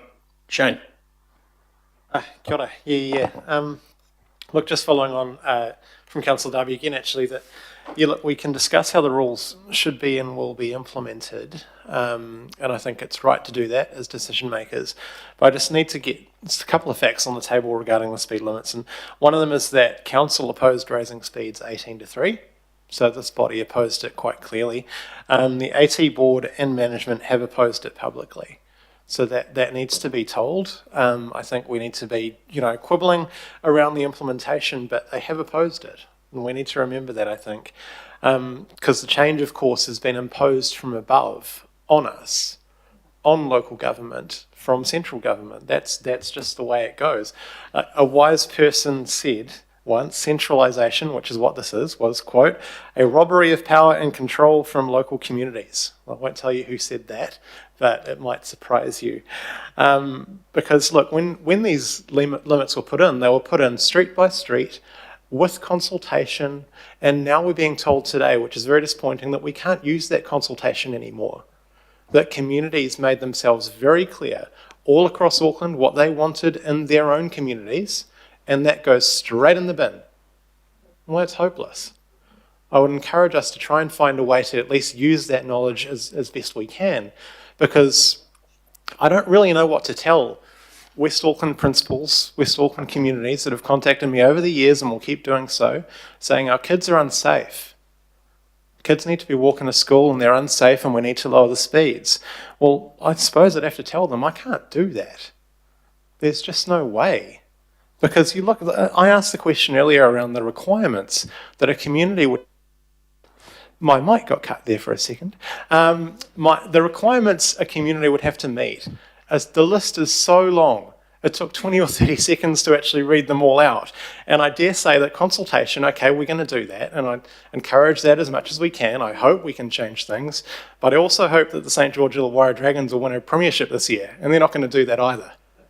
Communities are not going to get the lowered speed limits that they want, and they will contact all of us and say, can you put some pressure on? Well, can't, mate. Sorry. Central government said that it wasn't okay, that their version of localism doesn't quite align with ours. I'm really glad through this discussion that we're looking at the signage again, because honestly, some of the rollout was shambolic. Looking at schools in my ward that had white tape over their speed limits for over a week. And then when that finally was fixed, then they had the wrong times for pickups there. So it was totally fine to go 50 k's at 3 o'clock with the kids coming out. That's not acceptable. And I'm glad that AT agreed with that and have committed to reviewing that situation. I think we need to have a few yarns about that. It's not good enough. And I know that there's been timing concerns, but it's just not good enough and it does not inspire confidence in the public. So I don't know why I say all these things, I suppose, because we're shouting into the void. Right? We can make all the logical reasoning we want, we can make as much evidence-based approaches as we can, but it's not changing anything. And I suppose that's why I'm saying it, because I'm so bloody frustrated, Chair. Thank you. That's right, mate. St George could still come through for you. No other comments? Okay, I just want to acknowledge it was great to see Maraetai Beach School and the crossing outside it, because under the old speed rule it couldn't get the speed reduction. And so, yes, the rule is not how most of us want it, but nor was the old one. So a lot of rural communities were unhappy. So checks and balances. So it's been moved and seconded. Those in favour say aye. Aye. And against, carried. Next item is a status update on actions decisions. Where's Wayne? Do you need him? Thank you, Angela. Seconded, Desley. Any discussion on that? Those in favour say aye. Aye. And against, carried. Summary of our information memoranda workshops and briefings. Thank you, Wayne. I was starting to worry. Seconded, Desley. Any discussion? Those in favour say aye. And against, carried. Now, need to move that I'll move we go into publicly excluded so we can hear the item being referred to us from the Audit and Risk Committee. Seconded. Thanks, Desley. Those in favour say aye. Against, carried. We'll now take 5 minutes to clear the room and we'll be back at just after 10:02. Mr. Chair, it's Daniel here. Can the